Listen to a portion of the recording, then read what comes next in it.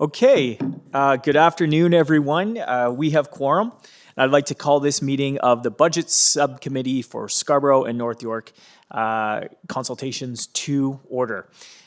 This meeting is one of a series of meetings that are happening across the City of Toronto right now to hear public deputations on the 2020 capital and operating budgets. I'd like to welcome members of the public as well as members of this committee, Councillor McKelvey and Councillor Carroll, who sit with me on budget, and of course our friends here in the public and the media. We would like to start with a land acknowledgement and acknowledge that the land we are meeting on is the traditional territory of many nations, including the Mississaugas of the Credit, the Anishinaabe, the Chippewa, the Haudenosaunee, and the Wendat people, and is now home to many diverse First Nations, Inuit, and Métis people. We also acknowledge that Toronto is covered by Treaty 13 with the Mississaugas of the Credit and the Williams Treaty signed with multiple Mississaugas and Chippewa bands. As always, you can follow along the meeting on your computer, tablet, or smartphone at www.toronto.ca/council. These sessions are also being videotaped.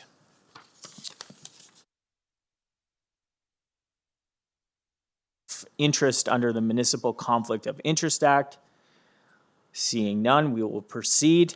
At this point in time, we do have a number of registered speakers, so I would like to move a motion here to close the deputation speakers list at 3:30 p.m. So if you are here and you have not signed up yet, please come down to the clerks right here, and we'll get you signed up and registered to speak.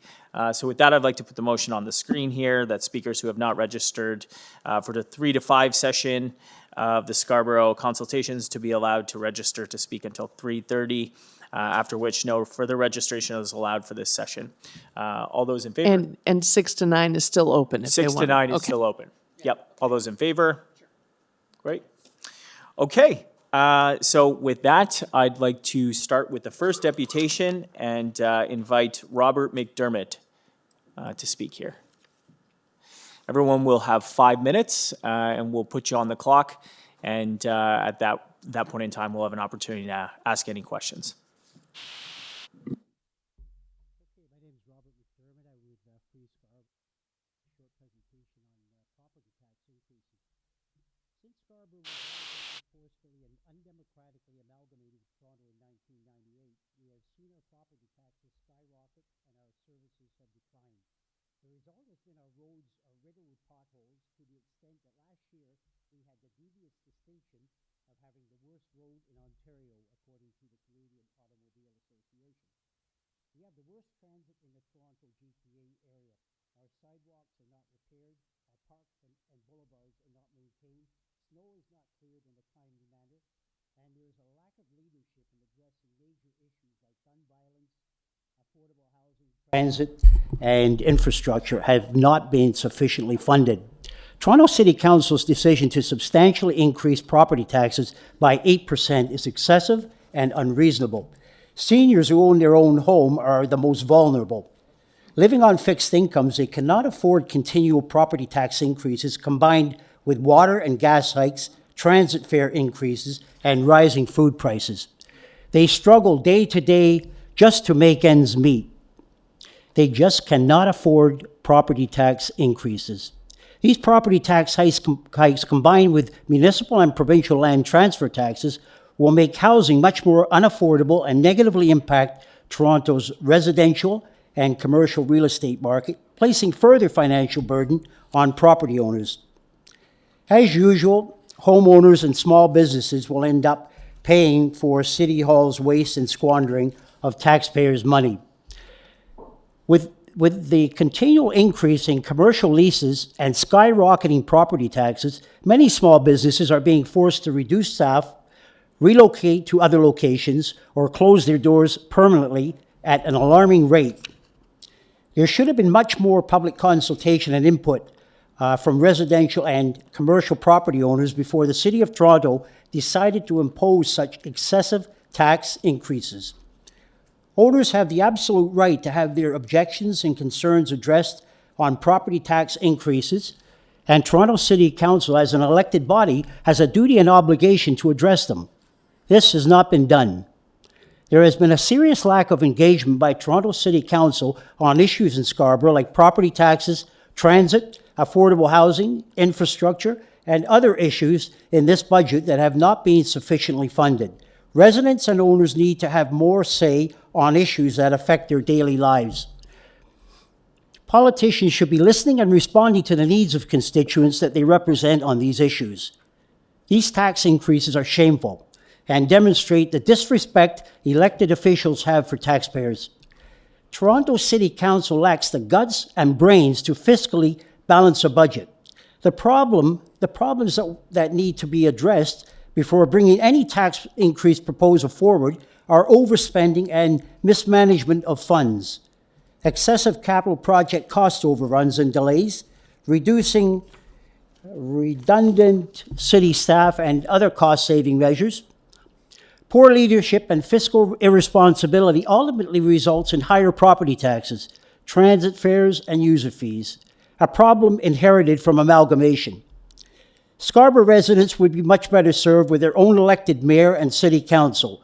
Only then would we be able to manage our own municipal affairs and restore fiscal responsibility and accountability, something Toronto has not done. So that's my presentation. I have a few questions also. Where's the budget chief, Councillor Crawford? So we actually ask you the questions. You don't ask us the questions. Well, I want to know why he's not here. He's the budget chief. He wasn't here last year when I attended this meeting also. Well, again, actually he was, and we asked the questions.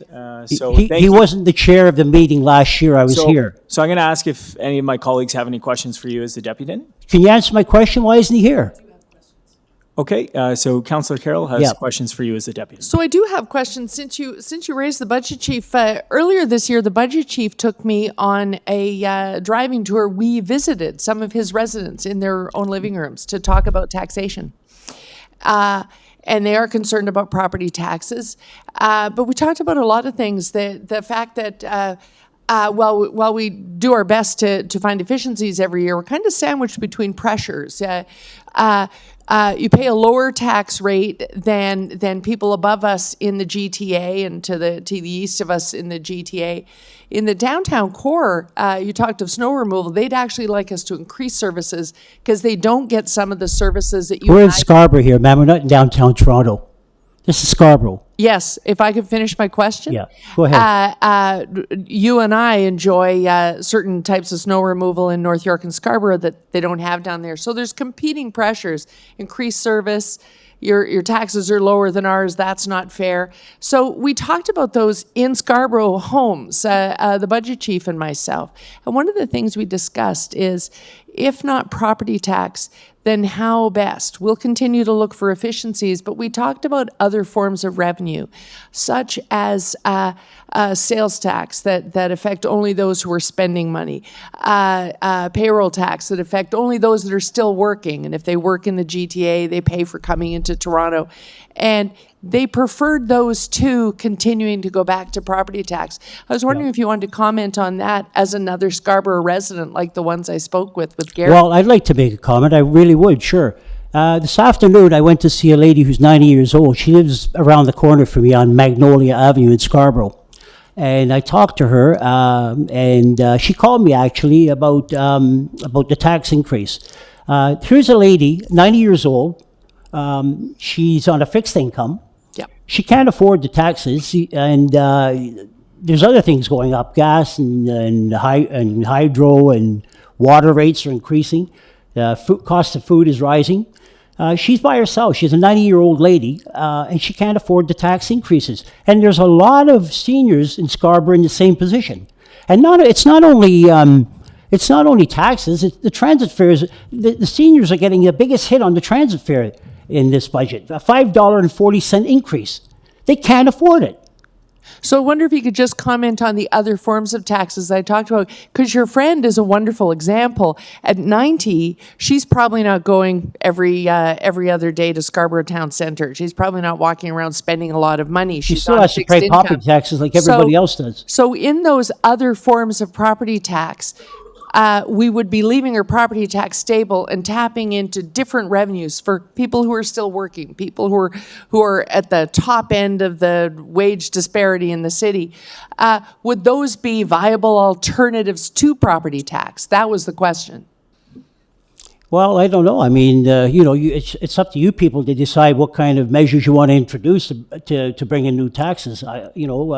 That's not my job. My You have job no is- objection to us looking at those. Well, certainly. I mean, that's the idea, That'll be right? your final question. That's great. But Thank the other thing I'd just like to mention also, I just have to go. The reason I'm here actually is because of this too.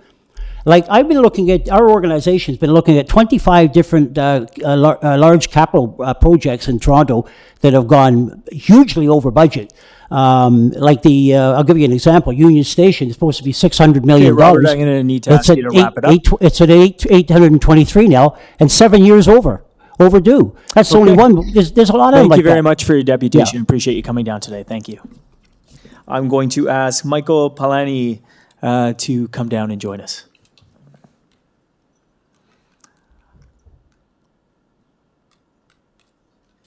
Hi, Michael. Thanks for being here. When you get settled, you'll have 5 minutes. Thank you. Good afternoon. Thanks for the opportunity to speak with you. My name is Michael Palani. I work at Toronto Environmental Alliance. You are leaders at a unique and critical time. As the recent bushfires in Australia and other extreme weather events past year, I'm sure you know we're at a climate tipping point. And the trajectory of future decades really depends on the decisions and choices we make today.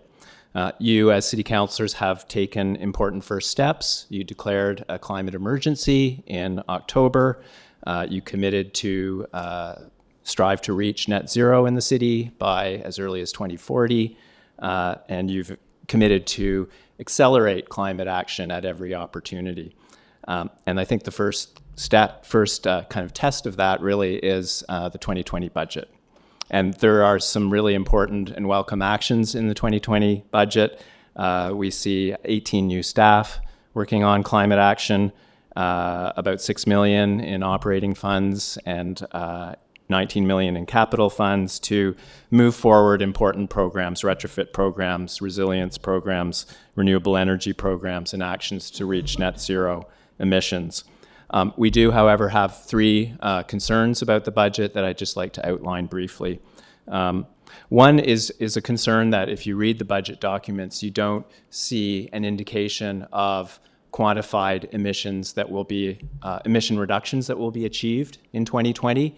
By our calculation, the city needs to reduce GHG emissions by about 0.5 megaton a year to reach its 2030 target. If you look at the budget, the only quantified emission reduction in the budget in the Energy and Environment Division is 0.006 megaton reduction from the Toronto Green Standard. So our first recommendation is that you ask staff, direct staff to outline in detail what emission reductions will be achieved in 2020 and make sure that those are on track to meet our 2030 target. The second comment is that some of the actions in the budget are insufficient to meet some of the city's goals in terms of reducing emissions. So, for example, around retrofits, there's not a clear indication of how many buildings will be retrofitted in 2020. The city's retrofitted about 187 homes and 2,200 apartment units through its loan programs over the past 5 years. But at that pace, it would take hundreds, if not more than 1,000 years to retrofit the housing stock in the city. So we're urging you to work to increase the pace of retrofits in the 2020 budget by increasing capital funding for both the HELP and the high-rise programs. The third piece around actions is just that we feel that more could be done to reduce transportation emissions. Some of the delays we're concerned about, the delay in implementing the fair fare pass, the reduction for low-income riders, the delay in ordering new streetcars, 200 new streetcars, and the lack of a clear timeline for implementing the 5 dedicated bus lanes that have been committed to.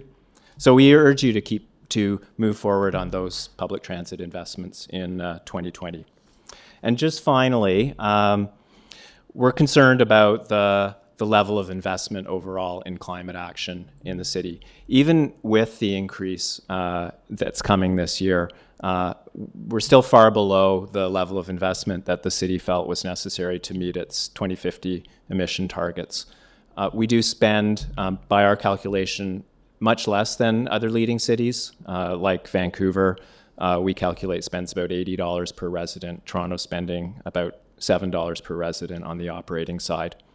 And one of the commitments in the climate emergency declaration was to move forward with a dedicated fund for climate action. We think that's very important. We urge you to take steps towards that this year. We know that one of the revenue sources that was consulted on by KPMG in the last council term, and that was consulted on in the Transform TO consultations, was a parking levy. Just ask for your final thought, Michael. Okay, sure. We encourage you to move forward with exploring a parking levy.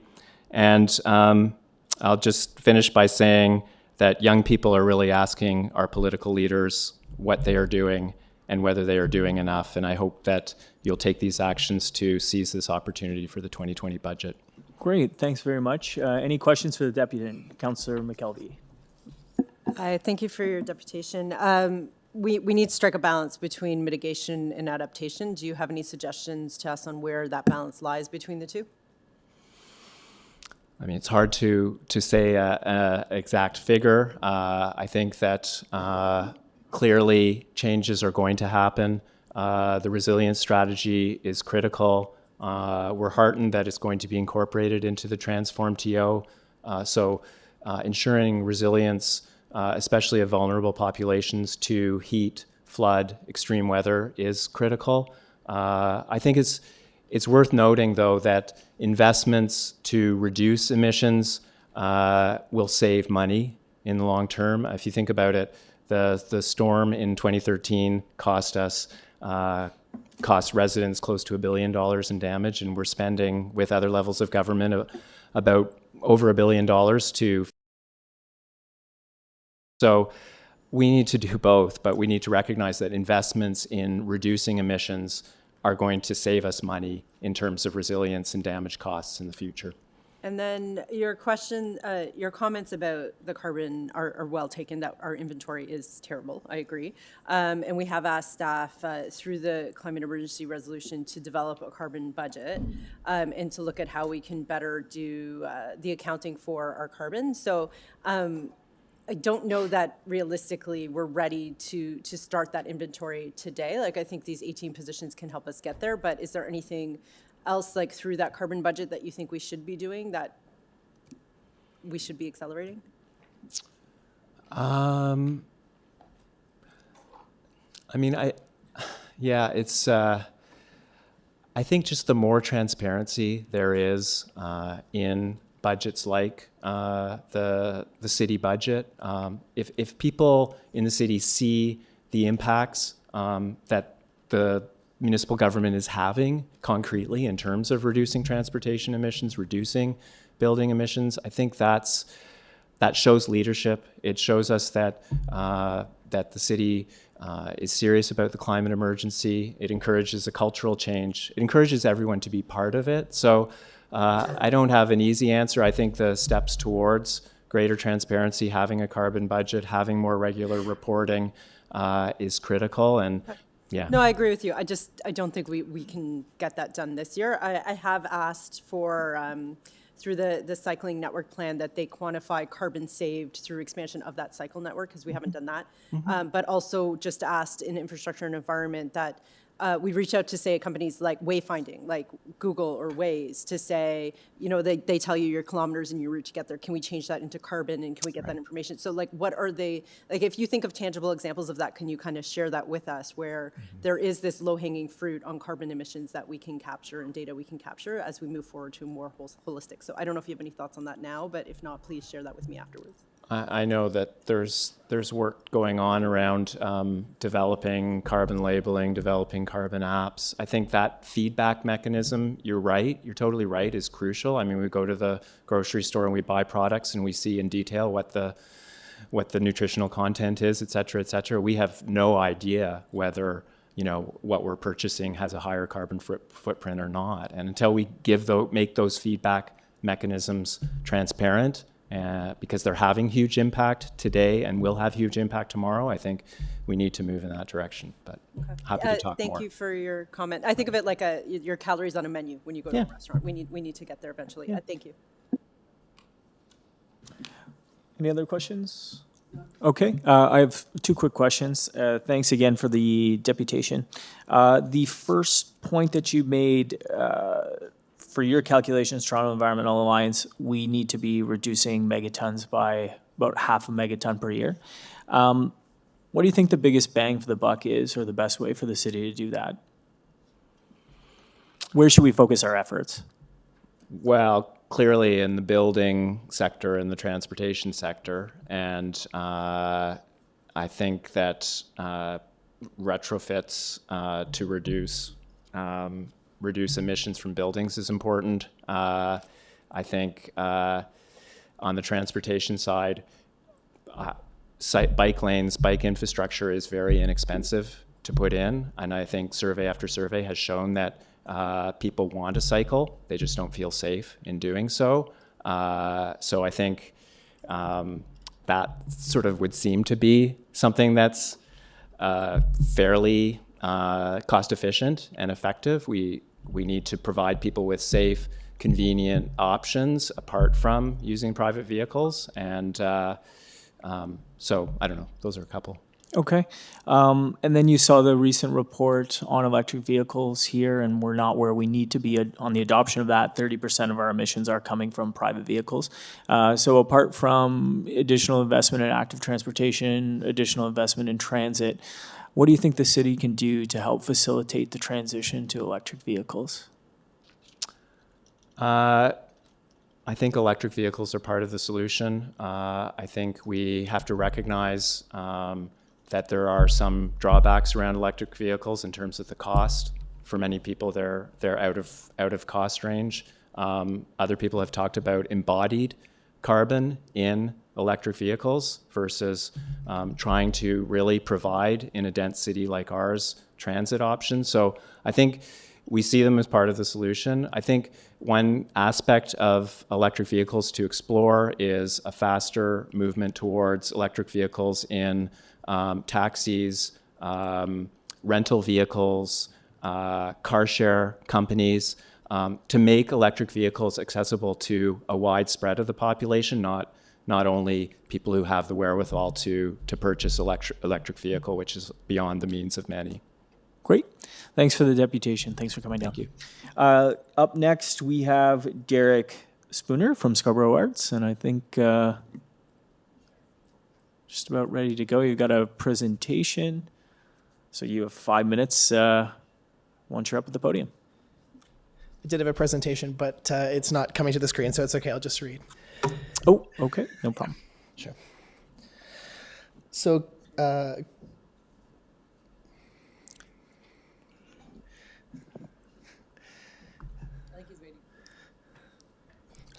So good afternoon, members of the Budget Committee. My name is Derek Spooner, and I'm the Executive Director of Scarborough Arts. Many of you are familiar with Scarborough Arts, and since our inception in 1978, we have built 500,000 plus audience attendees and participants to various programs and events and workshops in Scarborough. The Local Arts Service Organization program, which includes Arts Etobicoke, East End Arts, Lakeshore Arts, North York Arts, Urban Arts, and Scarborough Arts, supports the City of Toronto's strong neighborhood strategy in underserved geographic areas, as well as the economic development and cultural divisional strategy of inclusion and equity in geographic areas outside the downtown core. With the city's investment, we leverage partnerships and other funding sources to provide inclusive and affordable opportunities for local residents, artists, and arts organizations. As anchor community arts organizations in Toronto, we promote the arts at the local level, making culture a part of the daily fabric of everyday life. Our free arts programs offer something for all ages, skill levels, and interests. We engage children, youth, families, seniors, members, volunteers, and artists of all disciplines. We support underserved communities through arts programming, activities, and events in 20 wards across the City of Toronto. In 2018-19, the Lassos made the following impacts and contributions by the numbers: 300,708 attendees at our programs and events, 13,250 children, youth, and senior participants, 1,125 artists employed, 376 donors, 430 community partners, and 519 programs and events. Council of the City at its meeting held on June 18th and 19th by its adoption of item EC5.7 approved the allocation of $1,817,400 to 6 local art service organizations. In 2019, Scarborough Arts was awarded $282,000 in operating funds from the City of Toronto, which is approximately 15% of the total Lasso funding. However, we serve the largest catchment area, including wards 20, 21, 22, 23, 24, and 25, and an overall population in Scarborough of 632,098 people as of the 2016 census data. In order to serve such a large demographic, Scarborough Arts is in need of increased funding to develop our staff team and operational foundation to better meet the needs and demands of this rich and vibrant community. While the Lassos acknowledge our privilege and opportunity in being awarded this generous funding, in order to serve communities across Scarborough, and the City of Toronto, I ask you today to seriously consider increasing the Lasso funding envelope by an additional $250,000. This funding will enable the Lassos to build their staff teams, to employ more artists to deliver unique and creative programming, and to increase operational capacities to better serve the artistic, cultural, and economic development and tourism needs of the Toronto public. Now, I was going to show you a video of the Scarborough sign from this year, but unfortunately it's not working, so I'd be happy to take any questions. Great, thanks for the deputation. Councillor Carroll. So here, the Lassos are looking for $250K. You don't mean each, you mean divided between. Overall. Yeah. Okay, and I'm confused now because we asked a question about this in budget review. Did they get a cost of living increase on their core admin funding, or did that not happen? There was an increase last year. So I believe Last year, but this proposed budget doesn't have a cost of living increase in it? you're going to have to forgive me. I have had the flu and bronchitis for the past 3 weeks since I haven't had a chance to review the budget as yet. My apologies. Okay. Yes. Okay. But the $250K has already been discussed amongst all of the Lassos in a group.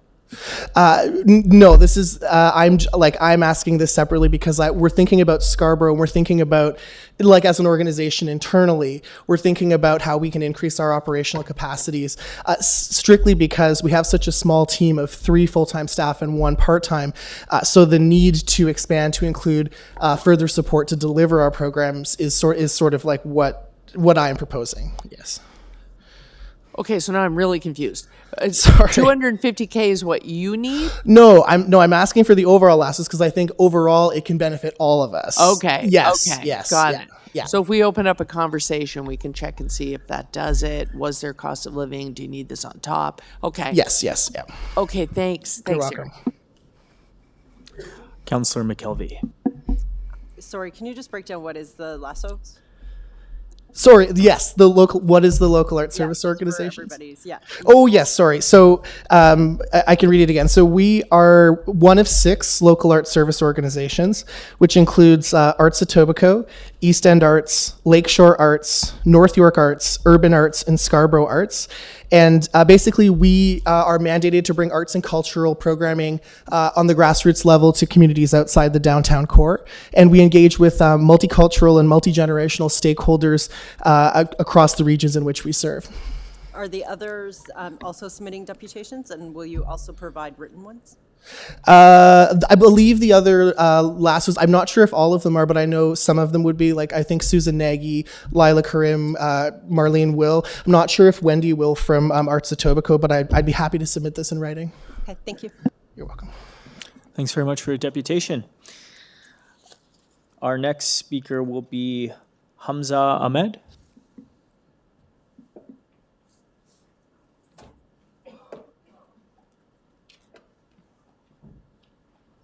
Thanks for coming down, Hamza. You'll have 5 minutes. Okay. Good afternoon, council members. I appreciate the time you've given me. My name is Hamza Ahmed, and I currently study at Ryerson University, but right now I'm taking a break. And I would like to talk about the, the 10% fare increase. So I believe there was an inadequate transparency between the city and the public when the budget was released in December 2019. As a frequent user of the TTC services from school and work, the 10% fare hike is quite frustrating, especially due to the fact it wasn't brought to the attention of the students. Because there's nothing fair about this fare increase, because it only creates problems instead of solves them. Because in a TTC report in 2018, they reported they lost $61 million in revenue due to fare evasion. And in response to that, they are now hiring 50 new fare enforcement officers. But this fare hike will only increase the amount of fare evasion revenue lost, and in consequence, we'll need more fare officers to be hired. Excuse me. And with a fare officer earning around $70,000 a year, hiring one is quite costly, let alone many of them. Funds like these should be allocated towards preventative measures rather than to reactive measures. Because fare evasion is not an issue of an individual being deliberately dishonest. It is an issue of income. With 66% of the TTC's users being youth, high school, and university students, this is an expense that adds up quite heavily over time. And now with tuition fees in the highest in Ontario, this places a hefty burden on students, and transportation should not be an issue when getting to and from school. And I should like to mention that the monthly pass fare was increased to $128.15, and those that cannot afford the upfront fee of a monthly pass, they'll end up paying more money in the long-term run. And thus, due to these reasons, fare evasion occurs more on a financial and accessibility issue. So for the reasons listed, I ask you councillors to advocate for more methods of payment on the TTC, but I understand the 10-cent fare increase will more than likely not disappear since the TTC is in dire need of funds. So I ask that the more Presto refill stations are opened around schools, hospitals, senior homes, and community centers, and to reduce the amount of fare officers hired, and in turn, you'll install those fare machines that accept coins and bills, so it is more accessible for people to pay. Let the people decide for themselves how they would like to pay for the TTC. Not everyone owns a Presto card or can afford one. Because in summary, the fare hike is unacceptable, but that will unlikely change. The aim now should be accessibility and various methods of payment, so it can be more exclusive to the individuals. To increase the number of Presto refill stations at public areas, and decrease the amount of fare officers in return of fare machines to convert coins and bills into fare. I appreciate the time you've been giving me, and I'll take any questions. Thanks very much for the deputation, Hamza. We have questions from Councillor Carroll. Yes, hi Hamza. Hello. You've unpacked a lot of things in your deputation. One of the biggest is that $61 million figure comes from, it's really a projected estimate from the Auditor General study, and there's a school of thought that too much of that number, it represents a number they were looking at, and it's an estimation of what ridership has dropped, what it should, if it had grown at the normal rate in an algorithm with employment, we should have 61 to 64 million more dollars now, and we don't. But there's a school of thought that in fact she maybe underestimated the amount of that is just plain Presto Faregate failure. Do you still experience, traveling transit system, and the reason you haven't paid is Presto just didn't accept your payment? To comment on that, there was a report that said they lost $3.4 million through Presto malfunction. Is that what it's related to, you're asking? Yeah, it's surprising to some that out of all of the missing fares, so little of it is attributed to Presto failure, when some people report as many as 3 times a week they're not paying because the gate simply didn't read their fare, or the reader on a vehicle didn't read their fare. So we have rampant fare evasion, but a teeny tiny amount of dollars attached to Presto fare evasion.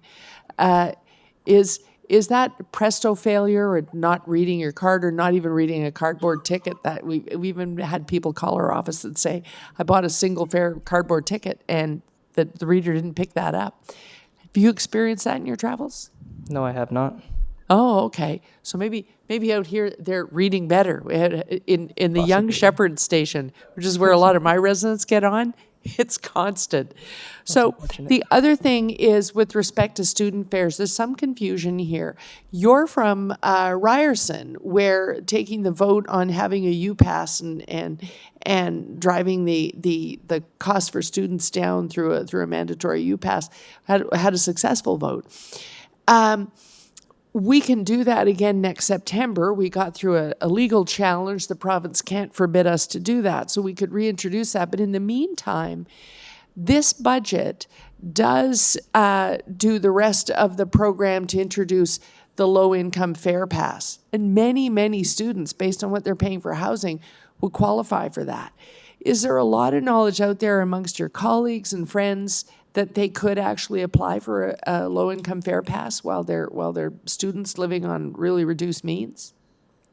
As far as I know, this low-income fare pass isn't advocated since I am aware of this low-income fare pass, but on the site itself, it doesn't directly state youth are applicable. That's right. It's not really clear there, and yet when we say this fare increase is going to hit students, they say, well, you can just apply for the low-income fare pass. But it's not clear to you that you're eligible for it at a glance. Yeah, because there's no indication of a minimum income that you'd be able to apply. Right. Okay, so it's one of the things we're going to have to work on, because that is the one thing that is appropriately and generously funded in this budget. So it's the thing we should get out there, is what you're demonstrating for us today. Thank you. Thank you. Thank you very much for your time. Thanks for the deputation, Hamza. Okay, next we have Brenda Thompson, followed by Moya Beal, Rosemary Boissonneau, and Anna Kim. Those are our next three. Is Brenda here?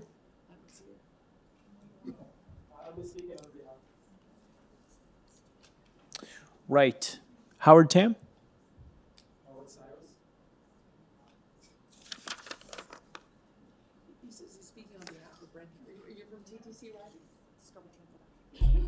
I am affiliated with TCC Riders, but I'm a member of the Scarborough Transit Action. Okay. All right, Howard, that's fine. We'll have you get started, and you have 5 minutes. Okay, thank you very much, and glad to be here. I am speaking about the Scarborough Transit. So it is my understanding that Toronto became a booming city, started in about the 1970s and the 1980s, when many companies, their workers, immigrants from the Asian area chose to immigrate to Ontario, mainly in Toronto and the surrounding cities. It is also my understanding that the best way to sustain a continued growth of any city is to make proper investment in transit, education, and housing, to name a few of the key investment factors. These factors will create more jobs and attract in more investments, people, and businesses.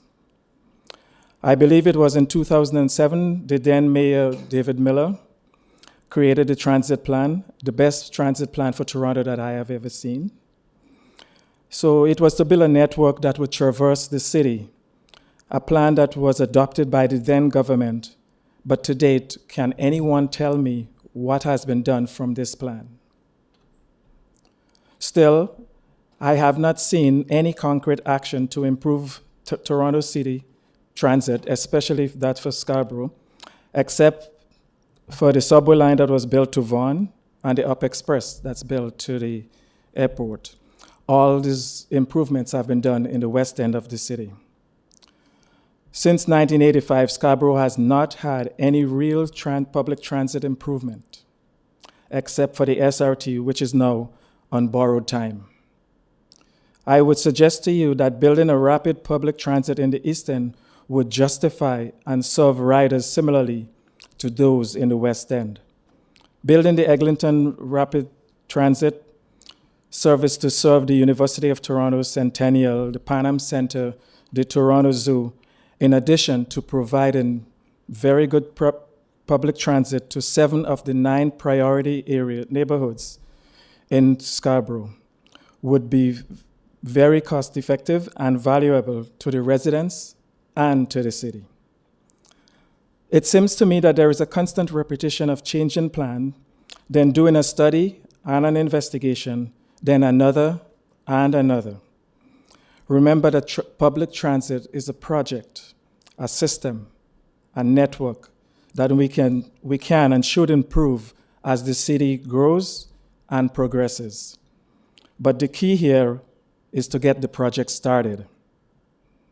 Fears are consistently increased, and every time we keep hearing the same reason for the increases, but there is no visible improvement in the transit system even after the fares increase. Could someone tell me why? Why is this so?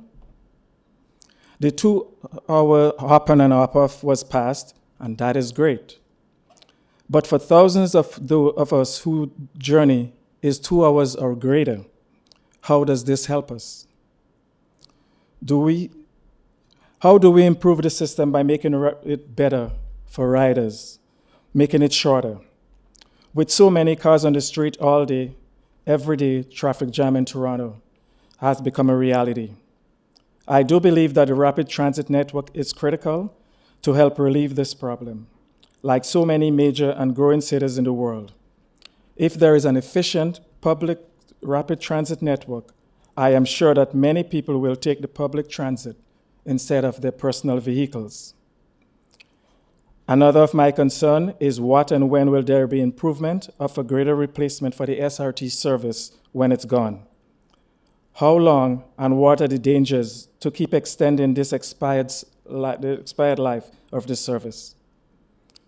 Speaking to some of the youth from Scarborough who have decided to move downtown, it seems that in addition to the long and efficient public service, are the complications and the undue cost to return home to Scarborough after enjoying an evening or a night of entertainment and or the downtown nightlife. So in conclusion, taking from an old phrase, build it and they will come, I would like to change it to build it and they will use it. There is a desperate need in Scarborough for a better public transit system. It's a rapid transit network.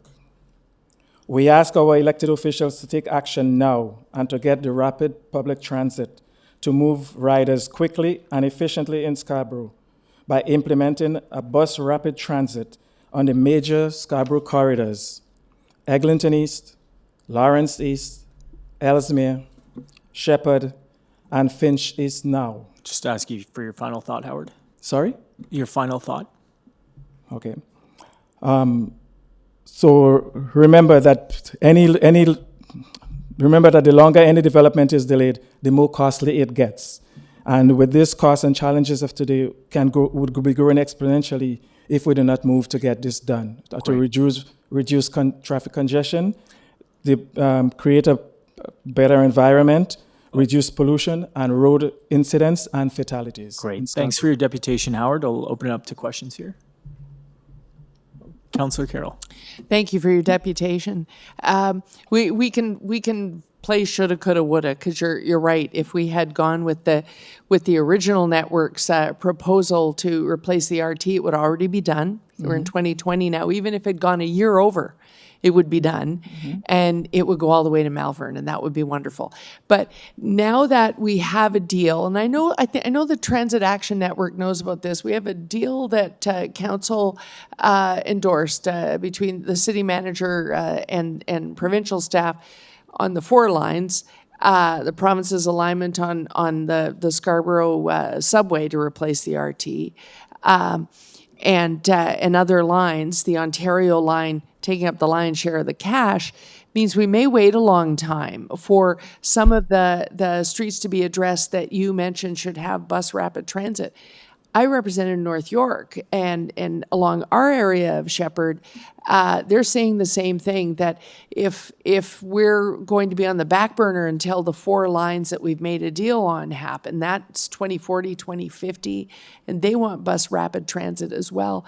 Is Scarborough Transit Action doing organizing around asking for those, accommodating through enhanced bus movement?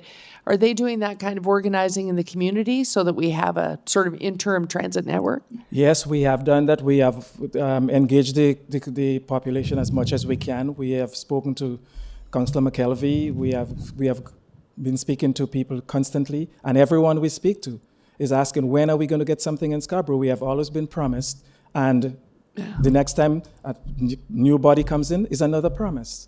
Yeah. They have to do another study or another investigation, and I mean, it's heartbreaking. But what you had was funded vis-a-vis the first deputation about wasting tax money. It was funded by another order of government. So going forward, with respect to this budget, to keep it, in the context of this budget, this afternoon on the TTC's website, the agenda for Friday will have more detail on the budget, because all of us are transit commissioners. It just works out that this half of the budget committee, we're all commissioners. We only conditionally proved our capital budget so that we as commissioners, as the board of directors, could actually vote on what the details are of how to spend that new city building levy fund, the transit portion of it. So the details of that are going to come out this afternoon. And we're really hoping to see the purchase of additional buses there. It makes it possible to carry more people on buses until the political football, the provincial level is there. But we will face pressure. The downtown people who are reliant on the streetcar network will say, spend it all on streetcars right now. We're hoping to see a range of vehicle purchases there in my community. Does Scarborough Transit Action Network, are they aware that further detail in the budget is coming? And would they be willing to come and comment in the Scarborough context when we meet as a commission at the end of this week? Okay, I'll have to speak to the other members to see exactly what that is going to contain. However, to me, I mean, what I'm concerned about is that I'm looking at, as somebody mentioned before, getting the best bang for our buck. Yeah. Right? Now, the Eglinton East LRT, to me, going into Malvern, that is going to serve 7 of the 9 priority neighborhoods in Scarborough. Mm-hmm. Right? It's going to serve the universities. Exactly. It's going to serve the people could use it to go to the zoo. People could use it to go to the Pan Am Center, which are facilities that are commonly used. To me, if we do that, the amount of people that would be using the system would just definitely justify putting the money and the effort and time into getting this started sooner rather than later. Except that those Ford lines that have been chosen between the province and our staff have to come before that. So we need to get you moving. Maybe what has to happen then is, with respect to the Eglinton East part, how we balance it out amongst bus networks and things like that. Scarborough Transit Action Network can come and help us with that. Okay. Yeah. Thank you. Thank you. Thanks very much, Howard.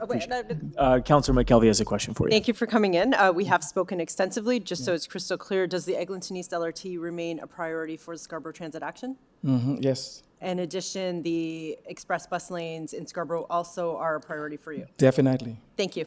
Thank you. Wonderful. Thanks very much, Howard. Next deputation will be Moya Beal, followed by Rosemary Boissonneau and Anna Kim. And if Rosemary and Anna want to get ready to go, we can have you down and just queue you up there.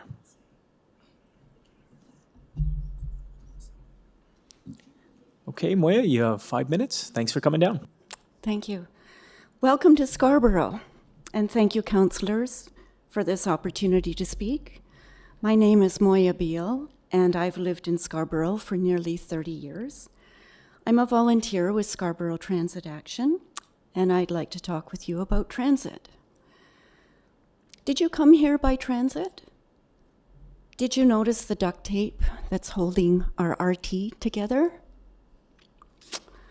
As far as I can tell, all the budget says about transit for Scarborough is, 1, you get a bit of money to improve service on a few of the busiest routes. 2, we will think about putting in 1 or 2 bus lanes, but not this year. 3, we will invest in more duct tape for the RT. And 4, we're going to hit you with yet another fare increase so that you can pay more for bad service. The city needs to do better than this. You can start by ensuring that the transit money that was earmarked for transit in Scarborough stays in Scarborough and that it is put to work as quickly as possible. Our part of the city has paid dearly for council's austere budget practices. A few months ago, the Toronto Foundation's Vital Signs report declared that Toronto is the working age poverty capital of the country. That's quite a distinction, isn't it? Then, John Stapleton and the Metcalf Foundation report revealed that it's Scarborough that has the highest levels of working poor in this city. This means that it's Scarborough, not Toronto, that has the distinction of being the adult working poor capital of Canada. A key underlying reason for this is that Scarborough is a transit desert. It's impossible to get around quickly in our part of the city, and all we get are promises for rapid transit that are never fulfilled. So now we've got crowded and slow buses and the longest transit commute times in the city. 1.5 hours each way is not uncommon. We've also got the most dangerous streets, with more pedestrians killed here than anywhere else in the city. And according to Transform Toronto, Scarborough has the highest per capita greenhouse gas emissions from personal vehicle use than anywhere else in the city. Mayor Torrey promised us several times to build the Eglinton East LRT, but he's refused to make it a priority. This line would bring rapid transit to more than 40,000 people who live along its route. It would connect our communities. It would bring jobs and training for our young people. It would attract commercial and residential investment. It would help to get cars off the street. It would reconfigure the streetscape and make for more safe streets. So now that the provincial government says it will build the Scarborough subway extension, this has freed up this something like $860 million that was supposed to pay for both the Scarborough extension and the Eglinton East LRT. That money was earmarked for Scarborough, and it should stay in Scarborough. I urge you to use it to get shovels in the ground immediately. Building the Eglinton East LRT will go a long way to improve our lives in this part of the city. Thank you. Thanks very much for the deputation, Moya. Do we have any questions? Councillor Carroll. So I understand the priority. I understand it, even though I don't live in Scarborough, because I am constantly going to Pan Am Centre, going to West Hill Collegiate, going to Joseph Brandt Elementary. I go to crazy places because of basketball play in my family. So I understand that the places, the kind of places that will be hugely impacted by the Eglinton East LRT. Here's the challenge that you will see spoken about in the TTC budget. While we want to do a new line, when we start to construct the Scarborough subway and the Ontario line, that will be a huge amount of traffic disruption all at once in Scarborough. Like basically a wall between you and the downtown core happening simultaneously, coupled with we desperately need vehicles in the bus network, vehicles in the streetcar network, and major work and vehicles in the Line 2 network, which is very crucial to Scarborough, both the existing and the subway expansion. So there'll be an explanation of that and then a shopping list that I doubt very much will include the Eglinton East expansion, but they will be things that can be purchased immediately.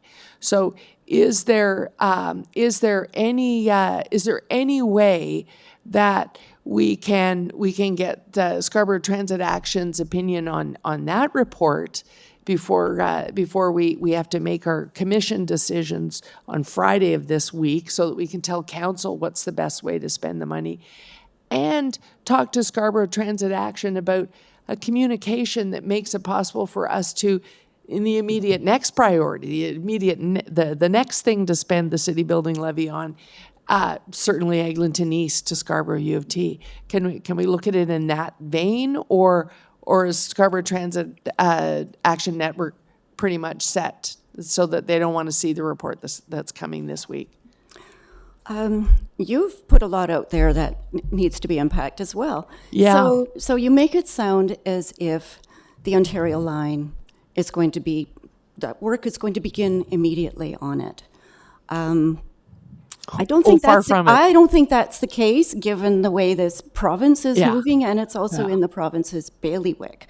Yeah. So the city shouldn't really be so concerned about that.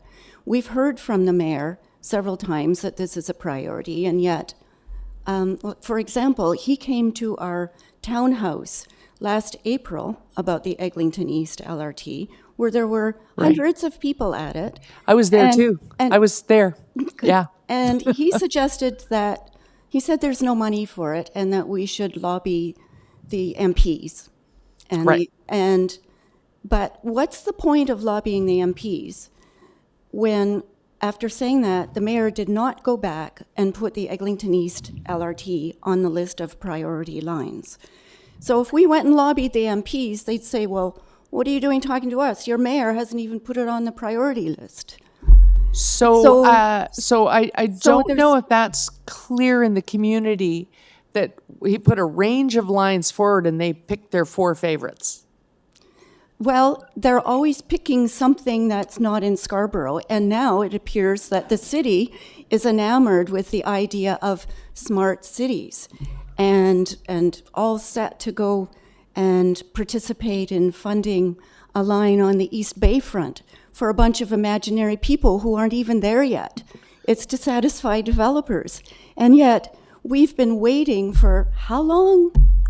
How long? So what they chose in Scarborough is the Scarborough subway, but is this the Scarborough subway is what they chose as their Scarborough priority. Is that not a priority for Scarborough Transit Action Network? The Scarborough subway is not a priority for us. No. That's because- good to know. Thank you. He's cutting me off. Sorry, we just got, I know Councillor McKelvey has some questions as well. My question Thank is you. very quick. I just want to make sure I understood your deputation. So you feel that the $860+ million that are being collected for the Scarborough subway that have now been freed up should be directed to the Eglinton East LRT? It should move it forward, and as an interim measure, we should create some bus-only lanes, and that can be done very quickly and very inexpensively with red paint and pylons and some signs. Thank you. Thanks for the deputation, Moya. I'd like Thank to you. just pause and acknowledge that Councillor Ainsley has joined us as well and will be participating in the deputations. So up next, we have Rosemary Boissonneau, followed by Anna Kim and John Stapleton. So Rosemary, you will have 5 minutes. Thanks for coming down today. Thank you. Good afternoon. I'm a resident of Ward 24, and thank you for this opportunity to speak to the Budget Subcommittee today. I'm requesting that a climate lens be applied to all council decisions surrounding Toronto's 2020 budget. This request, of course, includes, but is not confined to, the full funding of the entire suite of Transform TO programs. My time hasn't been started correctly. It's on my screen. Okay, thank This you. clock's a little off, but I got it here. Oh, I got an extra 30 You're good. seconds. For a little over a year now, I have had the wonderful experience of helping to organize climate strikes as an adult supporter of Fridays for Future Toronto. I am so impressed with the young people in this movement who devote endless hours to raising awareness about the climate crisis, calling for climate justice, and partaking in solidarity efforts, all while juggling school and work, managing eco-anxiety, and still trying to enjoy their youthful years. They are among the smartest and most balanced people that I have ever met. In response to the massive youth-led climate strike of September 27th, City Council unanimously adopted the Climate Emergency Declaration. Thank you. Nonetheless, the folks that were on the streets in September expect you to bring to life the words of the Declaration through concrete climate action. The 2020 budget is the first major opportunity for Council to do this. In some ways, it is also Council's last opportunity. Scientists agree that 2020 must be the turnaround year in which global emissions stop increasing and begin to decline rapidly if the Earth is to avoid runaway climate catastrophe.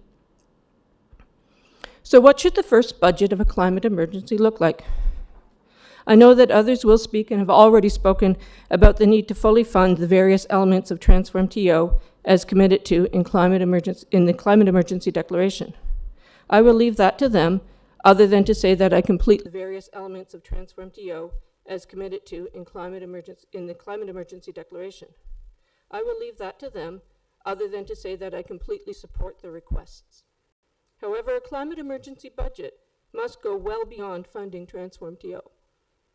Transportation makes up 38% of Toronto's GHG emissions, with personal vehicles being responsible for 4/5 of those emissions. Thus, any budget that does not prioritize transit and active transportation over motor vehicles is not a climate emergency budget. And sadly, the numbers prove that this proposed budget is not a climate emergency budget. 44% of the city's transportation budget is slated for the $2.2 billion rebuild of the eastern section of the Gardiner Expressway, while only 3% is being allotted to expanding bike lanes, and another 3% allotted to Vision Zero, which oversees the safety of those engaged in active transportation, mainly cyclists and pedestrians. Of walkable neighborhoods, free up funds to dedicate to transit and active transportation infrastructure, while all the while signaling that Toronto is putting an end to its planet-wrecking love affair with fossil-fueled cars. In terms of public transit, the budget does not include the recommended expansion of the discount fare program, nor the funding for dedicated bus lanes and the purchase of 60 new streetcars. Measures to make public transit a viable alternative to driving are a necessary part of any climate emergency budget. And there's nothing in the budget about the dedicated climate fund called for in the Climate Emergency Declaration. I have to ask why. And finally, TTC fares continue to increase while proactive climate-sensitive revenue tools such as a vehicle registration tax on gasoline-powered vehicles are ignored. People should be taxed if they choose to pollute, just as they are taxed when choosing to smoke or drink. Of course, as someone who chauffeurs around her 98-year-old father, I understand that there needs to be some exemptions to a VRT, for those who really have no alternative to driving. Accessible parking permit holders, for example, could be exempt. Once again, I thank the City Council for declaring a climate emergency in October.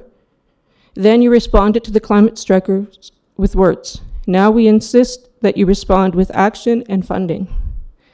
It is time to put your money, no, actually our money, where your mouth is. Thank you. Thanks for the deputation. Any questions? All good? Okay, thanks again. Up next, we have Anna Kim, followed by John Stapleton and James Braun.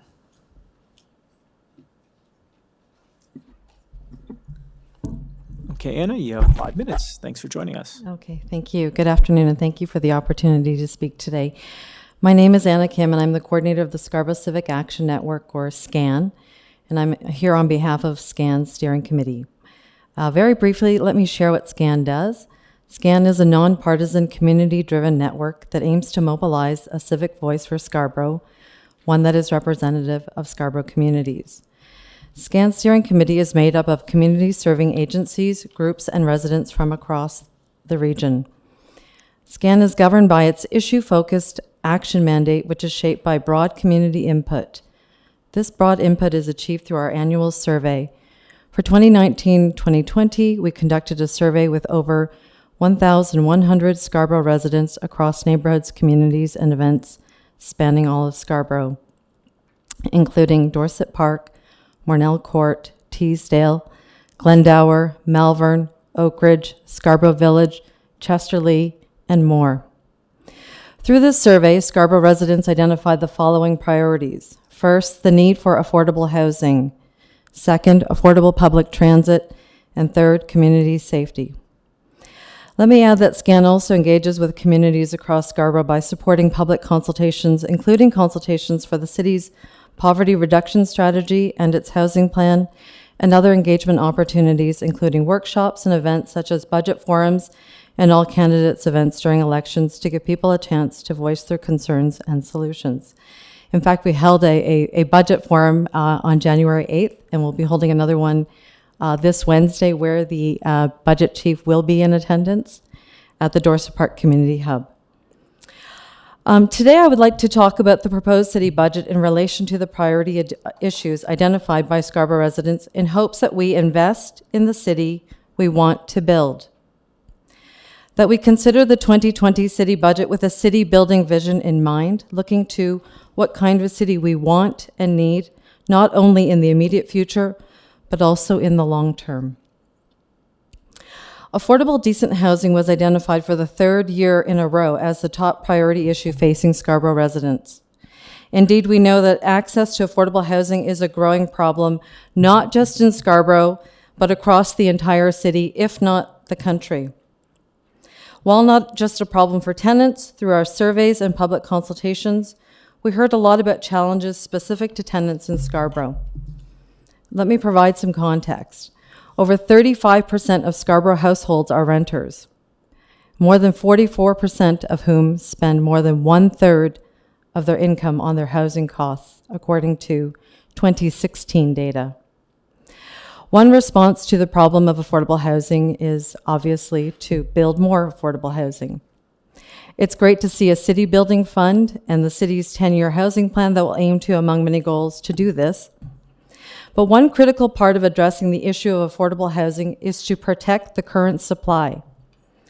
That includes not only social housing, but also private rental housing, and ensuring that landlords are compliant with laws and that tenants' rights are respected.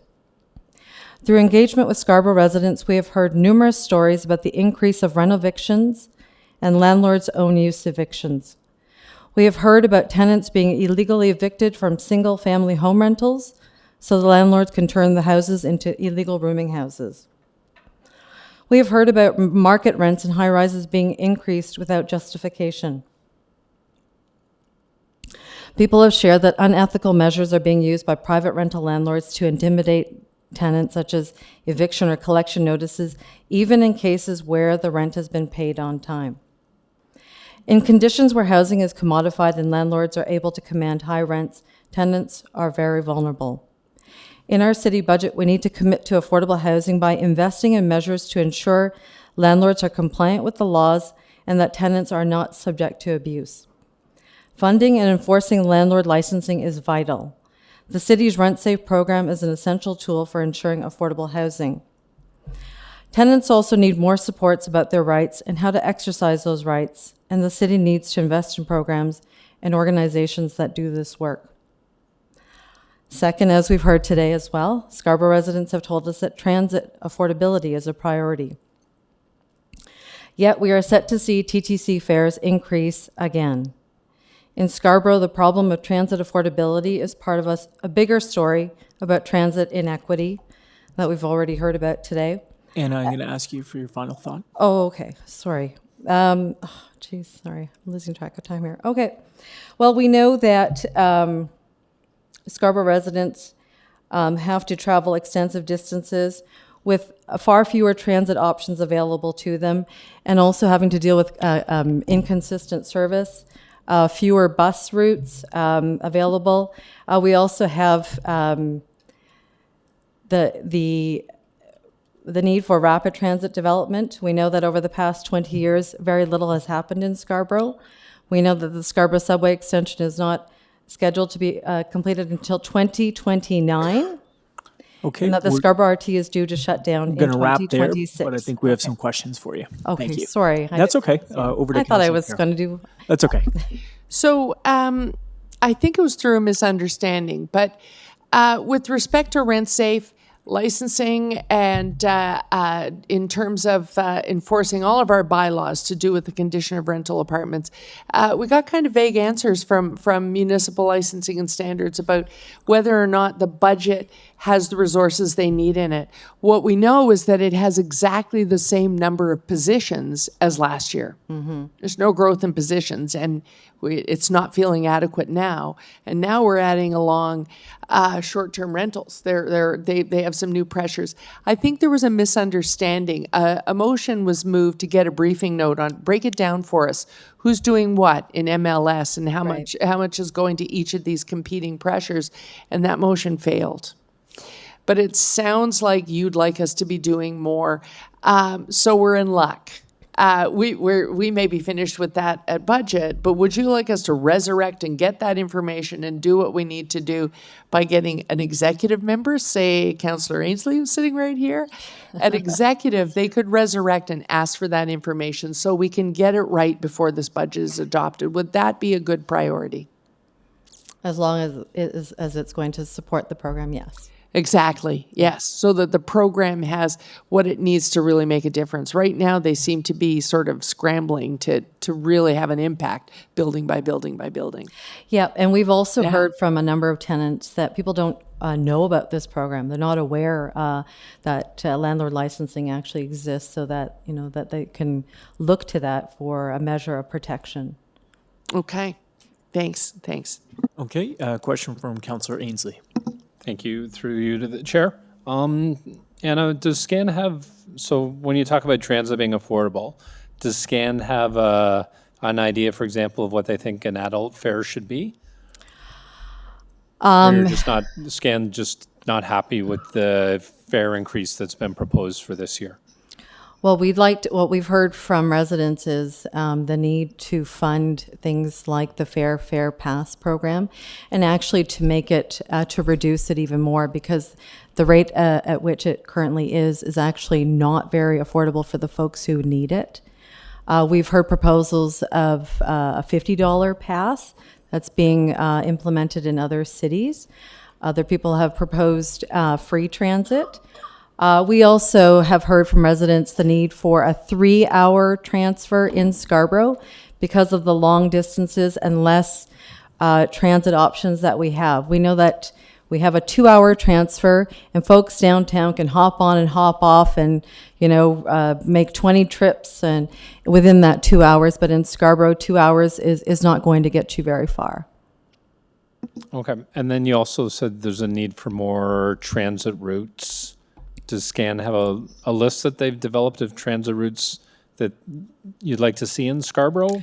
We've looked at Scarborough Transit Action and TTC Riders, and they've informed us of the high volume bus routes, but we also know that just from hearing from residents across the region that, there's a lot needs to be done in terms of service reliability when it comes to buses.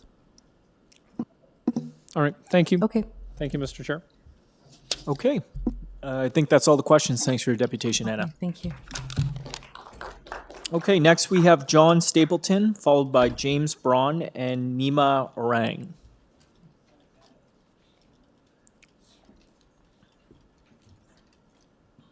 And if James and Nima want to start making their way down, we'll get you queued up.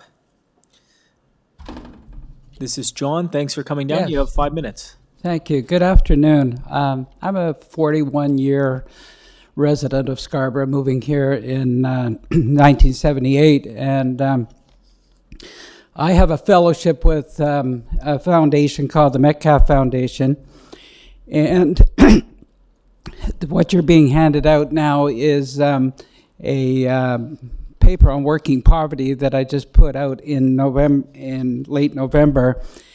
And I also, there's just a short thing online that talks about our property taxes and how low they are. 4 facts from, just scroll if you have a Sharpie or a pen on the front of the working poor, the pages 13 and 18 and 33. And I'm going to take my facts from there. Scarborough has the lowest rate of working non-poor people in the GTA at 65%. So we have an average of about 70% of the people who are working and non-poor, but in Scarborough at 65%. Scarborough has the highest rate of working poverty, I think as you've already heard, at 9.7% of the workforce. And Scarborough has the highest rate of non-working poor people in the GTA, so people who are likely going to be on Ontario Works and ODSP. And it's also the case from page 33 that Scarborough lost employment between the censuses of 2006 and 16, which was kind of hard to do because every other locality except Etobicoke gained jobs in that period. So when I look at issues, I draw a straight line. I see a correlation between my property taxes and how Scarborough is doing. And when I moved here 41 years ago, I paid $100 a month in property tax, which is $1,200 a year. And if that was indexed, it would be up to $4,300 a year. But I pay $3,600 a year. You're not necessarily going to get that money back off of me, but at the same time, I believe that our property taxes should be higher and should have been higher all along. I receive old age security, so I'm a Scarborough senior. My old age security is indexed, my CPP is indexed, my pension is indexed, and my refundable tax credits are indexed. So there's no reason at all that my property tax should not be indexed. We have the lowest property taxes here. It's only Milton that's $9 difference, that's $9 lower. So I think I just congratulate you and want you to support you in raising property taxes and other forms of revenue so we can start paying for all the things that people have been talking about paying today. Thank you. Thanks for the deputation, John. Any questions? Councillor Ainsley. Thank you. Through you, Mr. Chair. John, thanks for coming in this afternoon. Thank you. As a city councillor in Scarborough, and I've got 5 neighborhood improvement areas in my ward, one of them with the highest youth unemployment rate in the city. And one of the things that I find we don't do very well around employment is for labor forecast outlook. And I find that plays a role in trying to get the right figuring out how we need to educate people to get jobs in the market. And to me, that's kind of reflective in the chart that you have on page 33. Would you agree with that, or? Yeah, I think that we need to have more employment in Scarborough. I think we can work on that. We're in a particularly disadvantaged situation being in the east of the city. You know, there was a lot of accidental things that happened to us, like the Pearson Airport. We didn't get the Pickering Airport, so that disadvantages us. If you stand at the corner of 401 and Yonge Street and you look westward, you will see 9 universities within a 125-kilometer radius. If you turn eastward, you'll see 2. So I think if we had education equity, and especially in higher education, we'd see the next university, the next community college. We have a lot of catch up to do to get equity in that regard. Okay, all right, thank you. Thank you, Mr. Chair. And Councillor Carroll? Thank you for your deputation. I was busy looking at the page 18 stuff while we were talking, and I think that's why I feel so much in common when I come out here, because while they're stark stats, my neighborhoods follow close behind them, and I would love to have 5 priority neighborhoods, but while I have some of the poorest neighborhoods, they're next door to very affluent ones, and so they don't get to be priority neighborhoods, so they actually don't have support. What they do have, which is what I'm using to support them, is growth. And I'm wondering if you wanted to comment on that, if that was looked at all, because there's great transit ambition out here, but there is still great resistance to growth. Recently, right on the very line where people would like an Eglinton East line to be developed, there was a big fight over an 8-story building. I am just now beginning to see the job growth, but that job growth came by putting the labor pool there. By adding growth right near the Consumers Road Business Park, a business with 2,000 employees moved in. And now I have jobs. Some of them are very entry-level jobs because they have a call center. And so my comeback has begun, but it came with allowing density and growth to follow the transit. Is that part of the equation for Scarborough? I haven't had a chance to read this whole thing. Yeah, absolutely. I'd be the first to say that Scarborough suffers its own self-inflicted wounds, just like other parts of the city. But in terms of, I just like one comment on the NIAs, that this is the year 2020 where we're going to look back and look at how those NIAs were formed in the first instance, and it's quite flawed. And for example, you might not know or be aware that Northern Scarborough has no neighborhood improvement areas, while it has 7 of the poorest neighborhoods in the city. So they had the same problem I had. The councillor at the time, Councillor Del Grand, and I were sort of jointly saying, "Are you really going to punish Chester Lee, for instance, for having affluent people next door?" It's a challenge. And please be very vigilant when that vote and when that analysis by city staff comes up.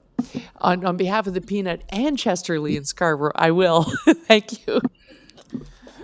Councillor McKelvey. Just briefly, because I know we're running on time, but can you speak to the problem with the metrics of the NIAs? I think you have a report that came out that talked about income and rent and how that hasn't been appropriately factored in.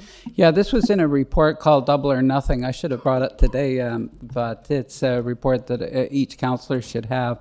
Part of the problem with the original NIAs was that they looked at before shelter income and what that ends up happening. And Councillor Ainsley is saying he has 5. He also has a lot of subsidized housing. And one thing that happened with the analysis was that your poorest areas of the city also has the most subsidized housing, and therefore subsidized housing is like a magnet for NIAs, and that's why it's double or nothing. So the places that actually where the rents are high and they're private market rents, then they don't attract NIAs. So that's exactly what we need to start looking at. And in regard to industrial zones, certainly something like the Golden Mile is complete, although it's not an NIA itself, is completely surrounded by NIAs. And so it's going to be important to try to get the people who are in subsidized housing, who are living there, actually able to take those jobs. I'm not optimistic unless subsidized housing rules,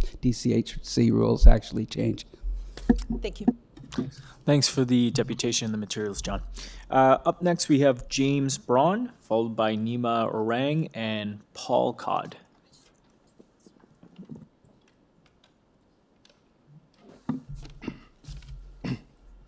Welcome, James. You have 5 minutes.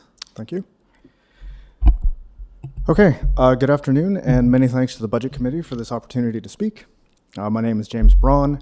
I'm a resident of Beaches, East York, and a course instructor at U of T, so I commute often both downtown and to the UTSC campus. I'm here to share today my general concerns about how unlivable and affordable this city is becoming. Specifically, I want to address the proposed 10-cent fare hike, the hiring of 50 additional fare enforcement officers, and the delay in fully implementing the discounted fare pass. I sold my car when I moved here from Ottawa in 2012. It was an expense I didn't need and I didn't think that I wanted in a big city with extensive public transit. The TTC is how I get around every day. But the longer I live here, the harder that's becoming. Over the last 8 years, fare prices have gone up by more than 20%. I used to buy a monthly TTC pass, even though I rarely used it enough to actually make it worthwhile. I can't afford to do that anymore. Instead, I've cut back on my travel to try and make ends meet. I make fewer visits to campus, which means that I'm less available to my students. I do less around the city on my days off. Everyday Torontonians just like me are making similar choices to cope with the pressure of an increasingly expensive transit system. Last year, the TTC began efforts to crack down on the alarming problem of fare evasion. I myself have noticed the increased presence of fare enforcement officers on TTC streetcars. I'm frustrated with the city's reliance on user fees and squeezing low-income and vulnerable people to fund public transit in this city. This is a counterproductive approach which ignores fare evasion as a symptom of an increasingly unaffordable transit system. I find it alarming that the city wants to continue along this path by raising fares yet again and by hiring an additional 50 fare enforcement officers to make up revenue shortfalls. I'm sure you're all aware of the Fare Pass. It's been mentioned several times today, offering discounted transit to qualifying riders. This is the sensible way to address fare evasion. When people can afford to buy transit passes, when you make it affordable to people, they will buy monthly transit passes. I don't currently qualify for this program, but I would under Phase 3, which has yet to be fully implemented. And for me, this would mean a predictable monthly expense that would allow me to move around the city as I need to.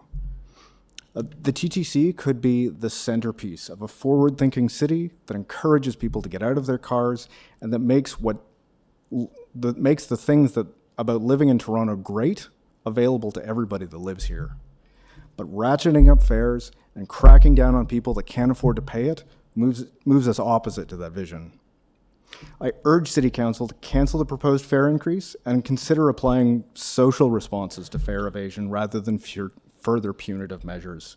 I believe that fully funding, implementing, and expanding the Fare Pass program is necessary for Toronto, and as a good first step, certainly a much better alternative route to addressing the problem of fare evasion. Again, thanks for your time this afternoon. Thanks, James. Do we have any questions for the deputant? Okay, thanks for the deputation. Appreciate it. Okay, next we have Nima Orang, followed by Paul Codd and Loretta Fisher.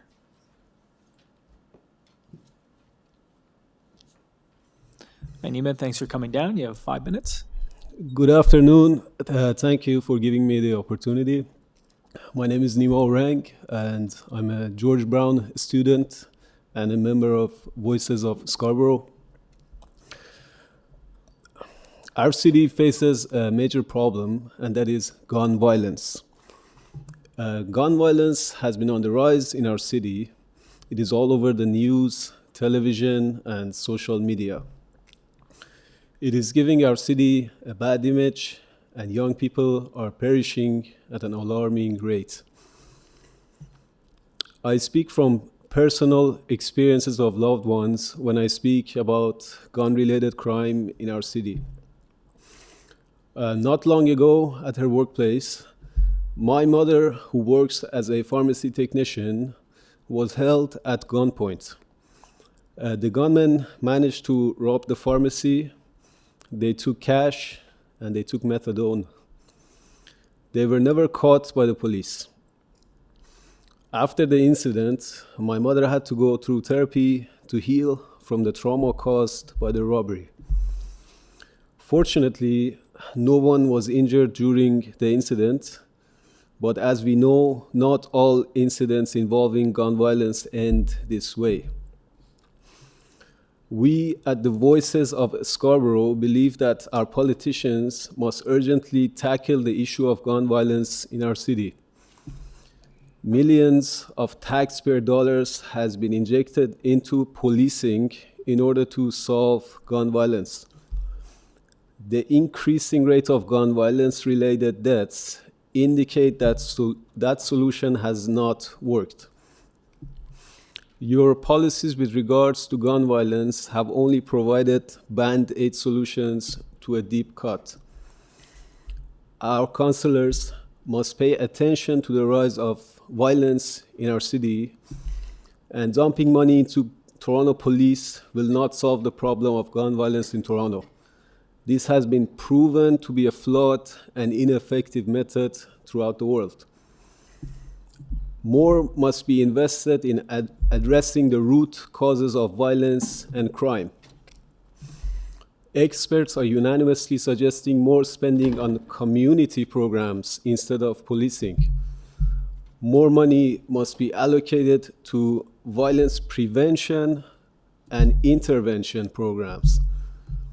Your anti-gun violence plan from July 2018, which has been left largely unfunded by the current budget, must be taken more seriously.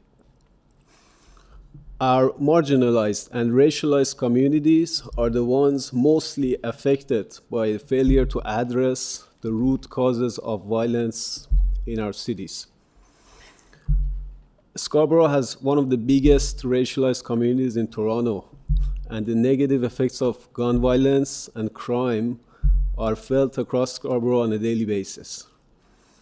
We are only 20 days into the new year, and already young people of Scarborough have lost their lives due to gun violence this year.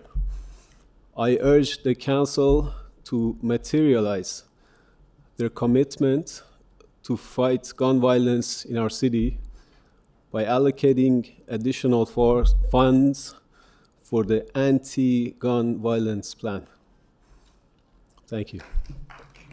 Thanks very much for the deputation, Nima. Any questions? Okay, Councillor Carroll has some questions. So this one's kind of complex. But even if we don't put in more money, a couple of things that are in there that come out of the anti-gun violence suite of things that we were working on with the federal government, $33 million worth. We put them forward, and the government sent us funds, but only for $6 million, and only $6 million worth of programs, and only for a certain amount of time. Mm-hmm. So we've gone ahead and put a couple more programs in the budget that that council looked at in the middle of the year towards pieces. One that targets some areas where there's been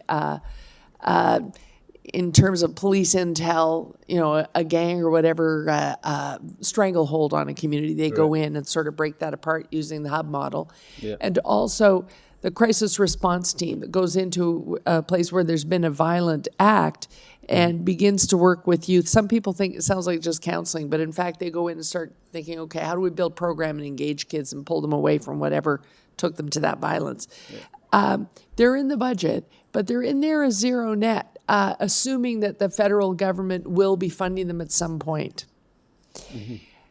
I'm hearing for your deputation that we've got to begin to look at some of these. Sometimes if the federal government doesn't come through, if the province doesn't come through, and they probably won't because they think these are hug-a-thug types of things, should we have a base amount that we're willing to do ourselves if the other orders of government just don't understand our plight? I personally think that's a good idea because I think there's, well, first of all, the first issue that you spoke about, that in my research, that's been largely unsuccessful because it was implemented a while ago, and the rates of crime are actually just increasing. Mm-hmm. And there was, I think, like $4.5 million invested in what you spoke about, and the anti-gun violence plan right now has less than 2 million shortage. Yes. There's it's not that big of a number. I think we can do something about it. Exactly. At the city level. Yeah. Thank you. Thanks so much. Yeah. And I think I speak for all of us. We're sorry for what happened to your mother. Thank you. Yeah. Okay. No further questions. Thanks very much, Nima. Sure. Thanks. We're going to have Paul Codd, followed by Loretta Fisher and Farida Salim.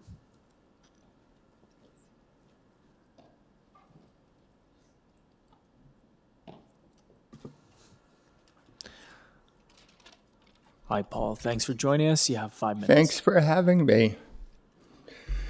Hello.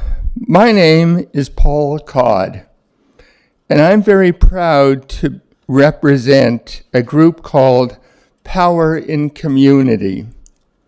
We are a group of activists working towards a better tomorrow. Our mandate is Scarborough. I'd like to thank the Budget Committee for affording me this opportunity. Housing is extremely important, especially if you're poor, homeless, or on the verge of being homeless. Everything humanly possible must be done to assist people who find themselves in such dire straits. About 3 years ago, 94 Torontonians died of homelessness. Didn't these people deserve a better fate? Canada was one of the first signatories to the United Nations Declaration of Human Rights. Why wasn't the safety and rights of these 94 people protected? Scarborough must legalize rooming houses. They are legal in many parts of Toronto, but not in Scarborough. When you're allowed to do something in one place, but not another, what do you call this?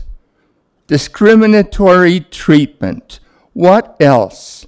Why is Scarborough discriminated against? I'd like to see a Scarborough politician step forward and call it for what it is and correct the problem. If that had happened, then perhaps Grant Faulkner, 49, would still be with us. I am also a member of the Right to Housing Action Coalition, R2H. This group is part of ACTO, Activist Centre for Tenants of Ontario. We're a coalition of people dedicated to Canada having a national housing strategy.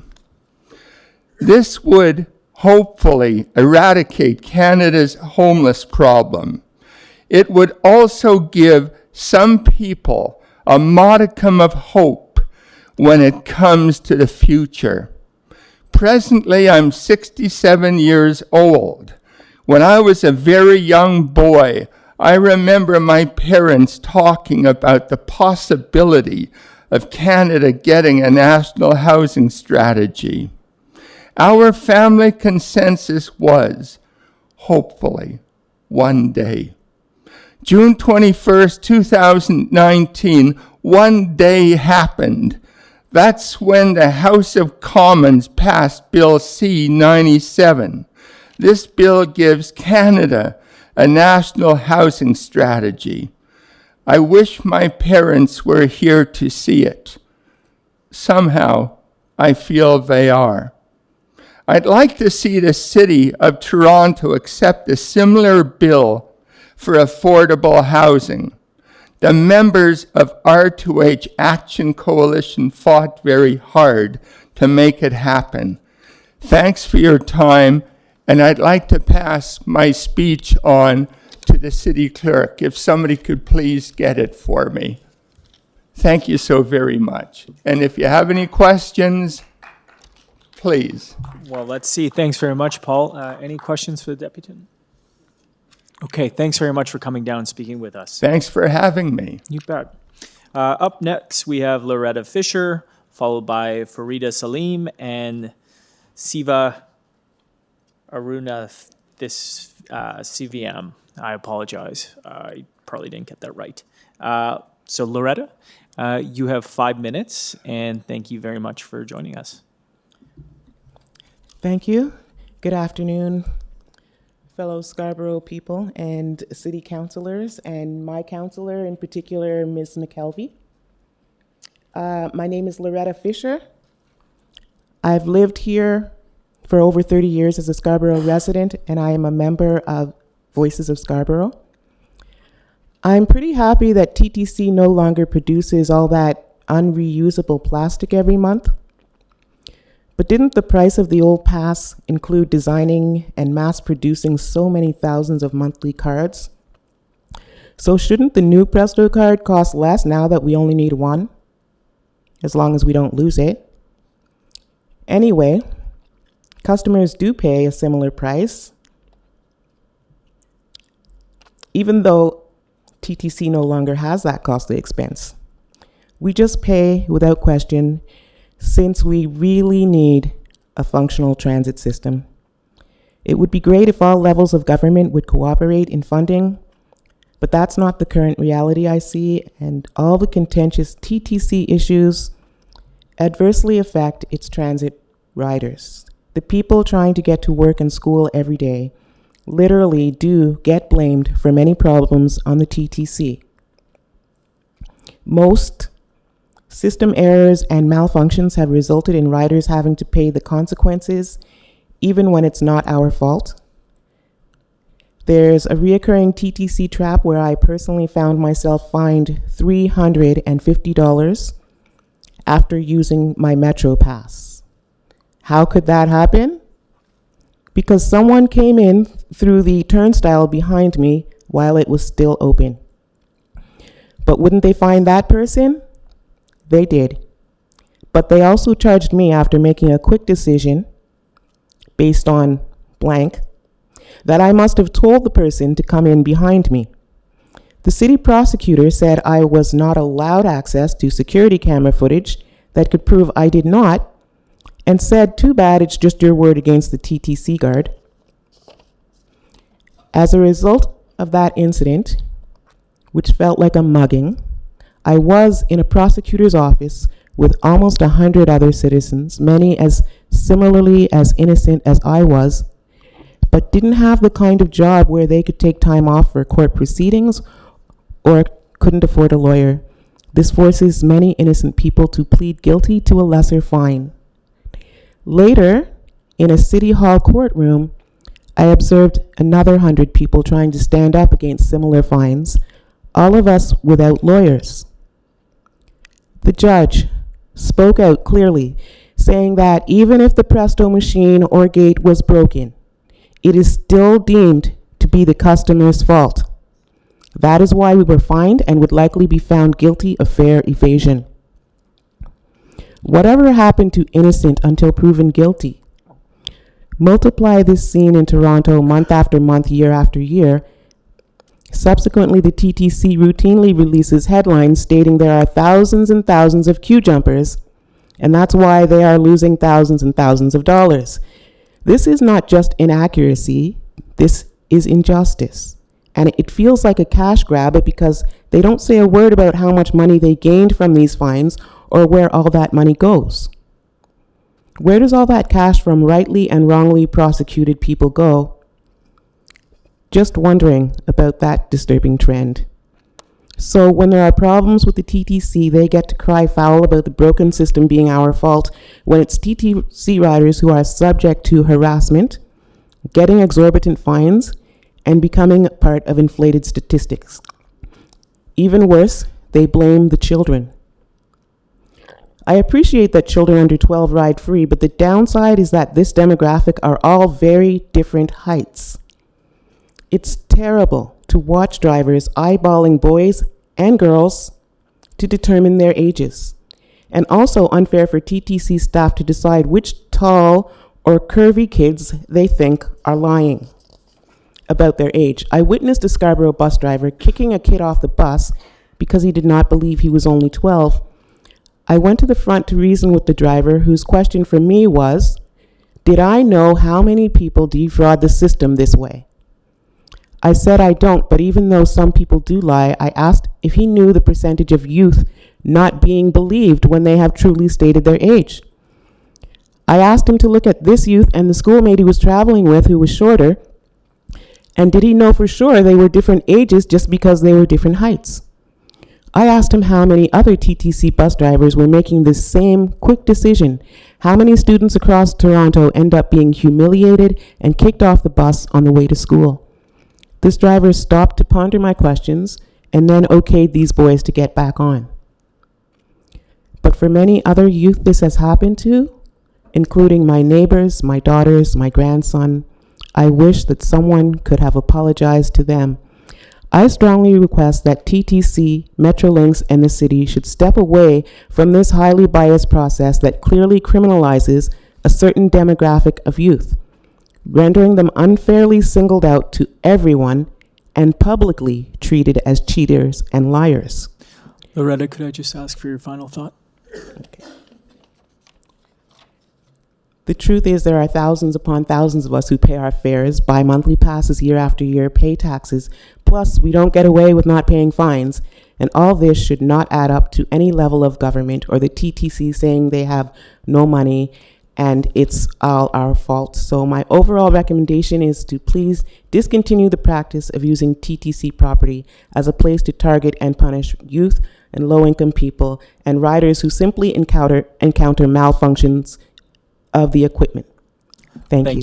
Thank you very much. And we have some questions for you, Councillor Carroll. Yes, this budget includes a very small amount for a couple of people from the Equity and Anti-Black Racism Unit to do training across all of our staff, but also TTC and police staff.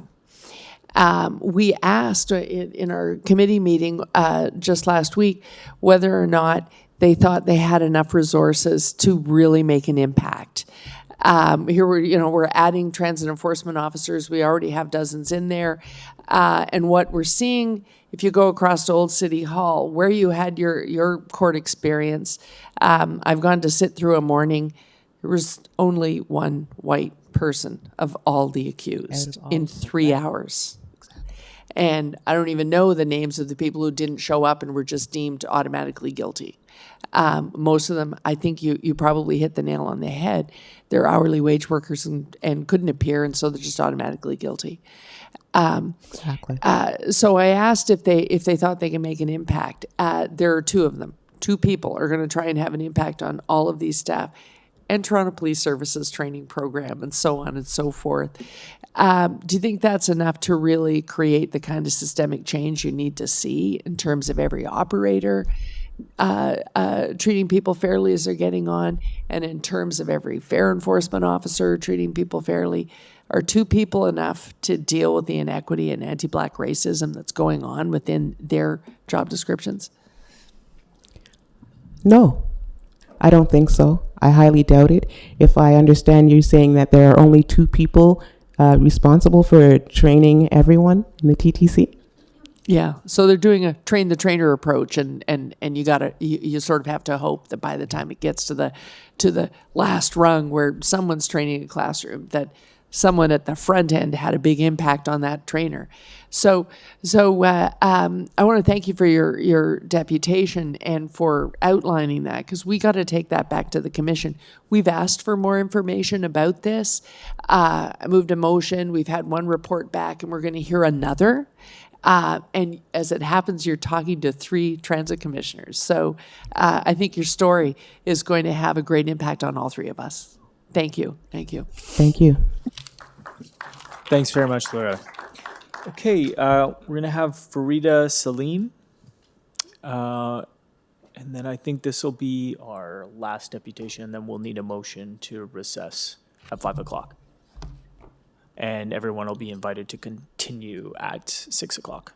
So, Farida, you have 5 minutes, and thanks very much for joining us. Thank you. Good afternoon, everyone. My name is Farida Salim, and I'm also a member of Voices of Scarborough. Just to give an info about our group, who we are. Voices of Scarborough is a community group comprised of Scarborough residents. I'm one of the Scarborough residents, and it includes also activists, individuals directly affected by various social and economical issues. What is the aim of our group is to amplify the voices that need to be heard, as you have heard my colleagues talking about issues relating to transit and housing, and as well as housing and problems that you have facing as a community in Scarborough. We're also fighting for poverty and being advocates for positive social changes. What are the issues that we have in relation to the budget 2020? We first of all commend the city to afford us this opportunity to present our views regarding the budget. We strongly feel that through public engagement, City of Toronto will improve their understanding of community needs, values, and priorities. We trust that through our views collected today, the decision makers will allocate the scarce taxpayers' dollars to services that are most needed by our community to improve our quality of life. We also believe that participatory budgeting shows a great promise as a way to reconnect government and communities and enhance democracy. So today, what will be my issues of concern when it comes to the budgeting? You have heard my colleagues and other speakers before talking about housing. I don't think I'm be the last person to talk about this issue because it's issues that concern many in not only Scarborough, but many parts of Toronto. Affordable housing is an investment in health promotion and illness prevention, which can reduce health care costs. Having safe and stable housing gives children the opportunity to learn and succeed. We have heard several stories in the media which relates to gun violence when it comes to which community, where you live. It actually explains what type of life that you as a person you have. Affordable housing is an important factor in creating health, diverse, and prosperous neighborhood. It is clear that investing in housing results in saving in the health, education, criminal justice, and social services systems. If I may take you through the stats, Scarborough has been one of the highest rates of working poverty. We've heard it in other speakers before. And actually, one person may spend 45% or 43% of the income to a bachelor apartment. Only 11% of residents have access to subsidizing housing.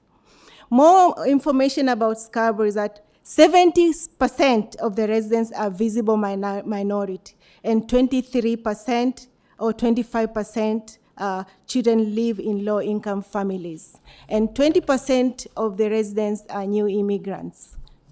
17% of households are headed by a lone female parent, and 11% of the population is unemployed.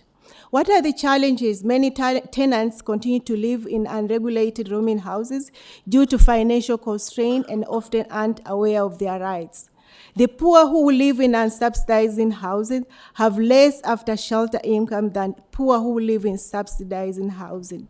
Scarborough is still under resources, and we have already heard from other speakers, and we are facing serious shortage of affordable housing. Another issue that I would like to point out today is about e-learning and child care services. I am a working mom. It is never easy for me, being a mom, trying to juggle a full-time job with a family life. Scarborough has many moms who are completely stressed out because they are working full-time and caring for their young kids single-handedly while earning a very small amount per day. Farida, I just need to interrupt you for 1 second to make a motion to extend to complete this deputation. If I can make that motion, everyone in favor? Thanks very much. Okay, please continue. In this situation, early daycare isn't a choice, it is a necessity. Whether you work a full-time job, a few hours a week, or have other commitment, choosing childcare is an important decision. You want to ensure that your child as a mom is in a safe, caring, and stimulating environment with plenty of opportunity to learn and grow every day.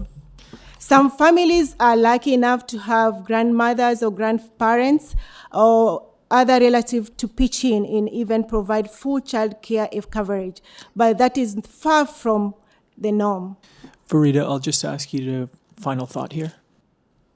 What are we proposing today? We are saying that cities should consider affordable child care plan for all. We need affordable, accessible, high-quality child care system.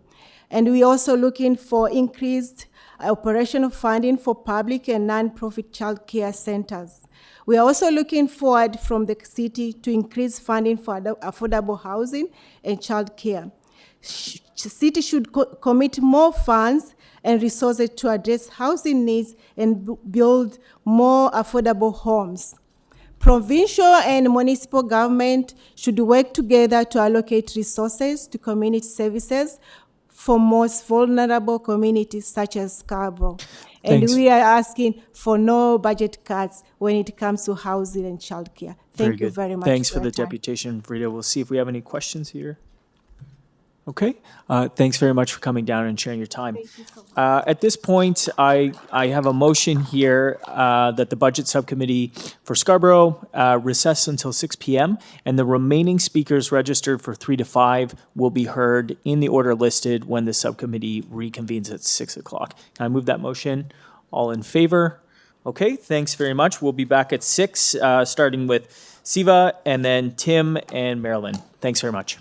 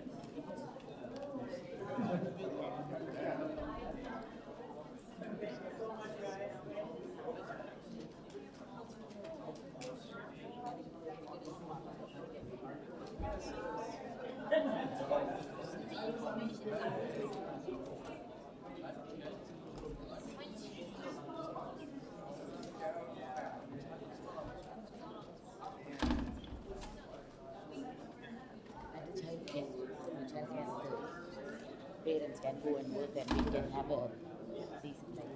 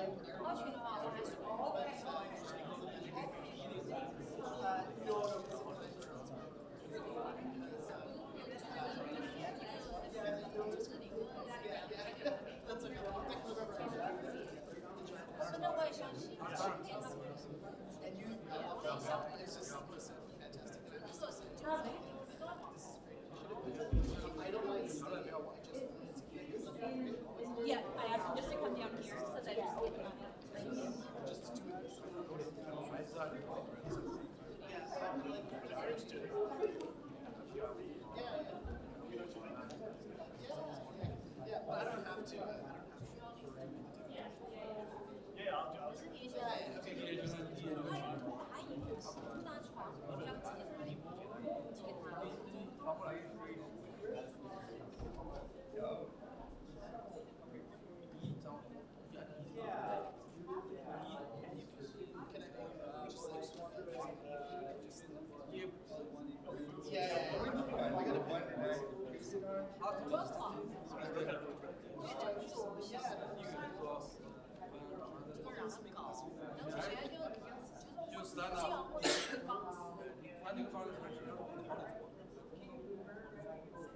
Yeah, not like right now.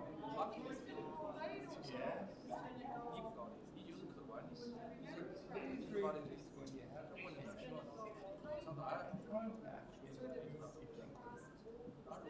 now, maybe in like 15 minutes I'll review you, and then I just need to go warm it up, and then I'll bring it back here and I'll leave it in the chambers.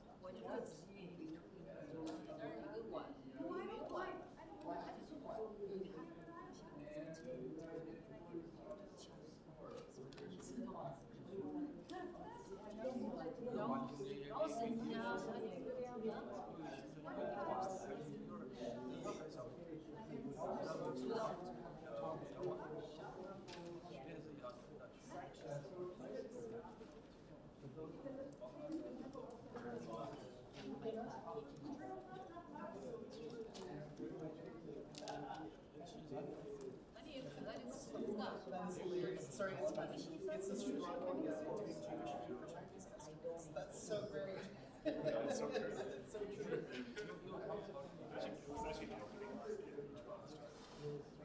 Oh, that's amazing. That's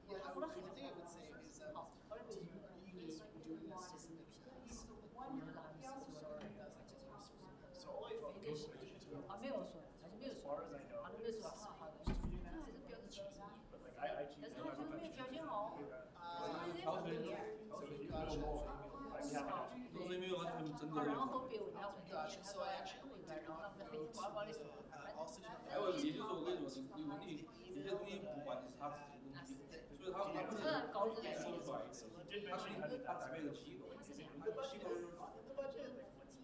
I don't know if it's in the budget or not, but it may just be that we're, sorry, I do apologize because I have the flu too. So I've been totally, I should have looked at it. Like this is my first time back, so I have to sit down. The budget, so I apologize that. That being said, 但是你看那个是一般的话，那个 we should be asking for it. Because the one thing that I would say is it's great and it's fun and I love how you tie in like the communities and like also the social issues. But I think like probably and doing this in the city would be more so we say and we were able to cancel for like $100,000 towards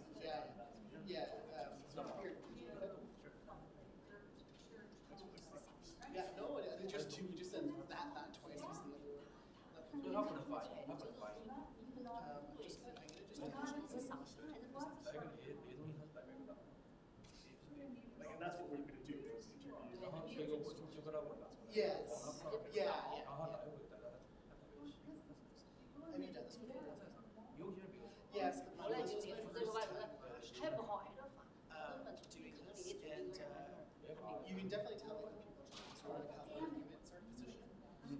And if you're interested in how North York Arts does a deputation workshops, like just to go. But yeah. Yeah, for sure. Actually, like separately,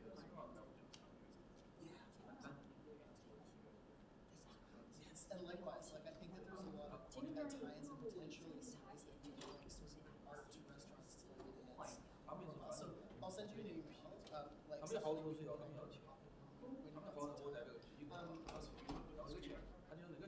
Street Up. Yes. We're going to create some workshops. Stuff. That's awesome. I'm actually Okay. 现在5个月可以，我也他那不是韩国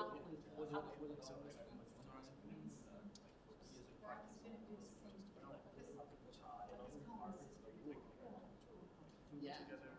Yes. Yes. 那你把那个简单多少你做，不然的话还听着是难的。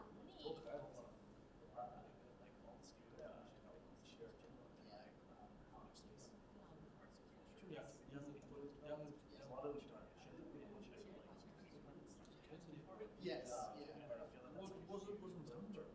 Oh my God, yes. Especially at high school, like there's so many people just close to our offices. And we're actually, I just got reached out to by Glad and Consultation. Yeah, because they're doing like it's not necessarily development, it's like a study of sort of like the Scarborough Town Center area. 然后我们这个事情还是要采取一些办法，因为你到那儿吃的话，吃了我也想。Oh my God! And it needs more restaurants that are not just chains. Yes, yeah, like more. You know, like you said in your like you've got all these wonderful like cultures. Like why can't you have something that's like you know authentically unique or just not like a Scarborough store. The fusion stuff is just these cultures like are not coming anywhere else on this planet. Like that's what's like Scarborough. Yeah, absolutely. Sorry, I just want to go through some of these depute in favor of 我是我的，就差你一张票。So I don't in an effort to 两组吧。第二个，一块儿。不是我拿那块，我也这块，对，我也这块的，我的第二 So I think that sounds like it's 你是从清楚，他说我那边我不。 Yeah. Yeah, I'm here to support $1,000 in the budget. 第三个，我就是块，我渴了。 Oh, gotcha.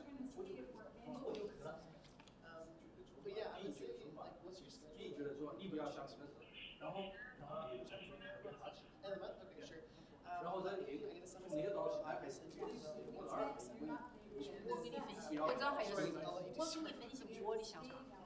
第一点，2组，他说他有10楼，你听我说，那就说4张。还有一个问题，如果说到这儿我就坐到那儿，你听我说，我就听着住他来喊的事，叶春英有人来喊的，没得人走，他来喊。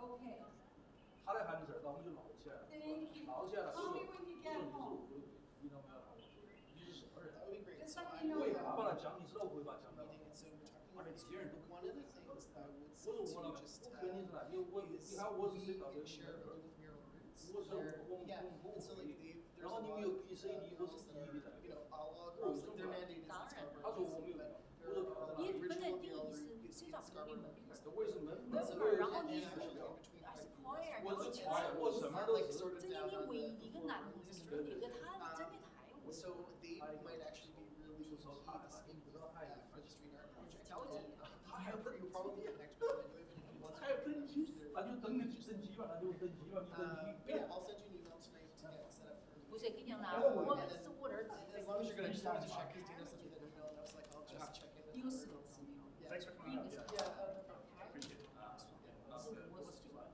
要是就下水，我太有自信了。说你们别说先说，我是先说，第二上不是先说也是。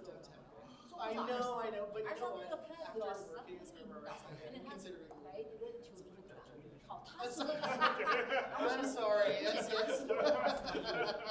他先是 That's what you're like. I am not friends with anyone after.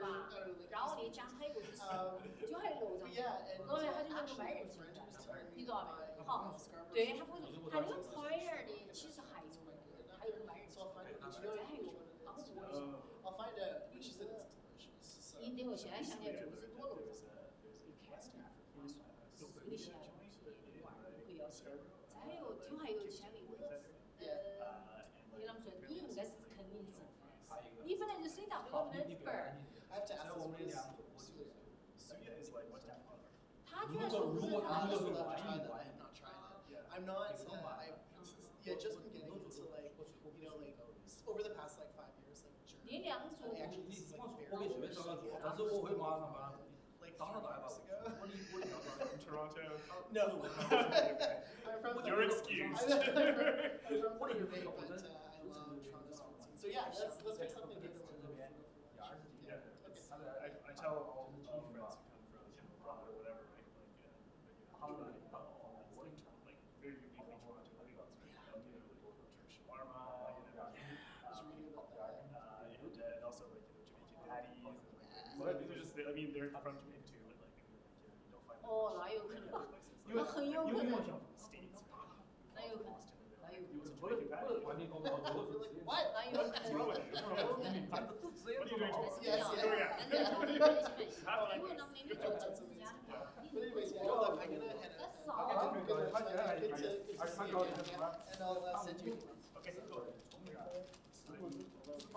哎，你应该说多近，跟那上面说哈，你的时候。第一年我就他就过来了。第一年就是。啊，第一闹他本来就是。我们生气的就是你。对，第一年他给我闹他们闹他的，然后呢，第一年他说比你跳舞，那边不，他比较他不，他比较很难的，他不是按那个，他不是真正，你突然记得你东西都没得。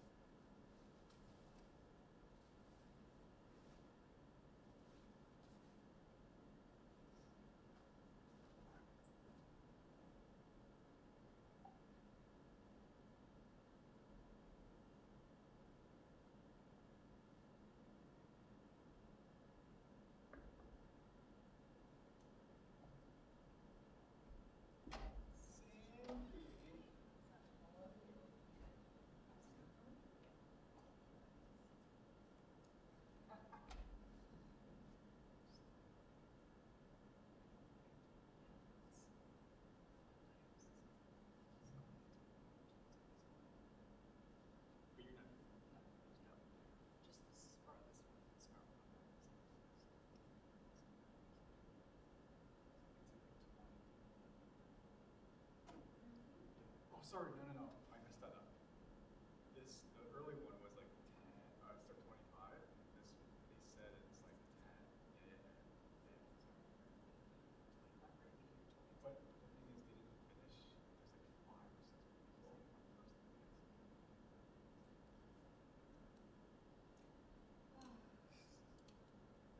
How are you?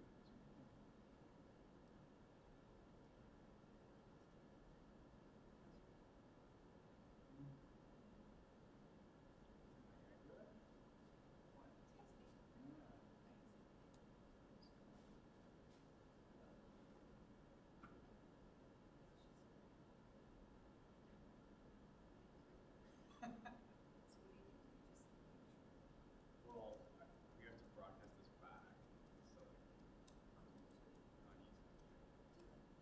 And back in City too. 6 viewers.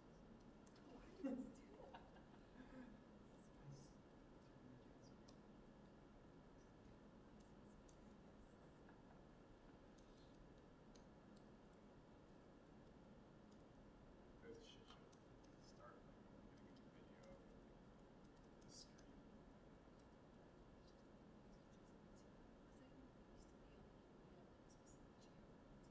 Yeah. It's doing that. It's still doing that. Like at City Hall, you can watch it on 97. And in this building, you can watch it on channel 9.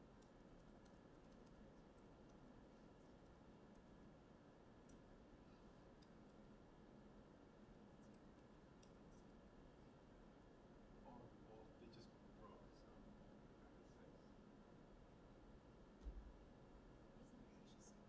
just listen.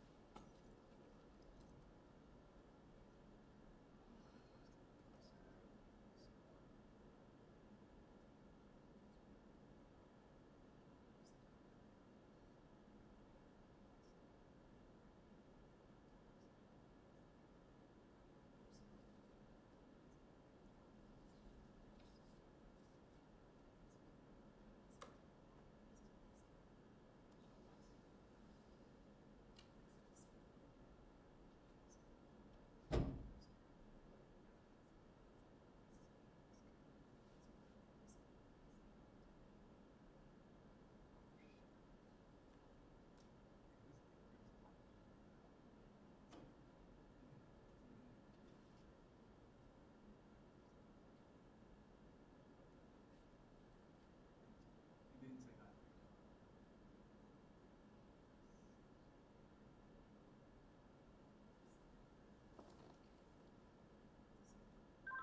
Council chamber security guard to desk, come in. What? Sir, would it be possible to send the guard down to relieve me here for about 20 minutes? Typically, I'll take it to Scarborough. Give me 5 minutes, okay? 10-4, thank you. Security Rogers? Just go on. Can you come to security desk? Yes, can you give me 5 minutes? I'm just going to knock off here.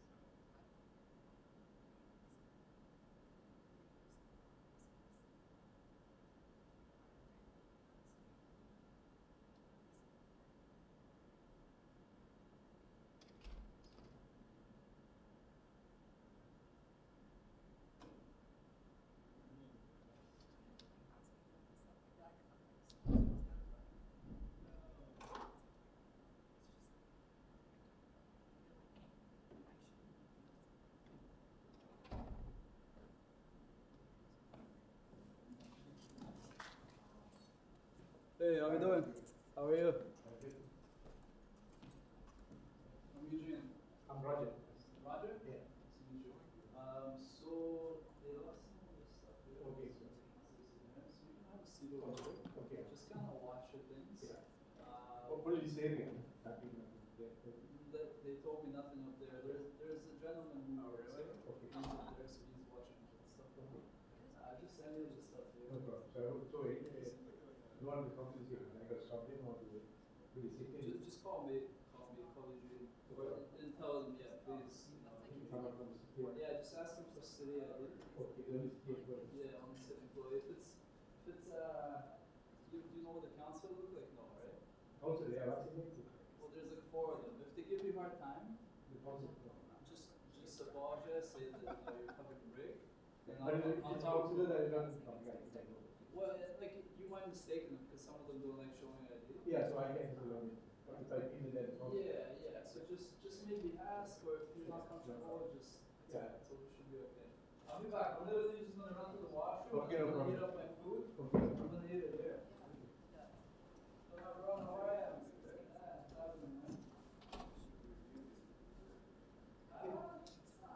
It's not here. It's pretty chill here.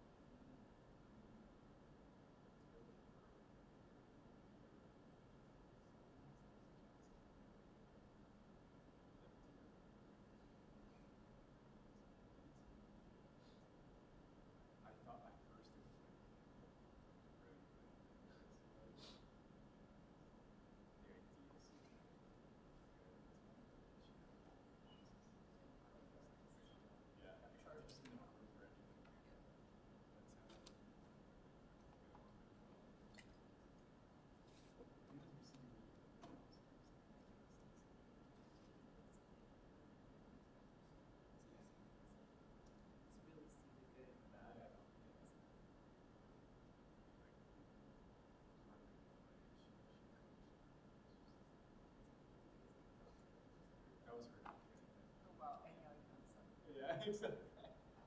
I'm so glad it's a Jack Russell. It's like, why? Because like, she had like a chihuahua or something. Yeah. But it's a Jack Russell. Love Jack Russell. I'm the same way. You talked about it's great. Yeah. I just looked up. Because I always imagine myself being a Jack Russell. It's a book that you could be your dog. Yeah. Right? Because I want, like, did you just always have dogs? It's Joe, isn't it? You want to come in? Oh, wait, I have a question. Is this when the budget consultations are happening? Okay. And it starts at 6. Yeah. Is there anyone like we can speak to beforehand? In terms of like.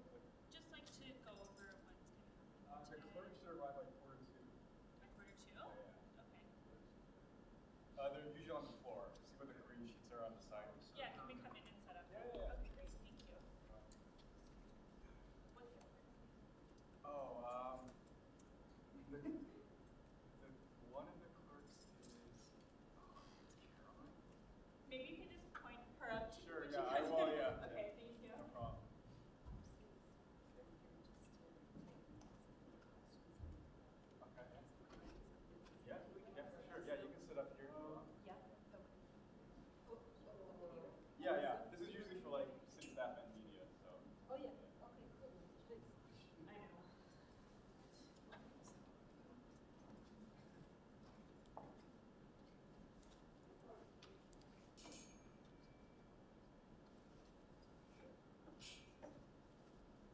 You have.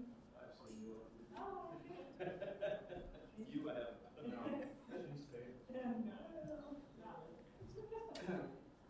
Are you here for the consultation? Are you a member of the public?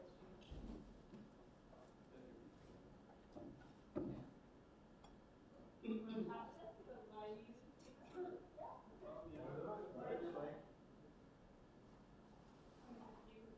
Has it been missing Well, for years? they had to stop. Right.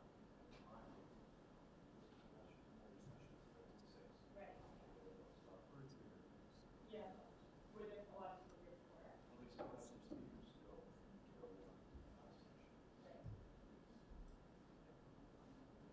Right.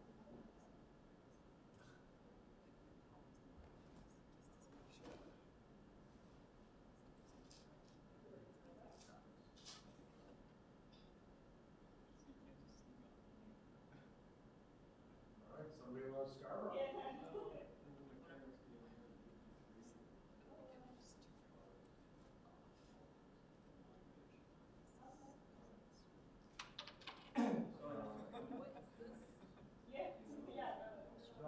Yes, yeah, just outside right.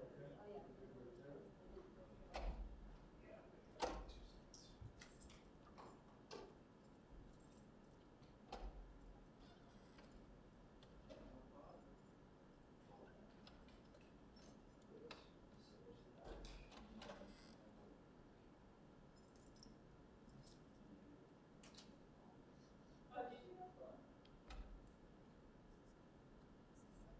And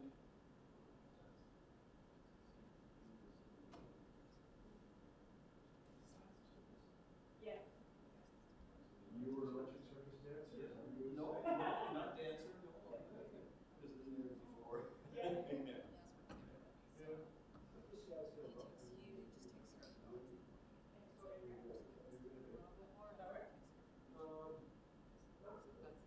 Yeah, have a seat right there. And I'll just go this way. Yeah, it makes more sense. Lot more sense. Yes.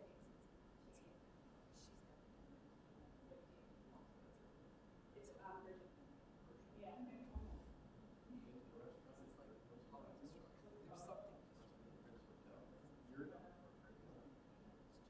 Okay, we're ready to roll here. What is it? We are rolling. Can you say your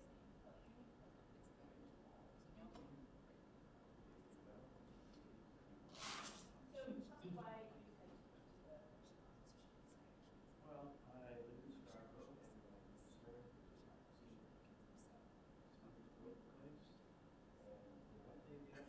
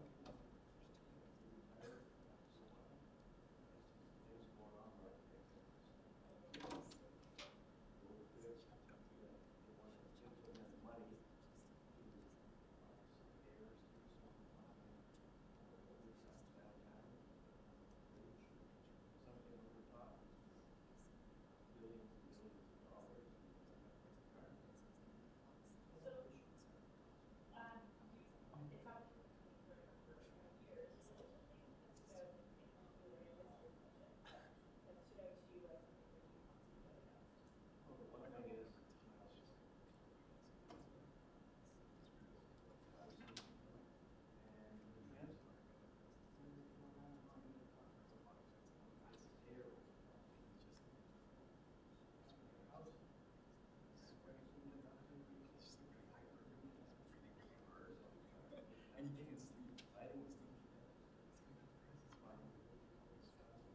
you think affordable housing is Well, yes, there. And the fact that you drive down the street and you see 6 cars in that driveway, they need to share. Yeah. Yeah. But it has to be infrastructure. When I and for seniors, housing, transit, transit, some said that we're gonna have 100-something interruptions this year for transit. And now it's so they're living even there to sleep there. And the fact that it says 5, this is 6%. It's compounded. After 2 and the next year, it's 1.5, 2. just last thing, do you feel like your voice is Yes. I've been here before, and I had an issue with wanting to take practice.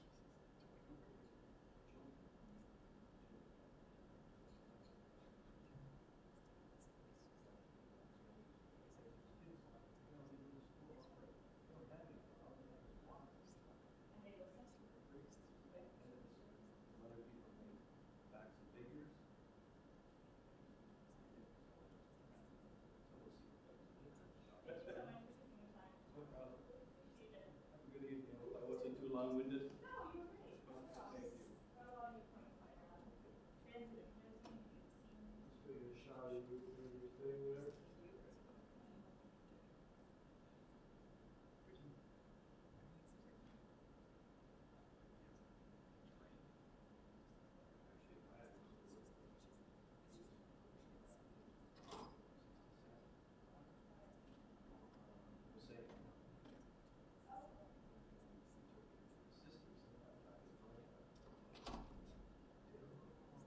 Quick interview, sir? Absolutely. Look who's here. Look who's here. Look at you. Yes. Look at you. Good, how are you? Good to see you. Oh, thank you. It only took us an hour and a half to get here.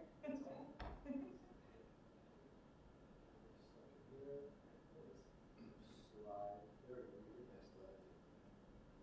Yeah.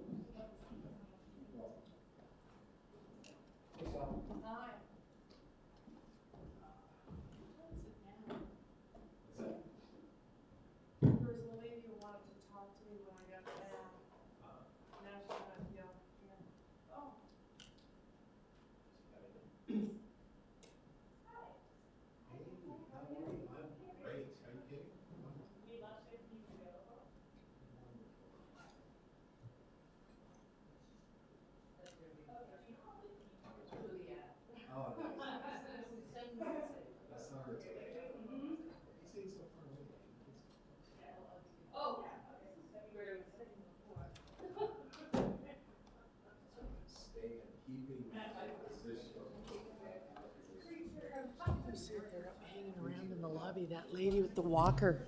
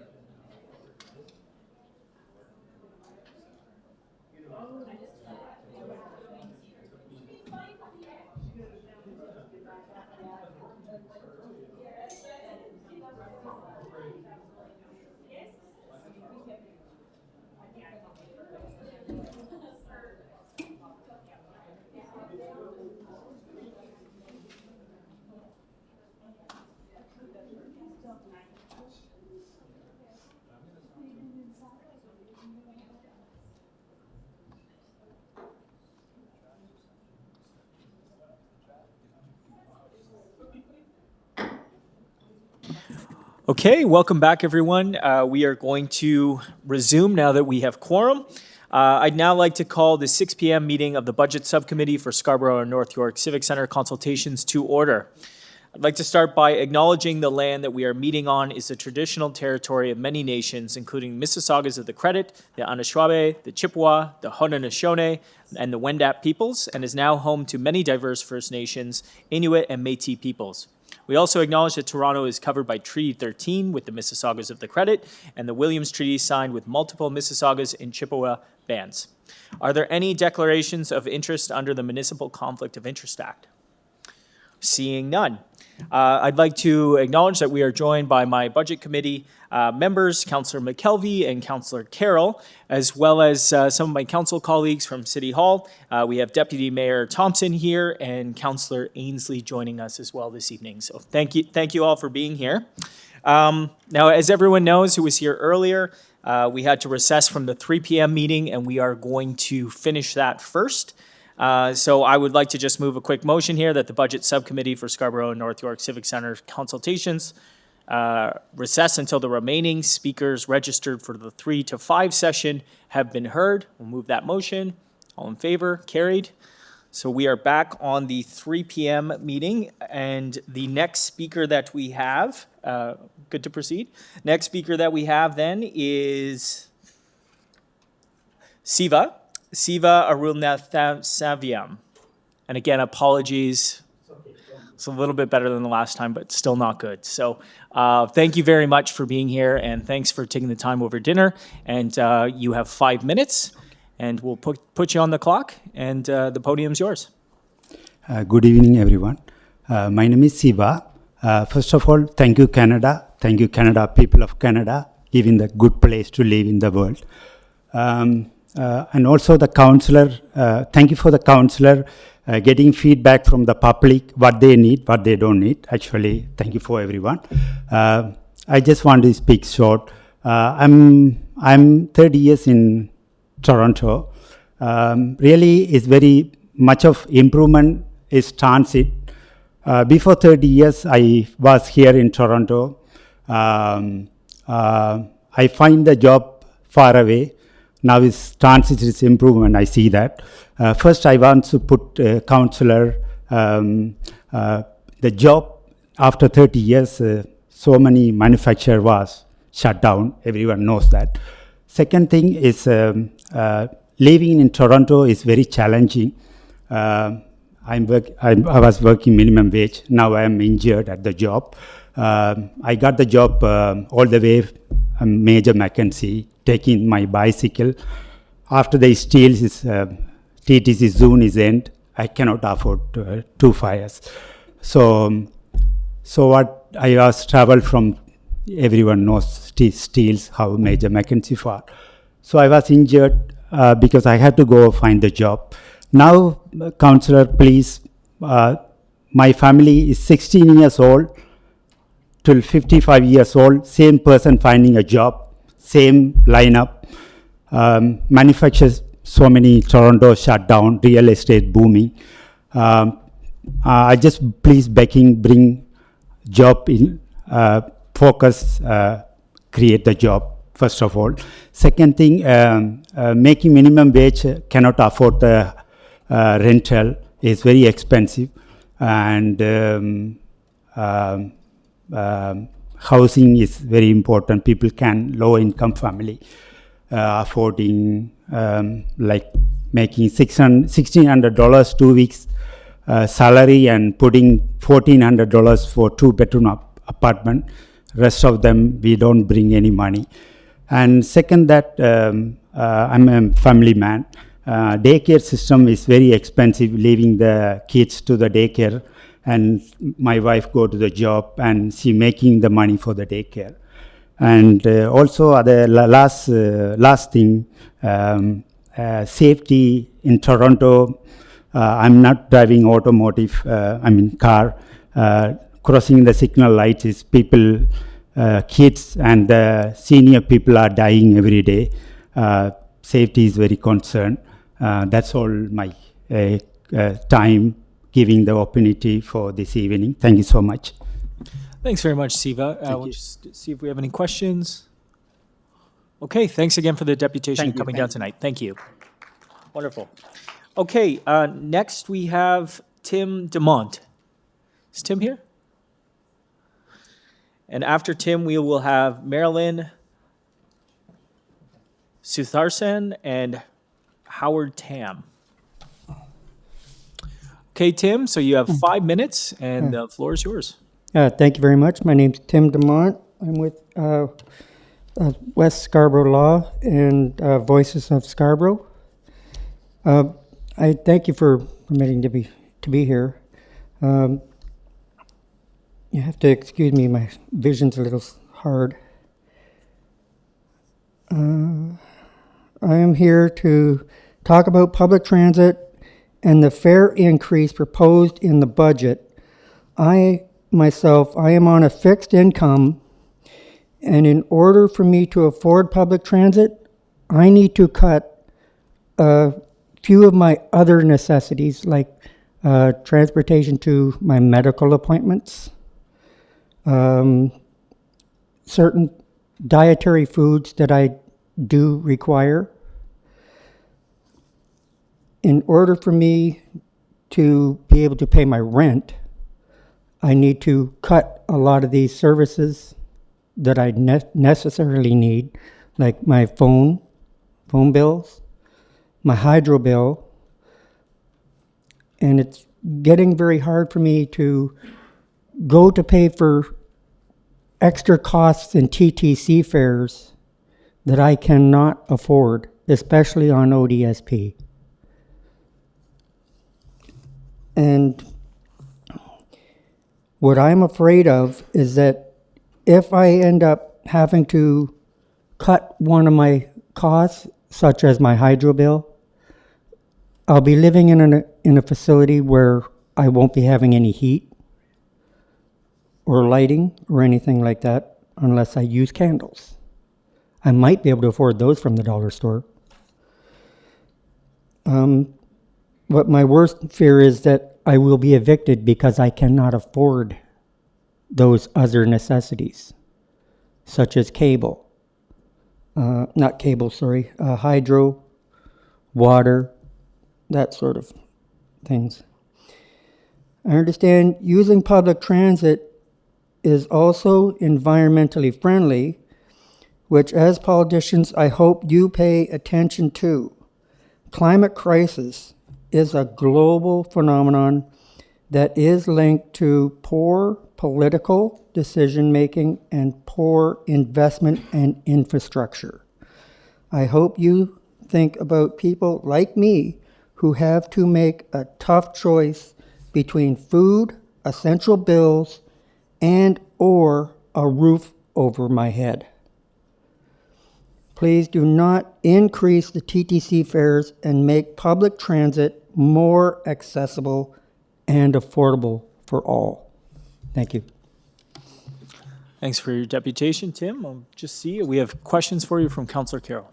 I just wanted to be clear, Tim, because you mentioned that you're receiving ODSP. Yes. So we're adding to the low-income Fare Pass program this year. But I think if you're an ODSP recipient, you would already qualify. For an increase in my medical transportation? For the low-income Fare Pass, which means whether you're riding on whatever mode you're riding on, you would have a special discount. But I'm wondering if anybody's discussed that with you. No, and I have not even received any notification from ODSP. Mm-hmm. As a recipient, I would normally have received stuff like that before. Yeah. But so far, all of the ODSP offices have now been amalgamated into one central location. Paperwork is not getting out to those of us who need to receive it. I think that's what's happening. Well, TTC is relying on caseworkers to get the word out. If you've been on it for a while and you haven't had a reason to interact with your caseworker, the information is just not getting out there. There is a little bit of it about it on the TTC website and a phone number you can call. What this budget adds in, though, for you and your friends and your neighbors, what this budget does add in is removing, the next phase is anyone on the low income measure plus 15%, which means not just people who would be OW recipients, ODSP recipients, but people could be working, but still when you add up expenses versus income, they could still meet the measure and qualify for that pass, even if they had a job. So it's important to check out the city's website on the Fair Pass program. You see, I have a problem with that sort of situation as well. I am dyslexic, which is why I have trouble reading as well. And I also am computer illiterate. Oh, okay. My idea of a cell phone is this little old dinosaur right here. Yeah, yeah. And my husband. I will not use one of those smartphones because as far as I'm concerned, they're called a dumb phone. Yeah. Because everybody has got their face stuck in them. Yeah, yeah. This is just for receiving and sending phone calls. So we're offering the program, but we're not getting so far with the communication that it's reaching you. Right. That's the piece we have to pick up because there is an investment in this budget. It's just not reaching you in terms of you knowing about it. Okay. Yeah. Maybe we could talk offline before the evening's out so I can give you the number before you go. But we need to do a better job. And thank you for coming to the information needs to get out to individuals in my position who doesn't have access to the internet, doesn't have a computer, doesn't have a smartphone. How I would always receive my information is that my worker would send it to me in the mail. Right. Or ODSP, social services, when I had been on it, would always send me paperwork in the mail. I think we thought that's what was happening, and the mayor just walked in, and I think he thought that was what was happening too. So I'll bring you the number before the night's out. Thank you very much. Yeah. Thanks very much for your deputation, Tim. Thank you. I'd like to acknowledge that Mayor John Tory is joining us this evening here in Scarborough. I know he's working very hard and getting out to all the budget consultations, so thank you very much for being here with us tonight, Mr. Mayor. And with that, I would like to invite Marilyn Sutharson, did I say that right? Sutharson? Very good. To come down and depute. You will have 5 minutes, and then the committee will have a chance to ask any questions. Okay, the floor is yours. Thank you. My name is Marilyn Sutharson. I'm 17 years old, and I'm a grade 12 at Mary Ward Catholic Secondary School, which is up in Agincourt near McNichol and Kennedy. But I live in Ward 21, so around here. I would just like to point out some issues I feel like that could be addressed regarding the youth of Scarborough. So I'm going to start with one of the main ones I think is important is youth mental health. Being a student can be really, really stressful, or youth in general. Everyone has their own ways of dealing with stress, and I feel like the way we, like as youth, deal with our stress can really be helped. Several ways are more programs to help us talk about the way we feel. Yes, we have guidance and counselors come into school, but I don't think it's really reaching the point that we need. More like recently, I've realized that a lot of people have come to be really, really stressed within school, in our community. It's just becoming more and more evident as the years go by, especially the past 4 years of my life. I don't know if it was because I started high school or not, but I do think that it is an issue because people are getting hurt, and it's just not a good thing to have. Second, I'd like to talk about youth employment.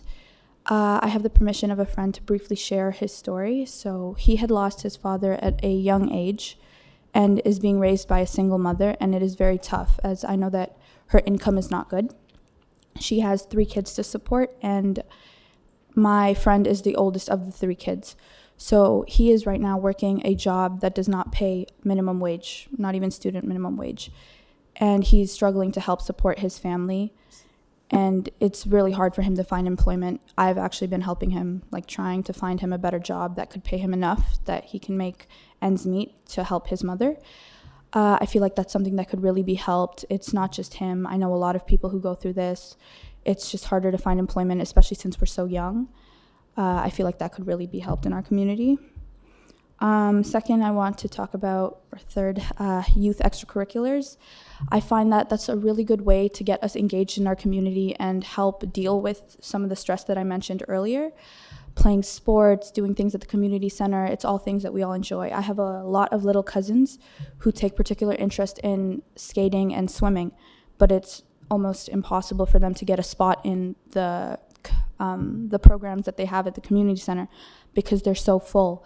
I remember I would go to my aunt's house and help her like 7 o'clock in the morning on the dot, calling, trying to get a spot in the program because they're so full of people already. And I feel like that could be helped because when we have more extracurriculars and things to spend our time on, we have an outlet, I would call it, an outlet to really let out the stress, have fun, and that could help avoid things like the stress, youth violence. That's also a thing that's really upcoming, I think.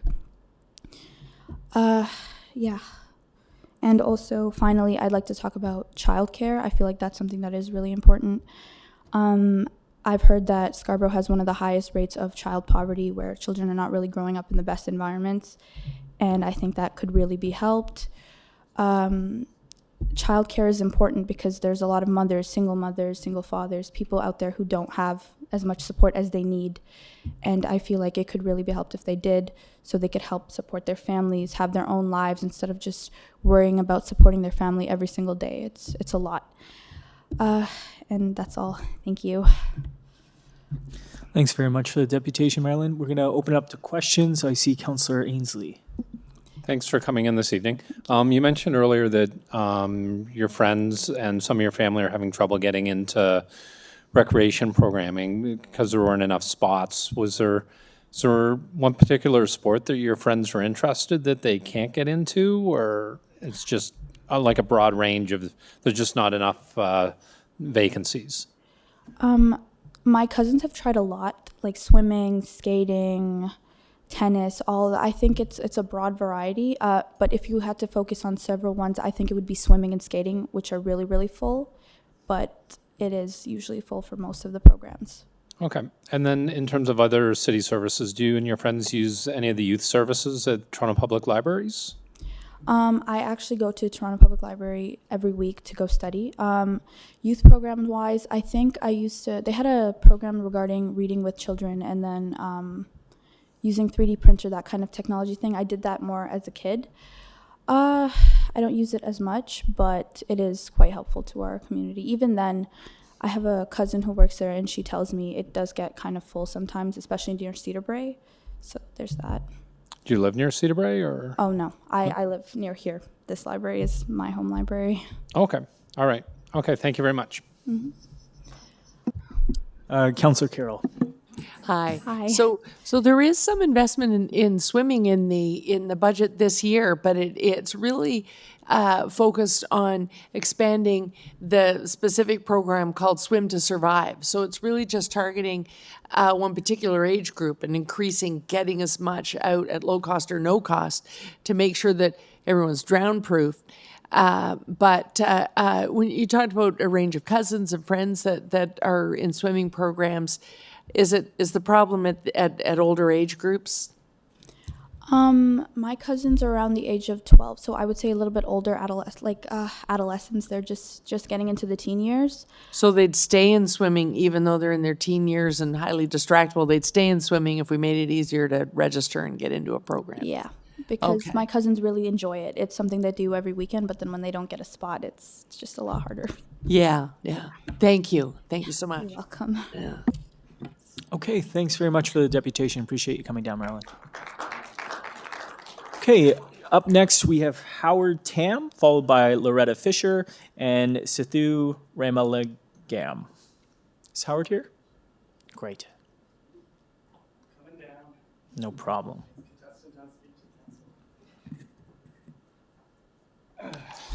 Thanks, Howard. So you're going to have 5 minutes, and I'll turn the floor over to you. Awesome. Thank you. How y'all doing? So my name is Howard Tam, and I'm the founder of Eat More Scarborough. We run food tours in Scarborough with monthly scheduled tours in the summer and custom tours in the winter. We're actually really interested in not just sampling the diverse tastes here in Scarborough, but also using food as a way to talk about culture, heritage, human stories, and the human stories of food entrepreneurs in this great city.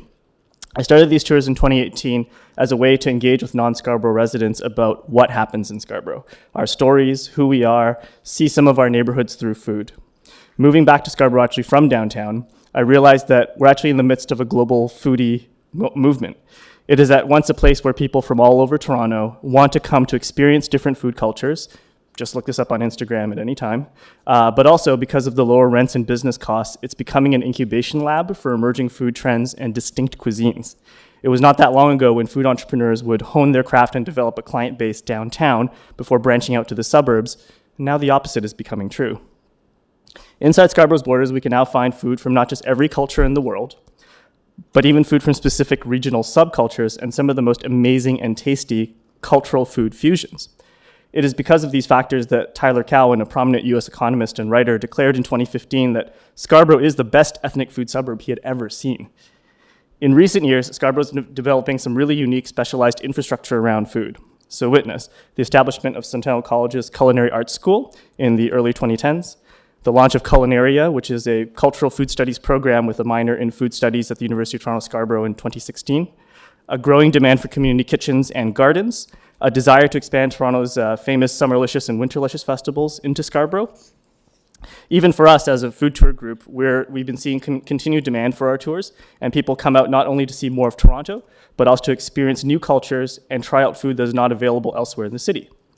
All of this puts Scarborough in a really unique and prominent position to grow its food scene, with institutions and infrastructure not available elsewhere, and a chance to help change the narrative of a boring, older inner suburb that has a bad reputation to one where people associate it with good food, amazing cultural experiences, and great people who want to share their culture and craft through food. As a sample of some of these beautiful stories, take Sumi Fernando, who came to Canada from Sri Lanka. He started working in Montreal at the famous Schwartz's Deli, worked out his own recipe for Montreal-style smoked meat, and moved to Scarborough to open his own shop. As the Toronto Star Review says, it's a Sri Lankan guy doing Jewish food for Chinese customers. And I would also add that it is halal. Or take Chris Taylor, who runs Chris Jerk, a place that specializes in jerk shawarma, which is tastes as good as it sounds, combining his Jamaican roots with being a chef who had worked in a Mediterranean restaurant and honed his skills in making excellent shawarma. So these are truly Scarborough stories. Nowhere else would these cultures come together and create such tasty products, but here where the whole world actually comes to. And so this is the beauty I keep seeing all over Scarborough, from Wexford to Highland Creek. These are the stories we need to better promote around the GTA so that people can talk about Scarborough as that foodie place where you can get halal Southern-style barbecue and the best curried goat served out of the back of a grocery store. Promoting food and food entrepreneur stories is also a very easy way to discuss issues of race, diversity, heritage, and our common humanity. Almost everybody enjoys a good meal, and food is indeed a great way for people from different backgrounds to explore new cultures and build cultural understanding. And so that's why I'm here today, to support the idea of putting like $100,000 in the budget that can be given to support a storytelling project that we've been working with Councillor McKelvey and other representatives from UTSC, Centennial, United Way. We plan to interview and showcase food entrepreneur stories and document some of these stories before these restaurants disappear. The truth is, despite the lower costs in Scarborough, this is still Toronto, and real estate costs are skyrocketing, food costs are rising, and many food entrepreneurs face these challenges while still trying to sell an affordable product to lower income communities in Scarborough. So this is why the appeal for this is now. We have this moment where these things are aligning to make this a successful opportunity and at least provide some much needed exposure for these hidden gems, increase visitor counts, and support food entrepreneurs. As has been well documented, many food entrepreneurs in Scarborough are often newcomers. Traditionally, food has been one of the easiest ways for new immigrants to access the economy, so the impact of this could actually be quite dramatic. So, and don't take my word for it, really. Come on a food tour. I would love to take you out. I'd love to show you some of these stories up close. Plus, it's really, really tasty and a lot of fun. Eatmorescarborough.com is our website, and we actually just posted our 2020 tour schedule, so please come and join us. Thank you. Thanks very much, Howard. Appreciate the deputation. We have questions here, and turn it over to Councillor McKelvey. Thank you. I just want to give you some time to speak to the genesis of the idea, who was in the room and in the meeting, and the dynamic of what happened to, I think there was lots of opinions, but we landed on the idea of the stories and the stories behind the food. So can you just talk about that workshop that we were both at and your perspective on that? Absolutely. So back in, was it October? Somewhere around there, right? I was asked to come to a workshop at UTSC, and there were representatives from UTSC, Centennial College, the culinary school, as well as United Way, Scarborough Community Renewal Organization, and we talked a lot about because there was this question really, delicious festivals do really well elsewhere in the city, but they do really poorly in Scarborough in the sense that participation is 4 restaurants, I believe. 2, okay, even worse, 2 restaurants. And so the question then became, so how, why, what are some of the issues around this? And we talked a lot about part of it is because Scarborough is a place that where food is not something that's just easily served in a 3-course meal in a sit-down setting. It's often, again, served in the back of grocery stores. It's served in these food stalls, that are just 2 or 3 seats. And it's really more of a taste experience rather than actually a sit-down experience. And so we decided that we wanted to do something a little bit unique that would actually cater to that particular sort of style of dining. I think it was your quote, Councillor McKelvey, where you said it was about found dining, was it? Find dining instead of fine dining, that's what it was, yeah. And so we kind of landed on this idea of maybe we should actually tell the story of the food entrepreneurs and kind of what are some of the issues they're going through, but also have them tell their story about the food, because the food itself, one of my things actually is I'm really big on this idea of food etymology, the sort of the study of where food comes from and how it actually becomes what it does. But the stories of what happens within those cultures is actually, the food is the evidence of it right there, right? The fact that, so just as an example, you look at something like a Jamaican patty, it's actually an amalgam of all these different cultures all coming together, right? Flaky pastry, which was British, right? Meat and spices from West Africa, the idea of marinating it in different sauces and things like that. So, and curry, actually, some of them are made with curry, which is, of course, a very South Asian thing. So, seeing all that come together and is a really beautiful way to talk about how different people see food and how people interpret culture. And so I think that this idea of a storytelling thing is fantastic. And I think that it would be really great to be able to showcase some of these human stories of who's making Scarborough's food. Question from Councillor Carroll. Yeah, I'm intrigued by this. It's a wonderful. Should tell you my food story is the first time I tried to make an African tagine. This is almost a decade ago now, for my son-in-law's family, and it said harissa paste, and I don't even know what that is, but it was in the recipe. So I put out a Google question to the community: what is harissa paste and where can I get it? And 3 people immediately answered back, go to Scarborough. They didn't even tell the store, just go to Scarborough. So this is a great initiative, and people need to know that. So I'm just wondering, is this it's an economic development initiative wrapped inside an NGO, wrapped inside a charity, or is it is the goal to just it's just sort of a social media idea that works itself into a social media business and then promotes Scarborough? Is that what we're talking about? I think it's a little bit of all of that, really. I would say it's partly economic development, partly promotional, partly place-based branding, partly talking about something that everyone does every day, and finding a way, cultural understanding, I think, is a huge part of it too. So there's a social cohesion piece that goes with that. I think it's a little bit of all of that, and I think it can actually be very beneficial for community. So there's a couple of things in the that are in this budget that a couple good and a couple probably not quite enough. We have within economic. Well, actually, is Councillor Thompson still here? Here, Councillor Thompson's here. Why am I even bothering to explain this? But there is some entrepreneurial action investment in there. There is some small business action investment in there. The one thing that seems to be winding down is about distressed retail. What do you do? Primarily it was used downtown or on the Danforth, so East End. If a block or two was falling on hard times and therefore stores started to close, there was a program to help kickstart them back up. Could you put in pop-ups? Could you do whatever? It was sort of incentivized filling it back up with burgeoning businesses. It sounds like you have an organization that could take advantage of the two we're investing in, and even the one that we're not investing in, because many restaurants start out in the back of a grocery store and then are ready to have their own premises. Are you working with our economic development staff to figure out where you fit in? No, but I would love to talk to Councillor Thompson. Yeah. So we run just tours. Like my day job is something completely different. I'm actually a strategist and an urban planner, and I do this on the side. I do this once a month on a Saturday afternoon, and I just take people out and we go eat.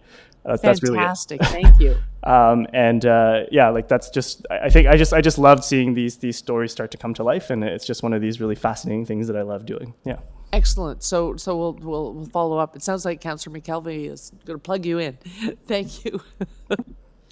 Okay, great. Thanks for the deputation, Howard. And I'm a big eater, so I'm going to take you up on that food tour. That sounds great. Anytime. I'd like to bring down Loretta Fisher here.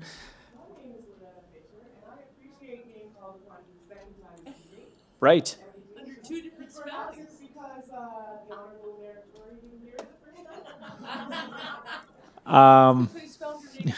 There are two different spellings here. So if you're comfortable, you've deputed as that. Do we do a second one? Everything you said this afternoon. I think we're okay. We're a little tight on time, but thank you for the deputation earlier, and as discussed, that was very helpful. Thank you. So we're going to move to Sethu Ramalingam. Apologies if I didn't get that right. Sethu here? Okay.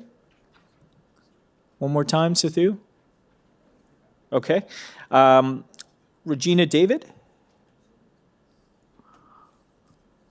Hi, Regina. Thanks for joining us. You'll have 5 minutes and then an opportunity for committee to ask some questions.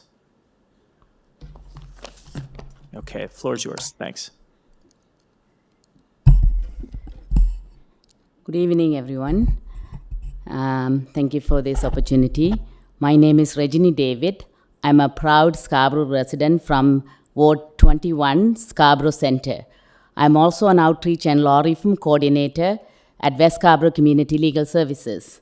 West Scarborough Community Legal Services representing and assisting low-income people in Scarborough for over 30 years. We also engages in public education and community development and law reform activities to advance the right of marginalized community in general.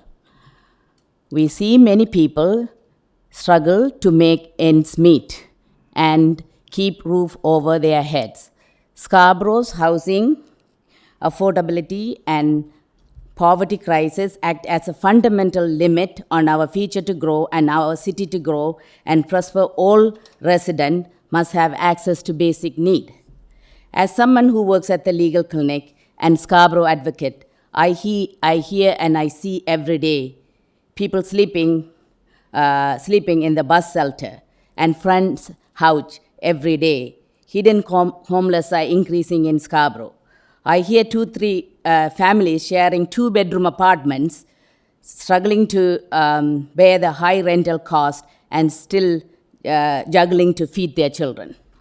It also disturbing to see people sleeping in our building staircases and hallways when I come to work every day, but we cannot do anything about it. I see waiting list for social housing has been growing and growing with the times and growing to over 10 years now. I hear many single parents not able to continue their employment as the child subsidy wait list gets longer and not available to them when needed it. And they also continue to live in poverty. I hear that many Scarborough residents working and still living in poverty, they are also juggling to find good jobs, especially workers of color and single mothers. I see Scarborough residents that do not have access to same quality community, transport, and health services in their neighborhood, even though they pay the same tax.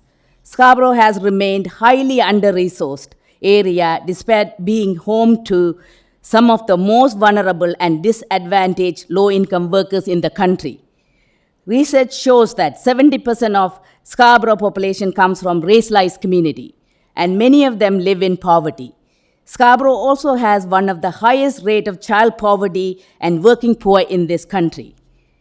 As a Scarborough resident and as a racialized person, sometimes I feel that I am treated as a second-class citizen. For example, I use the subway transit system for decades to go to work and get around in my community. The subway trains that comes to east end of Scarborough has no air condition, and most of us are left to struggle with heat and sweat through our journeys in summer.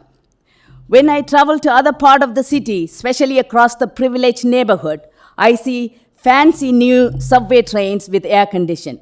This is not only my experience. It's an experience of most of the people I serve, and it's unfair treatment. Scarborough residents pay the same fare, $3.25, and pay this tax, just like other residents. Why are we getting poor quality public transit service? We need more resources to address inequality by tackling the problem such as housing, poor transit, childcare, lack of good jobs, and more community services. As our representative of Scarborough and City of Toronto, I look upon each of the councillors to address these burning issues by advocating for equality and allocating for more resources for Scarborough to build healthy communities and address the problem of poverty as identified Scarborough profiled report by John Stapleton, Open Policy. Thank you. Thanks very much for the deputation, Regina. Any questions? Okay, thanks again. Thanks for coming down tonight. And I also would like to submit the Scarborough profile and some of the recommendation about the budget from Wonderful. plan. You just leave that with clerks for us. That would be great. Thanks again for coming down. Up next is Catherine Newman. Catherine Newman here. Perfect. Understood. So we'll just get the microphone there for you.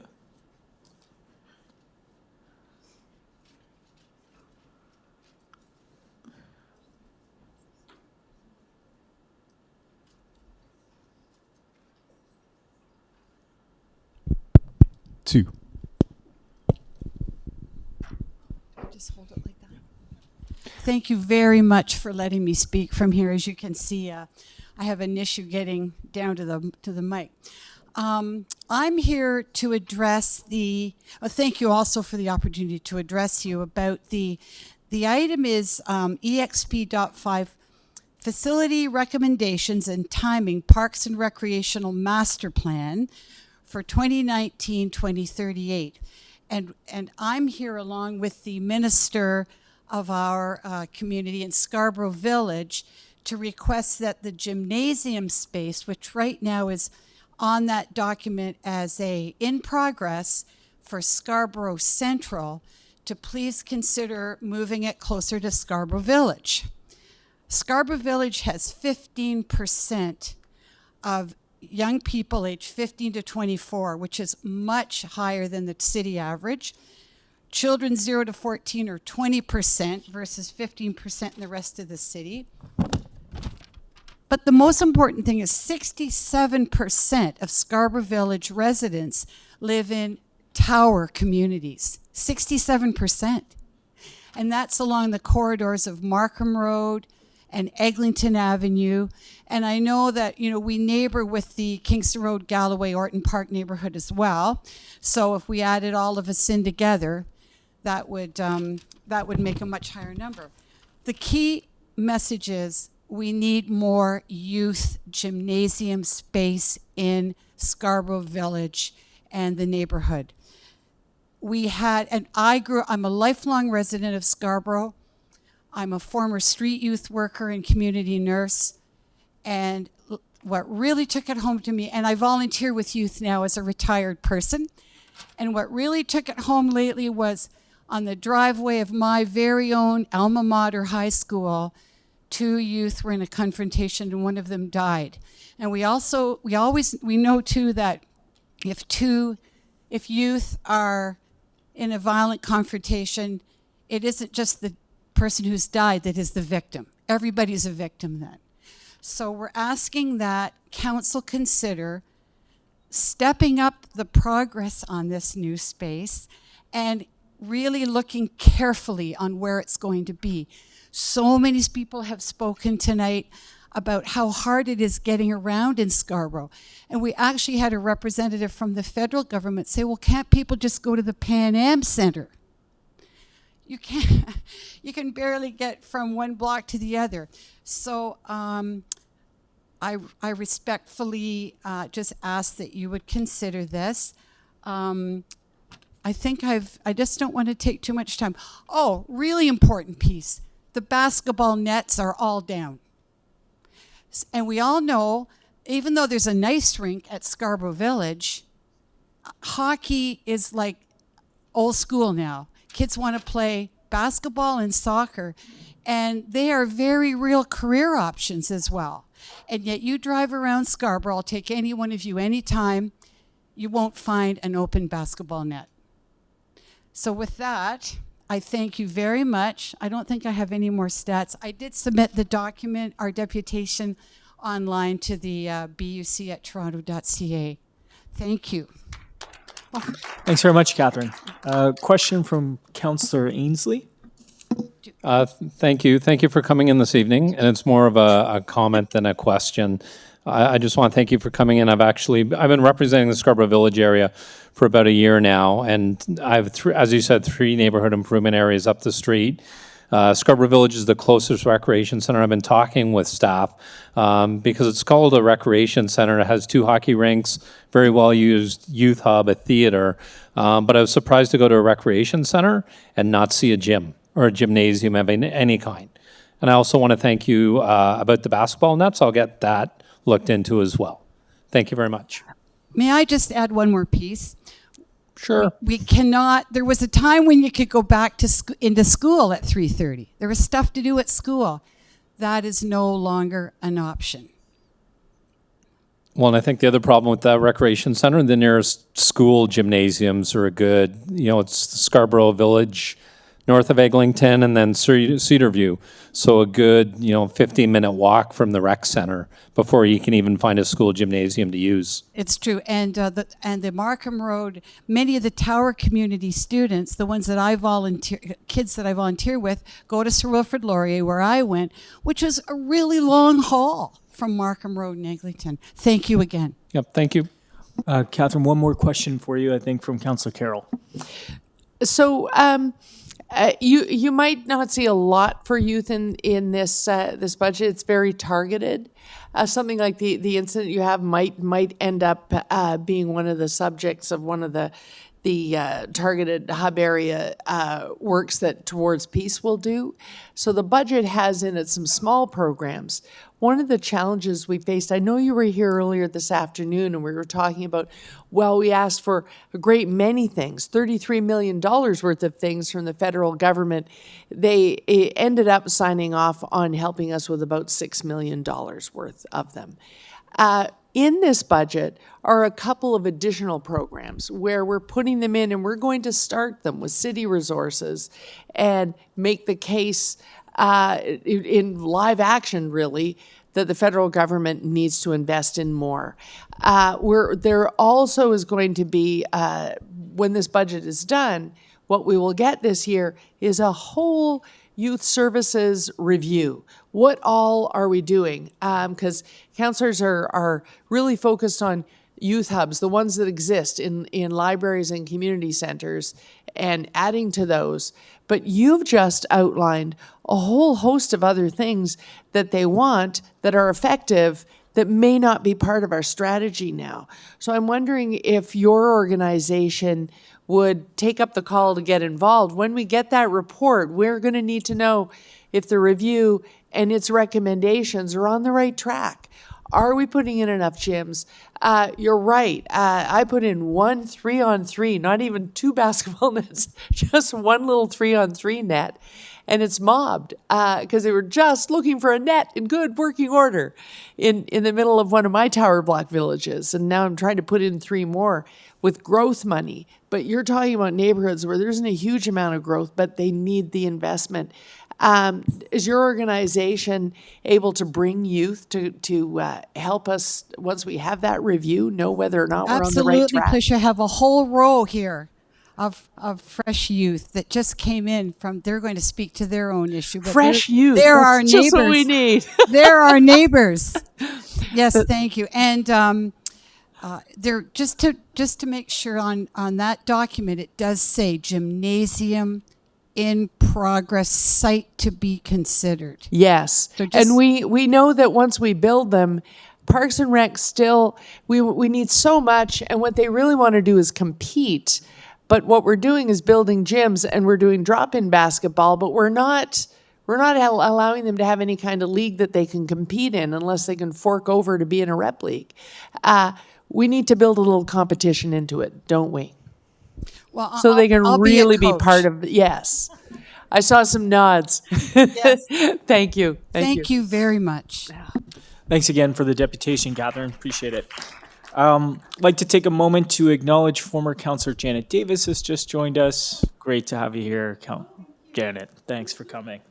Our next speaker, and this will be the last speaker from our 3 o'clock session, is Danak Ori. Is Danak Ori here? Okay. So I think this is a motion to receive that the Budget Subcommittee for Scarborough and North York Civic Center consultations receive for information the public presentations and communications submitted by the members of the public. Motion, all in favor. That carries. Wonderful. And now we will move on to the 6 p.m. session. Yes. Okay. So motion to adjourn the 3 o'clock session. Motion carried. Very good. And now we will resume with the 6 o'clock session. We have a number of speakers, so if you have not had a chance to register yet, please do that now with clerks down here. And our first speaker will be Paul Beattie, followed by Candice Lung and Chelsea Braun. Is Paul here? Wonderful.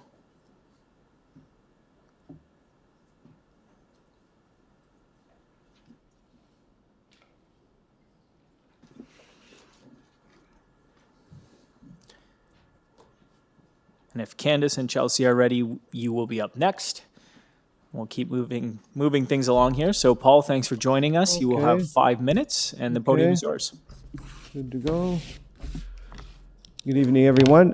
My name is Paul Beattie. I've lived in Scarborough for over 60 years, and it's changed a little, but I still love it here, no matter what. So anyways, I had a question, well, a few questions and statements you may not like to hear, but anyways. These meetings I've been to before, and I don't really see any results that come out of these meetings. On the whole, we just end up with the status quo, and so I often wonder whether they're worth doing. There's things like, I don't understand when the police budget was promised not to go over $1 billion, now it's $1 billion and change. We could have used that extra money. And a budget used to mean that you worked within your financial restraints, okay? When I drive around where I live and I see 6 cars in a driveway and they're paying the same property taxes I am, and they have a bigger strain on the infrastructure, but all they're doing is shoving money in their pocket. So I don't understand how that works.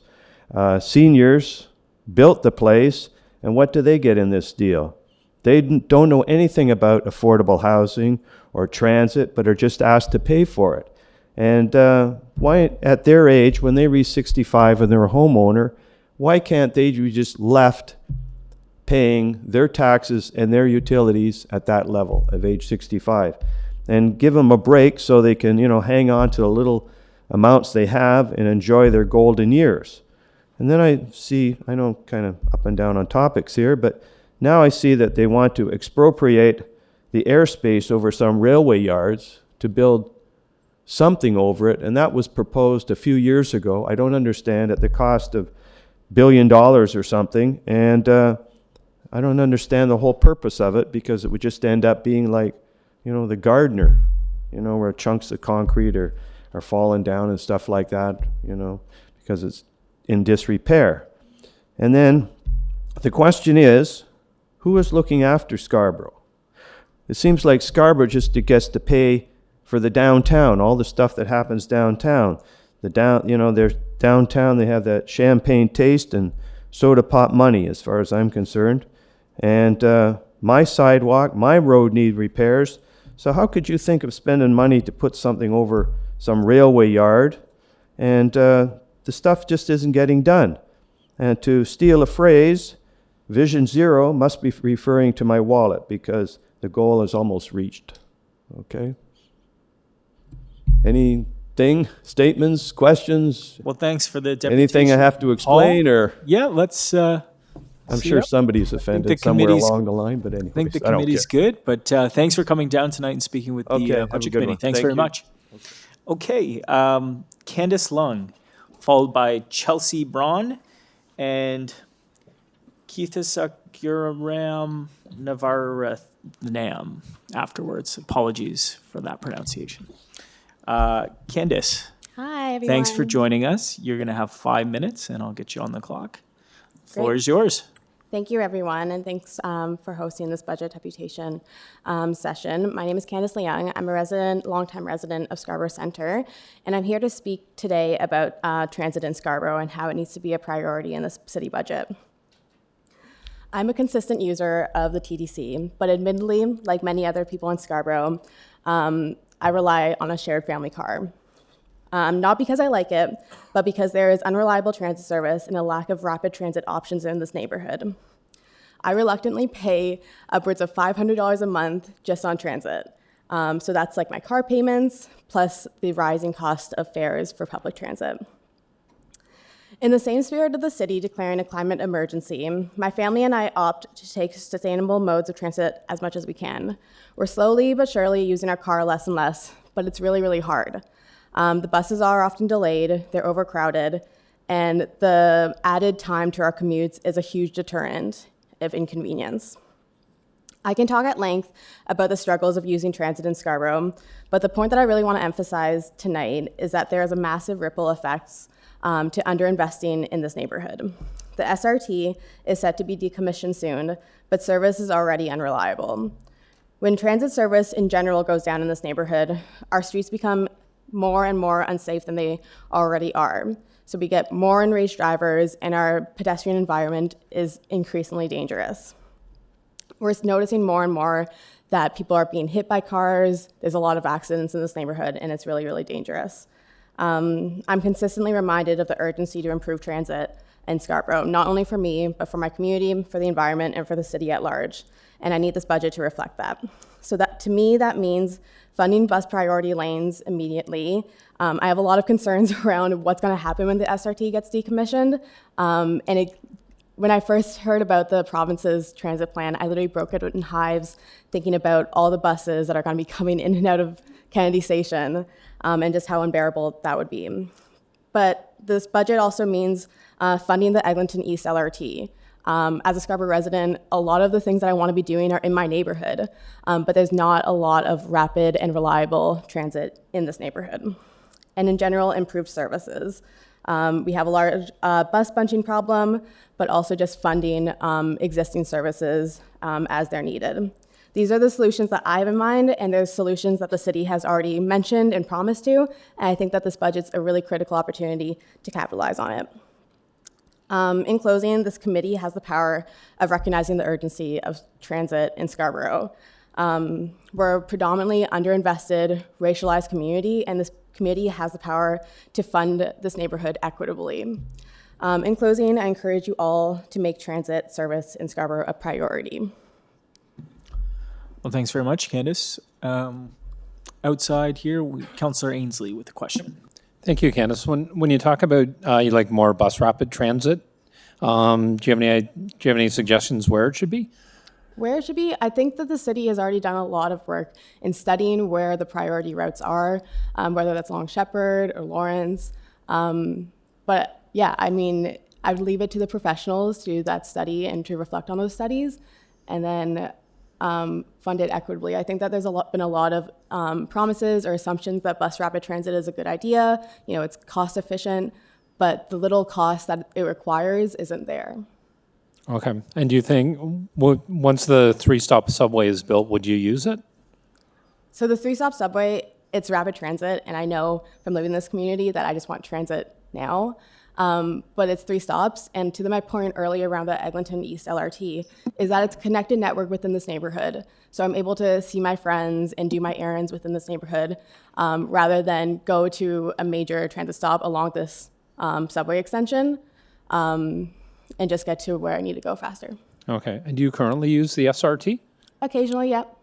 Occasionally? Yep. Yep. Okay. All right. Thank you. Thank you, Mr. Chair. Councillor Carroll with the question. And I'm sorry, up front, Mr. Chair, you're at the very beginning of the list, and we're starting this list by asking one definite a lot of questions. But I'm going to ask them because you're a very interesting person. You outlined that what you are, to me, you demonstrate where we're trying to go in the suburbs. Nobody expects, if you can afford it, you're going to own a car. The question is, how often can your car stay in the garage? That will make it easier for everyone to move around. That's the way we approach it in my neighborhood, which is just to the west of Scarborough, just over the boundary line. You are asking for exactly what my transit roundtable is asking for in Don Valley North. Bus rapid transit, and not fancy schmancy Highway 7 type stuff. They want dedicated lanes for buses. But they want them on Shepherd, and that recent announcement does not include Shepherd. And I don't know if you're aware, because you have to deal with who comes to the table. The mayor was put in that difficult position. When you come to the table with the province, it's whoever's at the province at that time. So the plan that you saw and upset you, we worked within those parameters. We had no choice. So 4 lines will come first: the Scarborough subway, the Ontario line, the Finch West LRT, and an expansion of Yonge Street, whether we're ready for it or not. And these other things have to come after. So this week, we'll get more details at our commission meeting at what we should use the city building levy funds for. And we'll be under pressure. Downtown councillors will say, spend it, every single penny of it on streetcars, please, right now. But in my view, I'm a suburban ward, just like the suburban wards here in Scarborough. We've got to spread it evenly between buses and streetcars, moving you in the suburbs. Is that sort of your feeling, that you need to move across the whole system in different ways? Absolutely. I mean, I think that you kind of mentioned it at the beginning of your talk, but there's a lot of assumptions that suburban residents, families don't want to take public transit. They don't want to invest in public transit. Yeah, but very that's much not of what true. I'm trying to say is that even car owners recognize that there's an obligation to share the road, and that strategically investing with this budget is an opportunity to make that more appeasing to our residents. Like to Councillor Ainsley's point before, it's not necessarily that I avoid taking the SRT, but if there was more rapid transit, then transit suddenly becomes a more appeasing option for me and my family. So the idea of us moving towards getting rid of our car and things like that is actually being supported by the city rather than deterred. Right. Thank you so much. Thank you so much.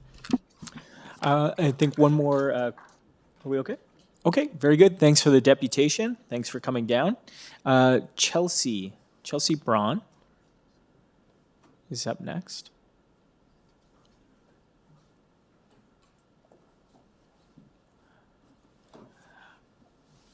Hi, Chelsea. Thanks for coming down tonight. Thanks for being with us. Thanks for having me. You have 5 minutes, and we'll just get you started on the clock, and the podium's yours. So today I want to talk about the human cost behind your budget decisions, because I think people ask for a lot of things and there's a lot of numbers and things get lost. I'm a nurse and I've had to bear witness to so many people in the city suffering and dying because of homelessness and violence and poverty, and it's broken me. I'm one of the lucky ones. Honestly, the threat of rent eviction scares me, and moving my kids, because I will not be able to afford it if I get rent evicted, it scares me. But I know I will land on my feet if I have to do that. And a lot of people are in much worse circumstances.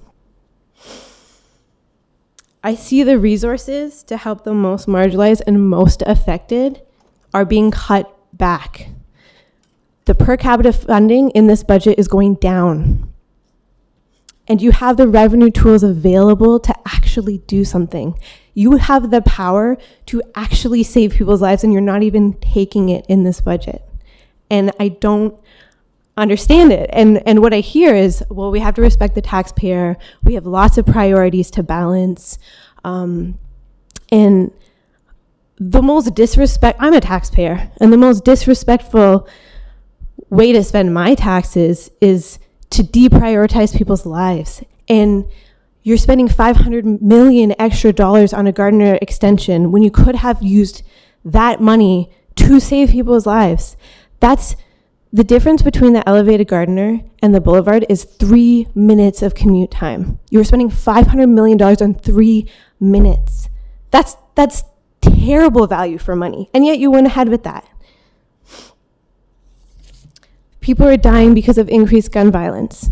There's been so many reports, so many people here asking for more help, for more community spaces, for more poverty alleviation. And the police chief himself said we can't arrest our way out of this problem. It's not an enforcement issue. And yet in this budget, you are continuing to increase funding for police, and you are underfunding all of the community programming. I know it can be different, and I'm asking you to have compassion, to have some vision for what is ahead. The state of the backlog for the state of good repair for the next 10 years should give us all nightmares if you want to live in this city. And you're not using the revenue tools that you could to address that. You can vote for a luxury home tax. You can vote for a vacant home tax. You can add back the vehicle registration tax. No, not a single person will be pushed into literal homelessness because they pay $65 to re-register their car. But people are literally dying because there's not enough social housing. You are not building any more social housing. I know there are some programs, the Housing Now, the Open Doors, but those are not addressing the deeply affordable housing need we have to the extent that we need them. You know the wait list for social housing. You know of all these issues, and you have an opportunity to do something really wonderful, and I really, really hope you take that opportunity. Thank you. Thanks for your comments and deputation, Chelsea. Any questions from the committee? Okay. Thanks again for coming down. Appreciate it. Okay. Up next, we have Keithesa Kumaran. Okay. Kath, sorry. Apologies for the pronunciation. Thanks very much for joining us tonight. You'll have 5 minutes, and then the committee can ask some questions. So turn it over to you. So thank you to members of the Budget Committee for this opportunity to speak on Budget 2020. My name is Keithesa Kumaran, otherwise Kat Navaratnam, and I am a resident from the neighborhood of Malvern, which is in Northeast Scarborough, Ward 25, Jennifer McLevy's ward. I'm here today to share with you the importance of improved transit for our communities and neighborhoods in Scarborough. As we all know, research abundantly shows that better transit system contributes to building healthy population. The $13.53 billion operating budget makes new investment of $9.5 million in transit, but no money for light rail transits or bus-only lanes, which could in fact improve travel time and our overall transit experience for residents in Melbourne. In Canada, we are really working harder to make our travel time shorter. We are a country that is meticulously looking into reducing the travel time to 30 minutes between Toronto to Montreal through Hyperloop technology. We are a proud sanctuary city that puts a human approach to serving all residents who reside here.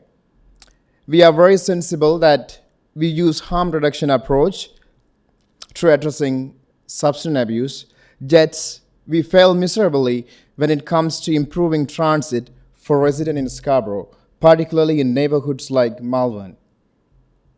If you could recall, in May 2018, the council voted to extend the Eglinton East LRT to Melbourne. And the Shepherd East LRT was a $1.1 billion fully funded project that would have been up and running in 2013, if not shelved. There have always been evidence-informed plans and available funding, yet our budget continuously falls short of bringing rapid transit to neighborhoods like Melbourne. Travel time by transit for residents like myself has become really lengthier and frustrating. Our roads are highly congested, and buses are overcrowded and often bunching up. There has always been a known alternative to this, which is a rapid transit or the light rail transit. Rapid transit plans like the Shepherd East LRT, the Eglinton East LRT, which was also promised by the mayor, are excellent ways to improve transit in Scarborough. Investing in people and neighborhood is one of the city's key priorities. Yet, as a resident of Melbourne, I feel like our communities and neighborhoods have been shortchanged for too long. This budget fails to consider the dire needs of communities like Melbourne and recognize the geographical barriers in moving around the city and within Scarborough. According to the 2016 census data for Melbourne, 33.4% uses public transit to work. 28% of the commutes for Melbourne residents are 1 hour plus commutes. Melbourne also has an incredible children and youth population that is 3% higher than the city average. And the employment rate in Melbourne is 55%, according to the 2016 census data. Improving transit by introducing rapid transit network, making fares affordable, and increasing the 2-hour transfer window to 3 hours or 4 hours for Scarborough, the city only stands to gain. Instead of focusing on installing more fare gates and depriving movements of the already vulnerable, let's make our transit system more affordable and efficient so that even a fare evader is empowered to become a proud city builder.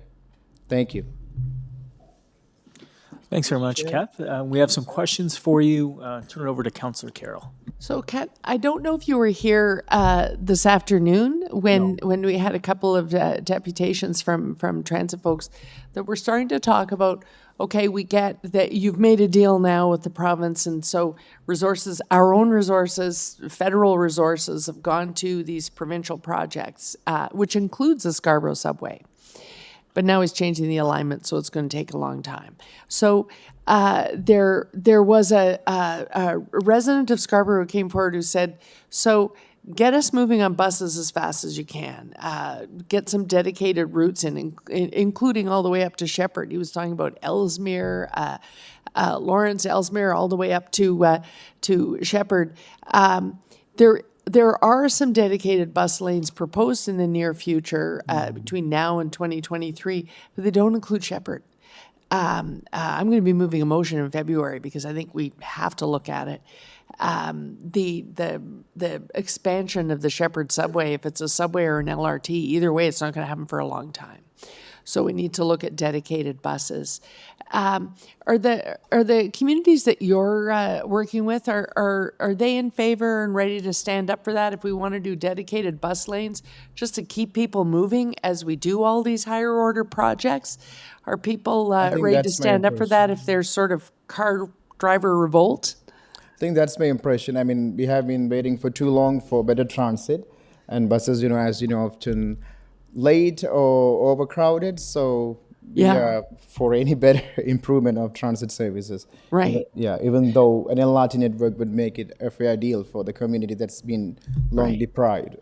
So we have all that construction to do, and buses can help us. The mayor's new city building levy will give us the opportunity to buy some of those additional vehicles we need. You can put in the lanes, but they don't move more people unless you put more vehicles on them. So we'll have an opportunity to add to this very budget, to use our portion, our transit portion of the city building levy, more buses, some more streetcars for downtown. But we need those buses, don't we? Yeah, more buses with a dedicated bus lane would make more sense. Yeah. Okay, thank you so much. Thank you. Thanks so much. Hi, thank you for your deputation. When the Eglinton Crosstown opens, that will also free up some buses that can be redeployed to other areas. So it's great that you're interested in the dedicated bus lanes. But my question just is does the Eglinton East LRT remain a priority for you in the Malvern community as well? Definitely, I think it would improve travel time, and also there is a good enough ridership, and in terms of efficiency and cost, I think it's also doable and adequate for our community, and also is environmentally friendly. So I would definitely say the Eglinton East LRT is one of our priorities for Malvern. Thank you. Thank you so much. Thanks for the deputation, Kath. Appreciate it. Up next, we have Dave Matter, followed by Jennifer Robinson and Austin Jaffrey. We'll get Dave to come down here.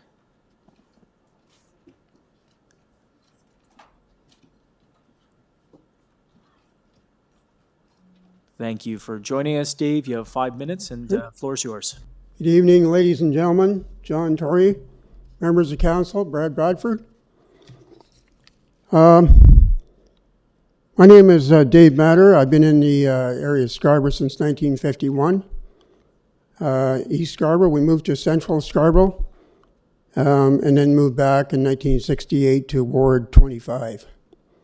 Right now I'm volunteering in Ward 24 at the East Scarborough storefront as a resident leader with 8 different groups.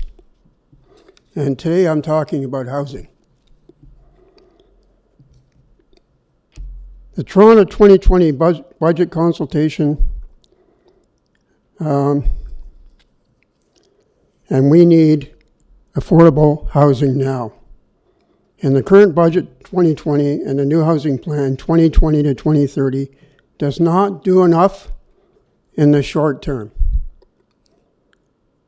Most of the new housing starts are market rent.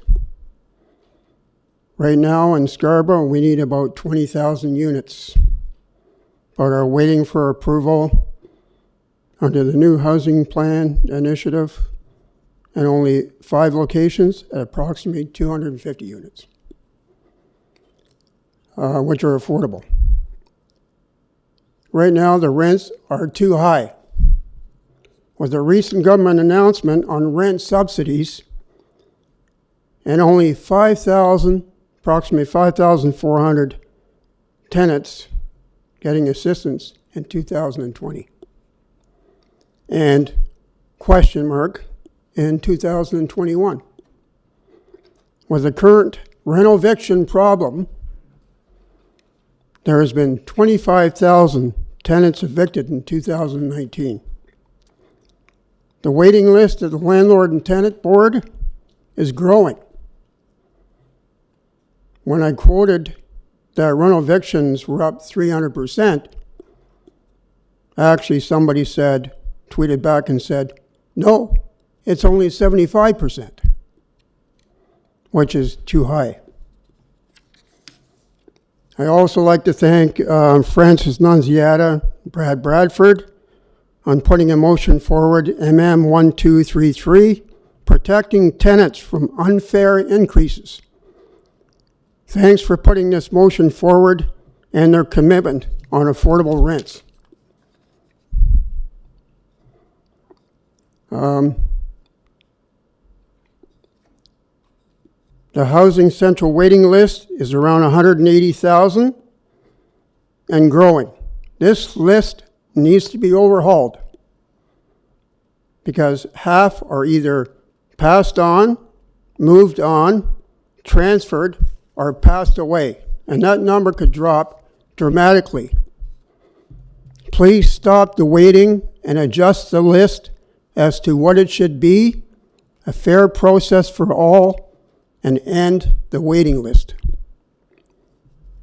Number 2, homelessness in Toronto continues with approximately 7,000 beds available and approximately 9,000 homeless on the street.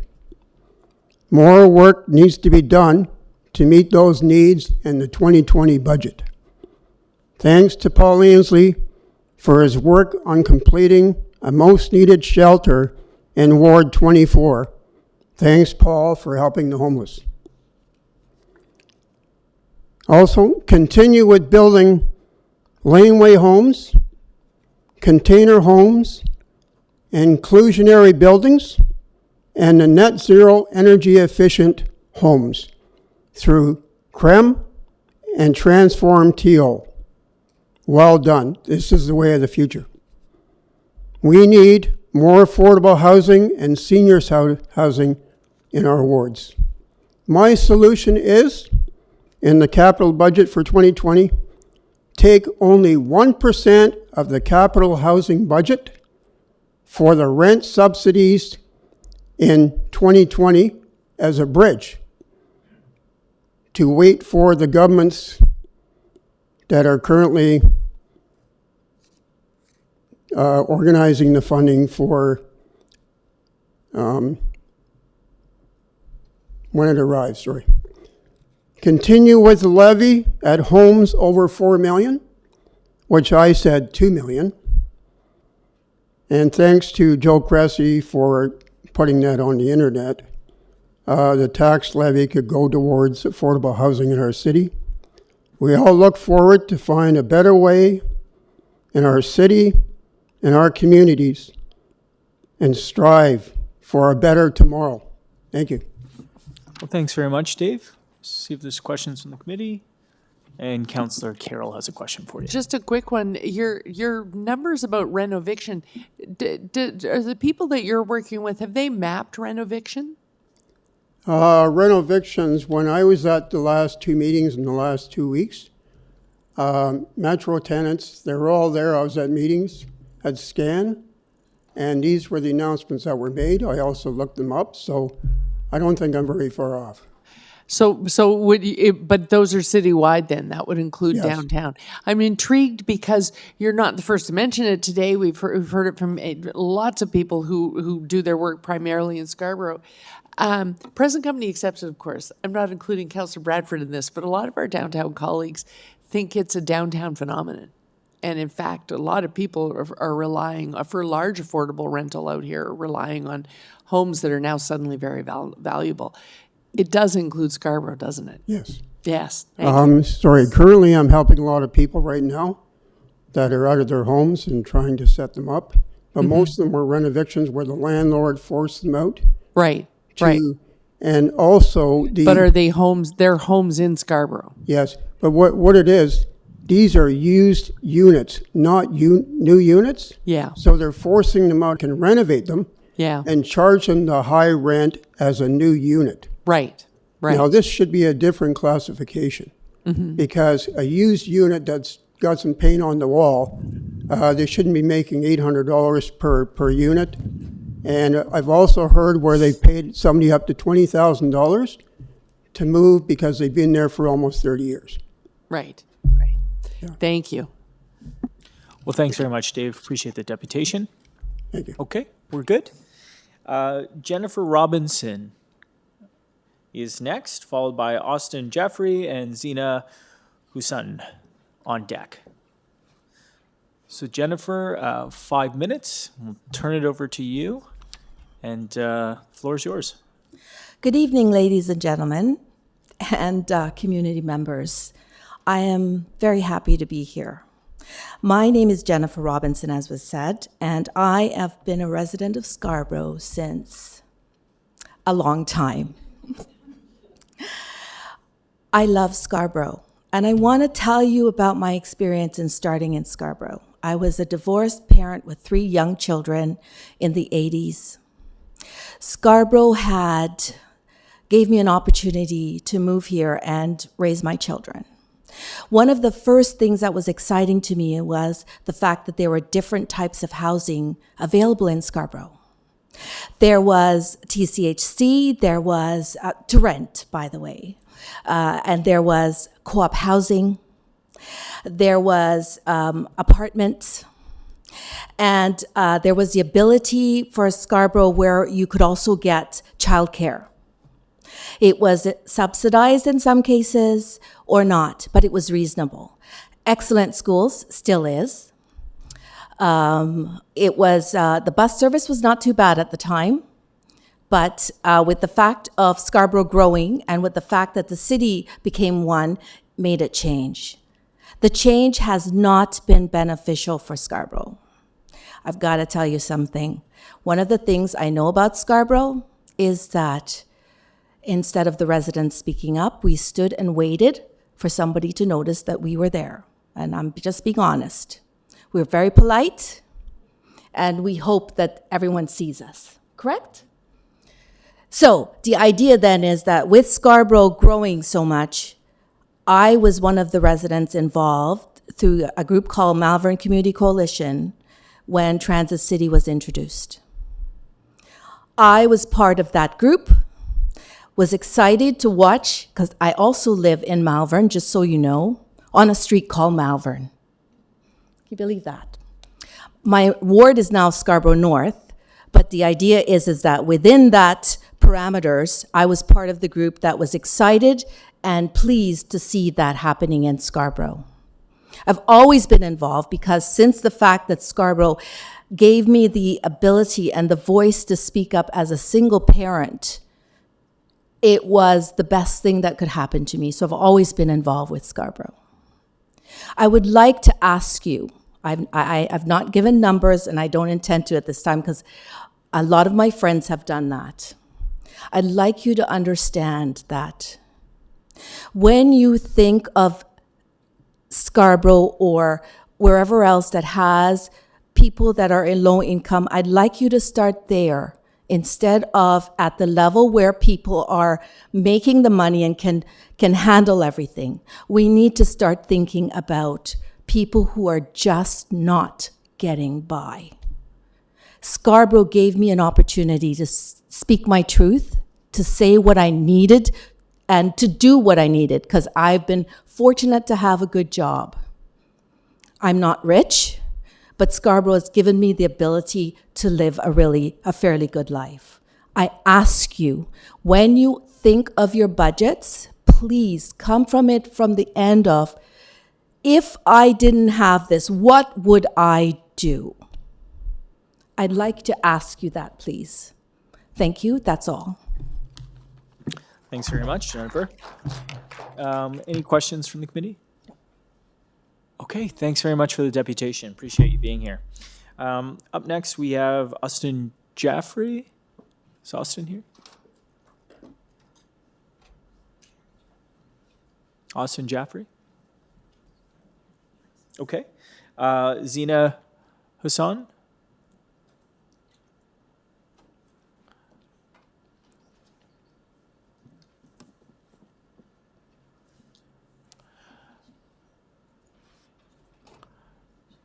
Hi, Zina. Thanks for joining us tonight.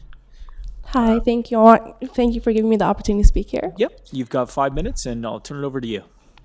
My name is Zaina Hussoon, and I'm here to speak on behalf of the Toronto Youth Cabinet, the official youth advisory board for the city, to request an increase of funding for youth hubs. I'm currently a second-year student studying health studies, and it wasn't until my program that I realized that health in itself is not only affected by the biological processes, but as well as a social context that we work, play, and live in.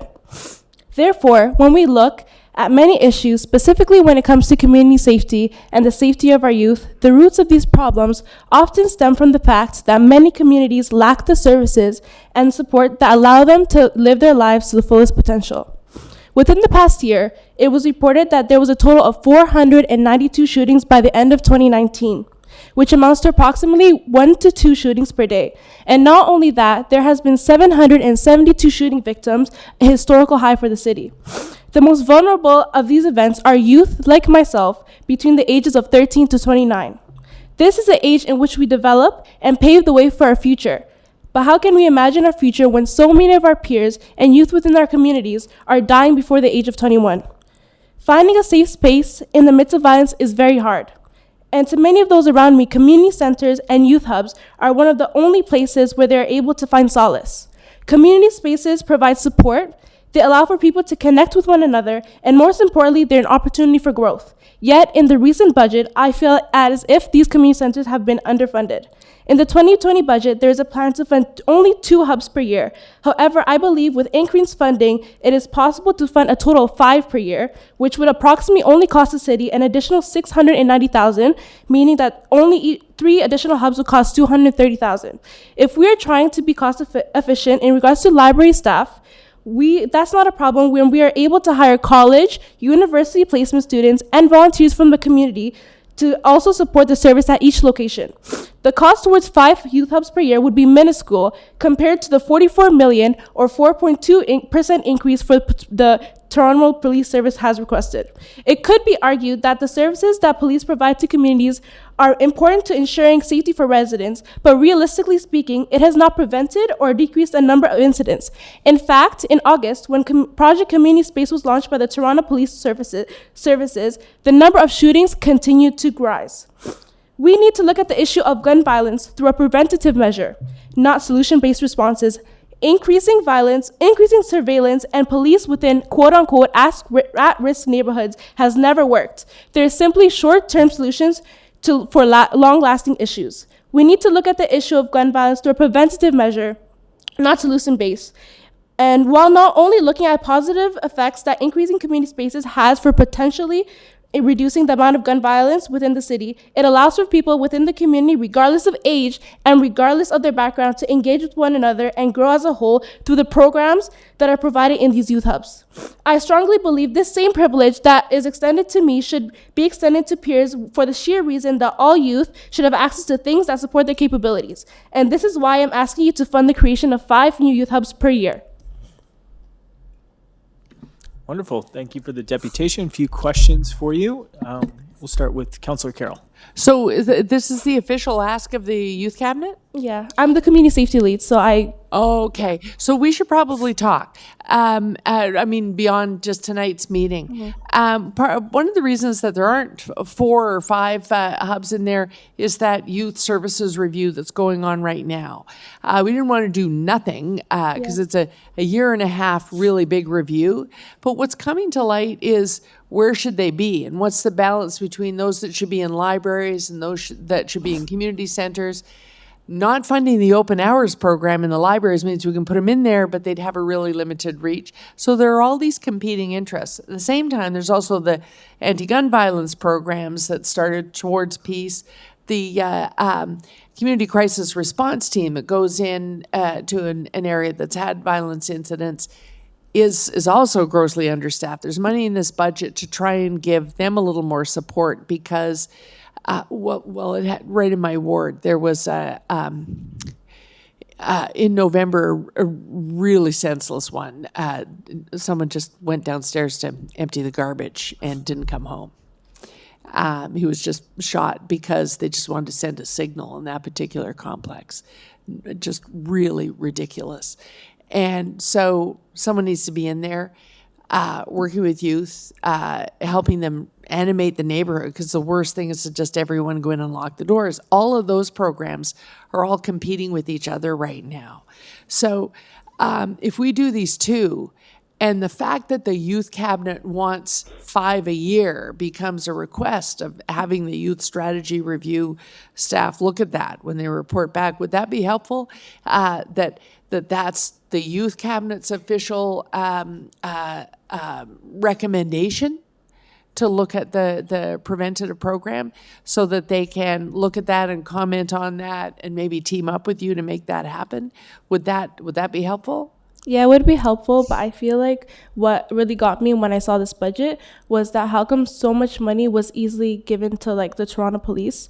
Looking at the background of it and how much this has really helped the city, and how could have that funding could have easily went to the community centers. Because as I was saying in my deputation, I feel like community centers are kind of like the root of how we can get rid of violence and how we can bring these communities together. Because as I said before, it's a safe space. So instead of looking at the funding for like other initiatives, I feel I will look into that with you, but I feel like my point was just the money should be going into community centers instead of the police.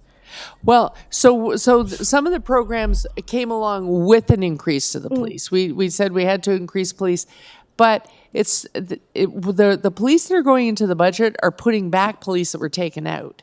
And many of them will be focused on restarting the neighborhood youth police officer model, because it actually was working pretty well, and we slowly unraveled it over the last few years. They unraveled it at the same time we were taking them out of schools. Nobody particularly wanted them in schools, but then they weren't even in the neighborhoods doing the kind of youth work. Like the cop who shows up for basketball pickup and is trusted. He's not carding people, he's playing basketball with people. Like he was trusted in the neighborhood. Those disappeared.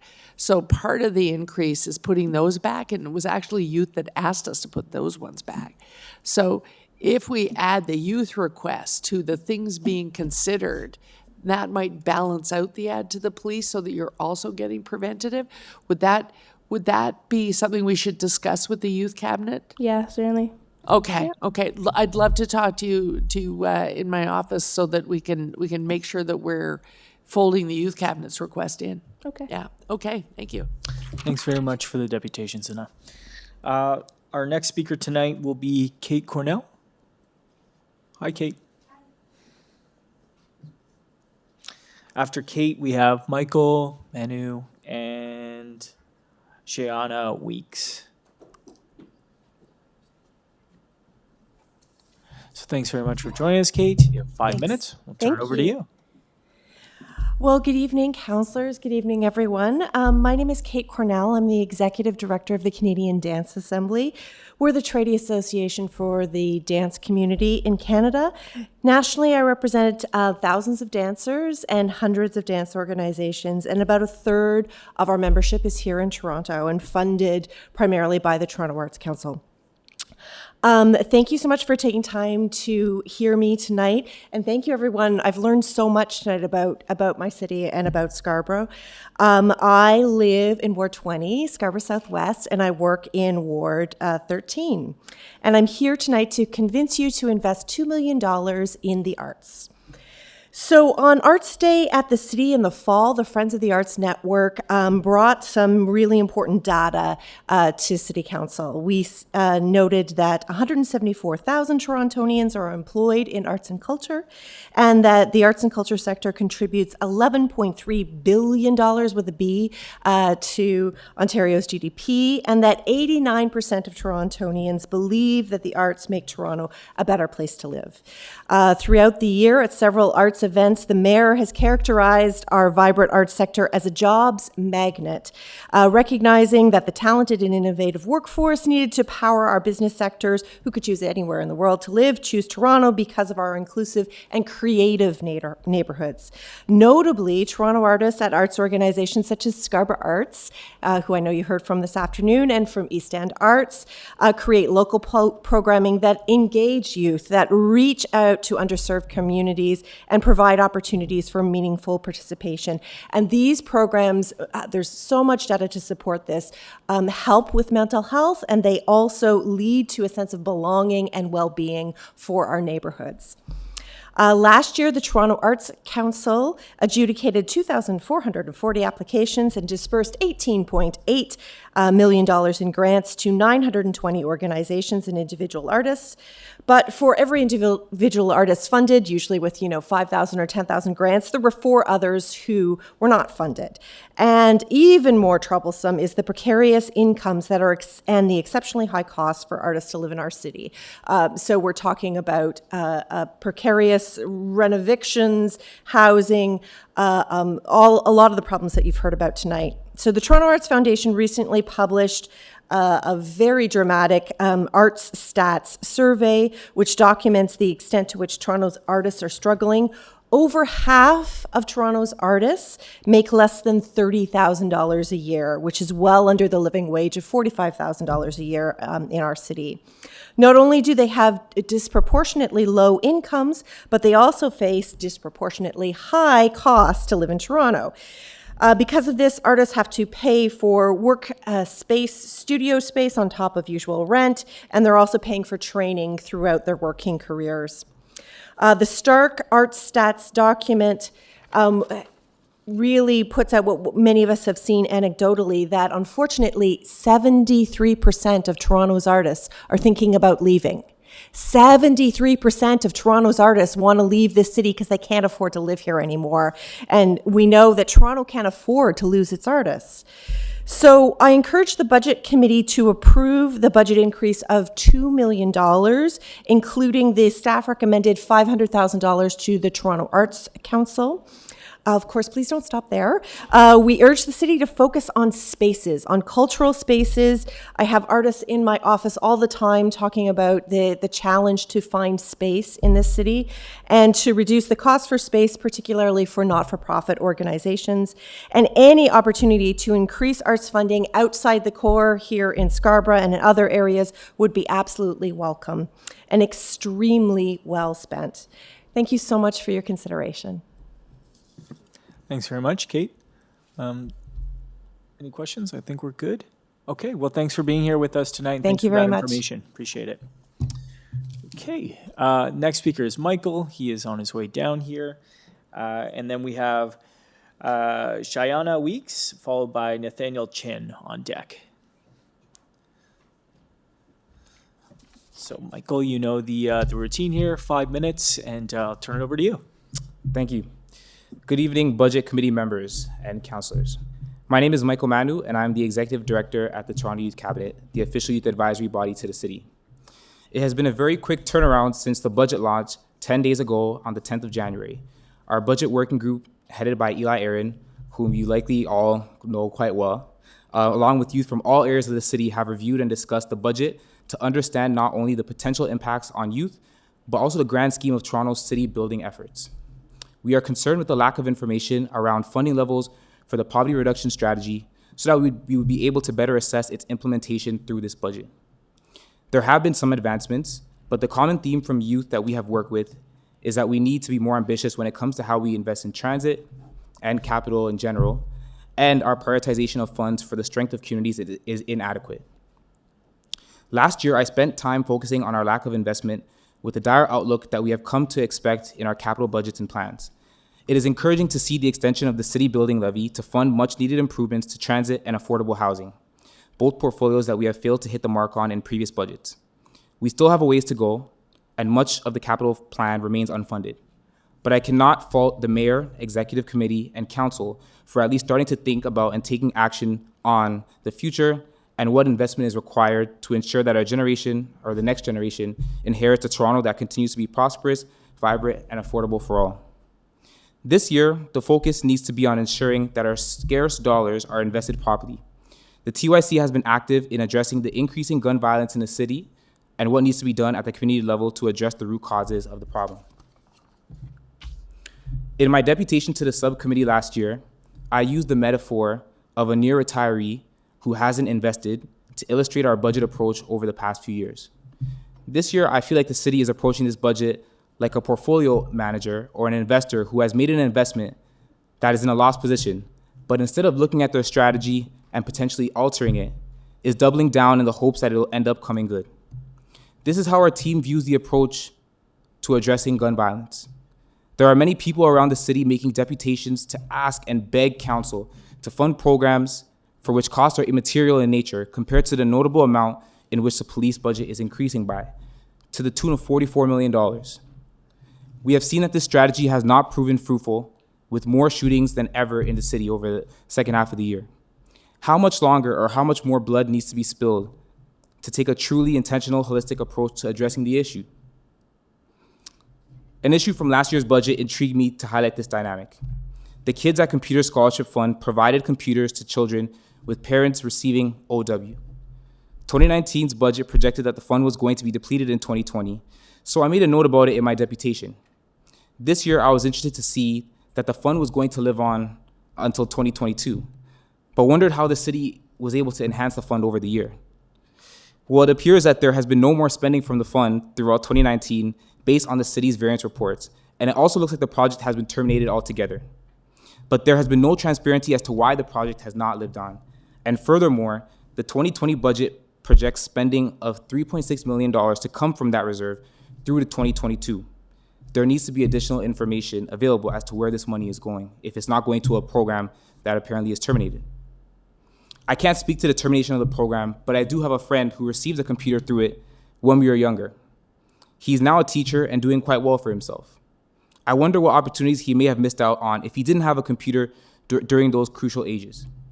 With so much talk about e-learning and the shift in our economy, these innovative programs need to be funded to provide youth with the opportunities and resources to lift themselves out of poverty and escape the cycles that perpetuate violence in underserved communities. When you vote on key issues in this year's budget pertaining to youth, think about the number of young people who desire to live in a wonderful city for generations to come. The city needs to ensure that infrastructure investment is sound and further extended. Prioritize our scarce dollars to invest in communities to address the deep-lying issues that perpetuate violence. And finally, think outside the box to support programs and community-led initiatives that have been successful in reducing violence and providing opportunities to youth. Thank you very much for listening to my deputation. Thanks, Michael. We have questions for you. We'll start with Councillor Carroll. So I'm not sure if the youth cabinet would have noticed this in their review, because we're not great at showing this, but the police are kind of sitting ducks this year in that we flatlined their budget for all the years that I was on the police board, and I think one more beyond that. But they're kind of looking bad this year, partly because in all our whole budget, they're the only budget in the whole budget, and they're one of the biggest staff complements, the only one that's actually showing the raise that the officers will get this year. In TTC, in every division, they'll get some sort of cost of living raise or a contract raise, but it doesn't show because we haven't negotiated them yet. And for the police, we have.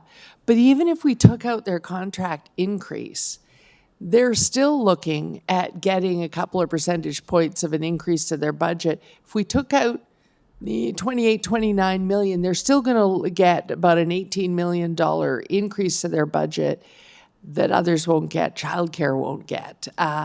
The violence programs, anti-gun violence programs and youth programs that we were applying for to the tune of 33 million are not there from other orders of government.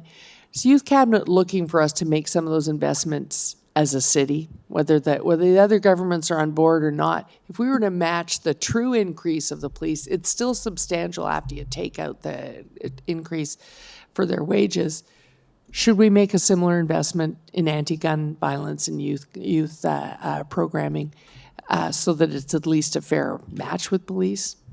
I think so. I think that, as I mentioned, this issue isn't about. It's not about boots on the ground. It's not about more enforcement.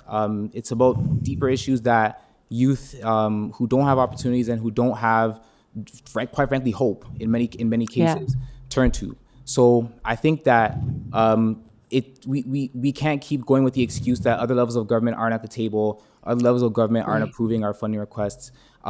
If we have to invest in programs that are part of strategies that we've approved, are part of plans that we've approved, that we approve, and the funding is kind of in limbo. We're telling our youth in these communities, we're telling the city that we're just gonna rely on other people to do our business, and while I do think that gun violence and some of the issues that we see in our communities are quite large, I think that it shouldn't be an excuse for the city to not take action on if the other people aren't at the table.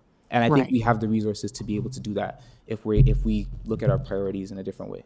We do. Thank you. Thank you so much. Another question for you from Councillor Ainsley. Thank you, Michael. Appreciate the presentation. Sorry, I missed the name of the program that you were referring to. It's called the Kids at Computer Scholarship Fund. So you can find it in the test budget, the analyst notes for tests, Toronto Employment Social Services. There was a lot more information about the program last year. I'm not gonna lie, the budget it was very hard to review the budget this year. I feel like a lot of departments lost information. I mean, the fact that the budget shows that there's money in this fund, but the program is terminated, I think that's something that people who'd be interested in that program would want to know, because the city's going to be spending money out of that fund. So, yeah. Thank you. Yeah, I'm not on the budget committee. I'm not too familiar with it, but I am on the board of the Toronto Public Library. So I'm just thinking maybe something that's something that the library could look at picking up. Potentially. Thank you. Yeah. Thanks for the deputation, Michael. Appreciate it. Okay, up next we have Shayana Weeks, followed by Nathaniel Chin and Sherwin Williams.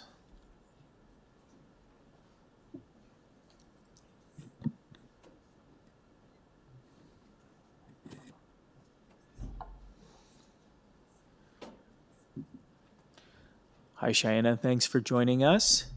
Hi. I have 5 minutes to speak, and then we'll take some questions. So, floor is yours. Good evening. I would first like to thank the Budget Committee for allowing me to speak today. My name is Shania Weeks, and I'm a resident of the city's West Hill neighborhood located in Ward 25, Scarborough Rouge Park, along with being the founder of Positive Vibes Toronto, which is a youth-led organization that focuses on supporting Black and racialized youth and young adults excel in their communities through education, providing platforms for self-expression and storytelling. I'm here today representing youth from my community, the Scarborough community and West Hill community, to express the importance to Budget Committee to fund the dancing community hub located at 230 Dancing Street. Positive Vibes Toronto recently received $10,000 in funding as a part of the City of Toronto's Identity and Impact Grant program. And this program is administered through the city's Social Development Finance and Administration Division. As a grant recipient, I have been able to see the direct impact these grants make in the community. As with many social investments, impact of these grants extends far further than the monetary investment. These grants provide an opportunity for youth with various backgrounds and often in marginalized communities to work together, innovate, and become role models for others. I believe in the same value brought by funding the Dancing Community Hub. By providing funding for staff to manage the space and a grant stream for a local organization like mine to apply, the Dancing Hub will be far more than a place to hang out after class. By funding the Dancing Community Hub, the city also directly targets issues which were outlined in the Toronto Youth Equity Strategy by providing advocacy opportunities for youth most vulnerable to involvement in serious violence and crime, mitigating barriers to entry into programming, as hub programming can be youth-led and community-based, and making it possible for youth, including youth most vulnerable to involvement in serious violence and crime, being meaningfully involved in the assessment of investments in youth well-being. I believe that the most meaningful opportunity you can provide our young people is to support them in pursuing their passions, pushing them to excellence, and that is made possible for the dancing community by funding the hub and the programming that will take place in there. I would like to thank you for your time and hope you continue to make my community a better place to live, work, play, and thrive. Thanks for the deputation. Question from Councillor McKelvey. Hi, firstly, thank you for coming in. So you've received this grant, and Yep. so with reopening, because it used to be open, the Danzig Hub give you space where you could do the activities that are funded by your grant? Right. So we got $10,000 to do a reintegration grant program, for Black youth in the Scarborough community, in West Hill community, and we will be using that space to be able to do that. Yeah. And just for, I've been to the space, I was there in 2014, but just for the benefit of those that haven't been, it is an end unit, it's a townhouse Yeah. end unit. And it was open and very vibrant, and then it was closed back down, right? Right. Okay. And Right. so you feel like it's time to reopen that, and it would give a great opportunity for youth in the community. I definitely do think that. I feel like I've been living in the area for a really long time. I live just at Lawrence and Morningside, which is actually right by Dancing. And every time I talk about the area where I live, it's always like, ooh, Dancing. So in 2012, when the Dancing shooting happened, one of the youth who were actually shot was like a classmate and a friend of mine. And I feel like after that, there should have been more resources allocated to that place specifically in order to rebuild the community. But instead, it was kind of, not to say that the situation was dismissed, but I feel like there wasn't enough given back to the community after that. And I feel that this would definitely help with that. Should have kept the unit open. Exactly. It's a little TLC right now, but it's in pretty good shape. Yeah, exactly. Thank you for coming in. No problem. Councillor Carroll with a question. So that's a perfect example, because it was actually out of that program that we decided to be more robust about the community crisis response program. Right. But it's still underfunded to the point where we say, oh, don't worry, your CCRP person is coming after an act of violence. I have a community where once the neighborhood officer was out, there were 4 within 18 months, 4 shootings, 2 times resulting in death. Yeah. And really difficult times. Each time a crisis response person comes in, what they get is that person's help competing with anywhere else there might be a problem, Yeah. and $3,000. So you have a picnic and then you're done. Yeah, it's not enough. Yeah. So if we were going to really make good with that program, they need to stay there for longer. That's your experience? Yeah, so my experience, especially in working with youth, is that consistency is key in order Yeah. to build trust, in order to build rapport, and in order for them to actually, I guess, have a place long term to stay. Because what happens Yes. that it's a lot of youth go into programs, it gets cut off, and then they don't really know what to do afterwards. So I feel like consistency, especially in this space, in this area, would be very beneficial for the community. So you've just described the thing that only in way better words than I use. I use words that make people mad. And I've been asking people this question all evening. Maybe you've noticed. We tend to wait until a terrible thing happens, Yeah. and then other governments are clamoring to throw money at us for youth. I call them violence gifts. Thanks for the violence gift. You're here for a few months. Should we be spending city dollars so that there's a base thing that's always going on? And when the violence gifts comes, we'll use them and we'll do bigger things, but we should be spending some of our money even when the other governments aren't here. Is that basically it? Yes. Thank Definitely. you. No problem. Thank you. Thanks very much, Hannah. Thanks for coming down and deputing. Up next, we have Nathaniel Chin, followed by Sherwin Williams, Erica Franklin, and then Janet Davis. Unfortunately, Sherwin wasn't able to make it here this afternoon or this evening. This is your support for the outreach as well. No problem. So, Nathaniel, thanks for joining us. Is this Erica as well? No, my name is Jillian Parchment. Okay, Yeah. all good. Thanks for joining us. So you have 5 minutes, and then the committee will ask questions. So over to you. Floor is yours. All right. Good evening, everyone. I would like to first express my gratitude to the Budget Committee for allowing us to speak today. My name is Nathaniel Chin, and alongside me here is Jillian Parchment, and we are here today on representing the youth of the Danzig community. We are here to request that the 2020 budget provide funding towards the operation of the Danzig Hub located at 230 Danzig Street. Funding the Danzig Hub would address many of the challenges faced by young people from our community. This includes access to mental health services, a place to socialize, and most importantly, a place to have fun. In a response to the rise of youth violence in our city, Mayor Tory said it's important our young people are kept busy outside of school, be it employment or recreation. A community space is integral to keep young people busy and providing positive access to learning and recreation as well. Since programming has restarted part-time in the hub, I personally visit with my friends regularly that are involved in the community as well.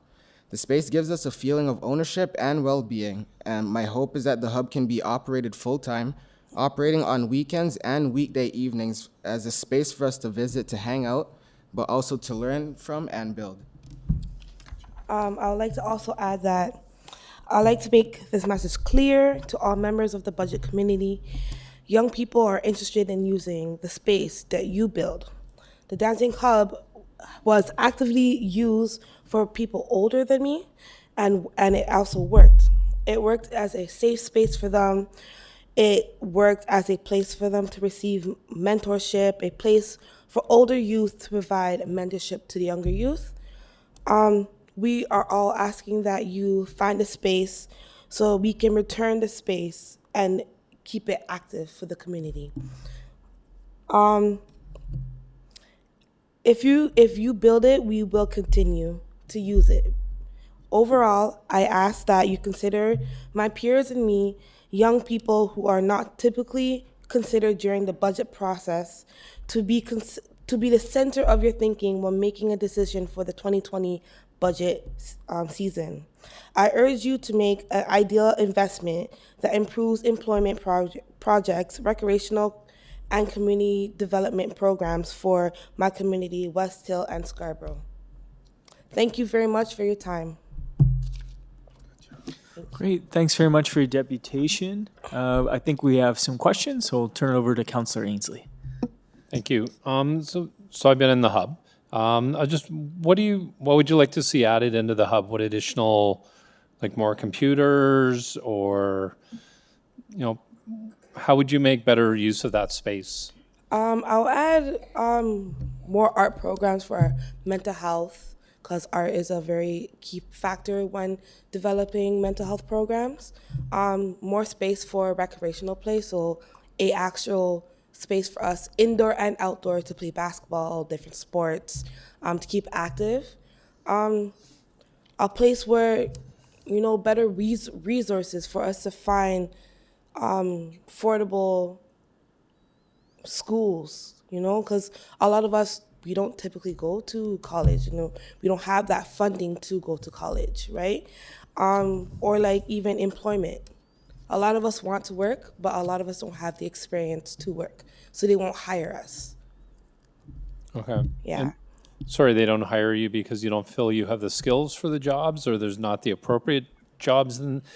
So I'm asking, my ward goes from Morningside, starts at Morningside, and it goes over to just across the street at McCowan. I used to hang out on Danzig when I was a kid. I hung out in your neighborhood, so I know the area well. I'm just trying to understand when you say there aren't the right jobs in the community, or sorry, you don't think you're trained properly for those jobs, or Dad wants to answer. If I could just interject. Yeah. Well, I did a little bit of research myself, and I noticed there's not too many opportunities, or the YMCA that's in Scarborough, there's nothing south of, I guess you could say Ellesmere. So if young people living south of Ellesmere want to attend a Y, they have to truck it all the way up to Milner to go and seek opportunities. So that's a big part, the lack of employment agency and services within that area. Yeah, so one of the things that I'm working at, and Councillor McKelvey's helping me, is so where Borden is, it's closed now. Yes. One of the things I would like to see it do is become not only a community hub, but a job skills training center, because Kings Road, Galway, Orton Park has the highest youth unemployment rate in the GTA. And I think something really needs to be done, because for any job skills training, you have to go out to the West End or Vaughan. Yes. The Y, you have to go up, as you said, you've got to go up to Milner. There's a gym in Borden. I think it'd be much better for the youth in the community. But I also understand the need for the hub right there in Danzig, because kids don't want to, if you don't have computers in your house, they're not always available at Morningside Library. It's a hike in the winter, so I understand. But from your perspective as a youth, you wouldn't care whether the city ran it or the Scarborough Boys and Girls Club ran the hub, as long as there's services in there that you could use. That's correct. That's correct. Okay, perfect. All right, thank you. Thank you for coming in this evening. Any other questions? Great. Thank you, Nathaniel. Thanks, Julia. Appreciate it. So our next speaker, so Sherwin's not here this evening. Is that correct? Okay. Erica Franklin, followed by Janet Davis. Is Erica here?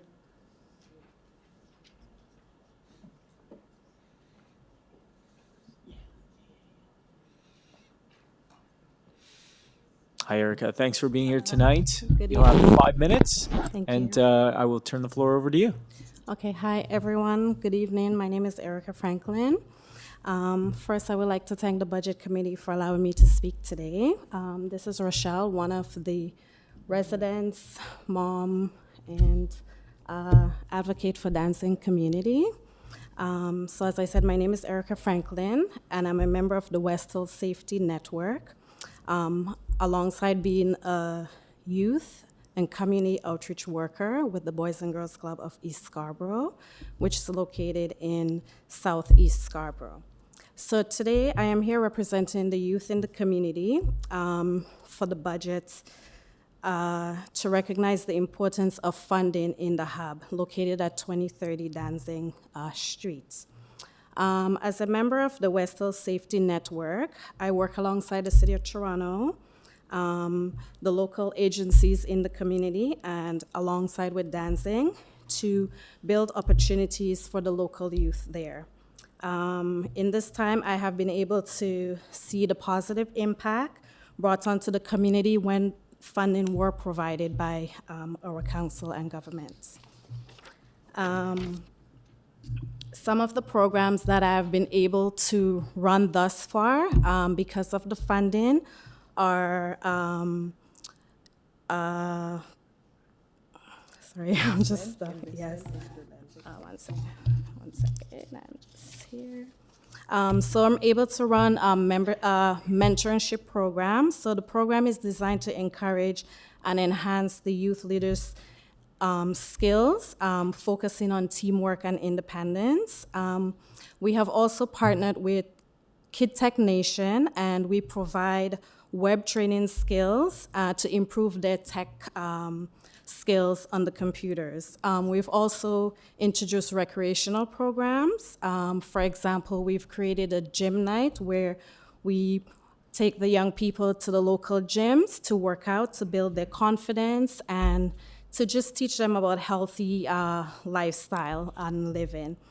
I asked the Budget Committee to make an investment this year to resonate in the Danzig Hub. Also, I look forward to coming back during the budget process next year to share a glimpse of what we've accomplished. Thank you. Thank you. Great. I think we have some questions for you, so I'll turn it over to Councillor McKelvey.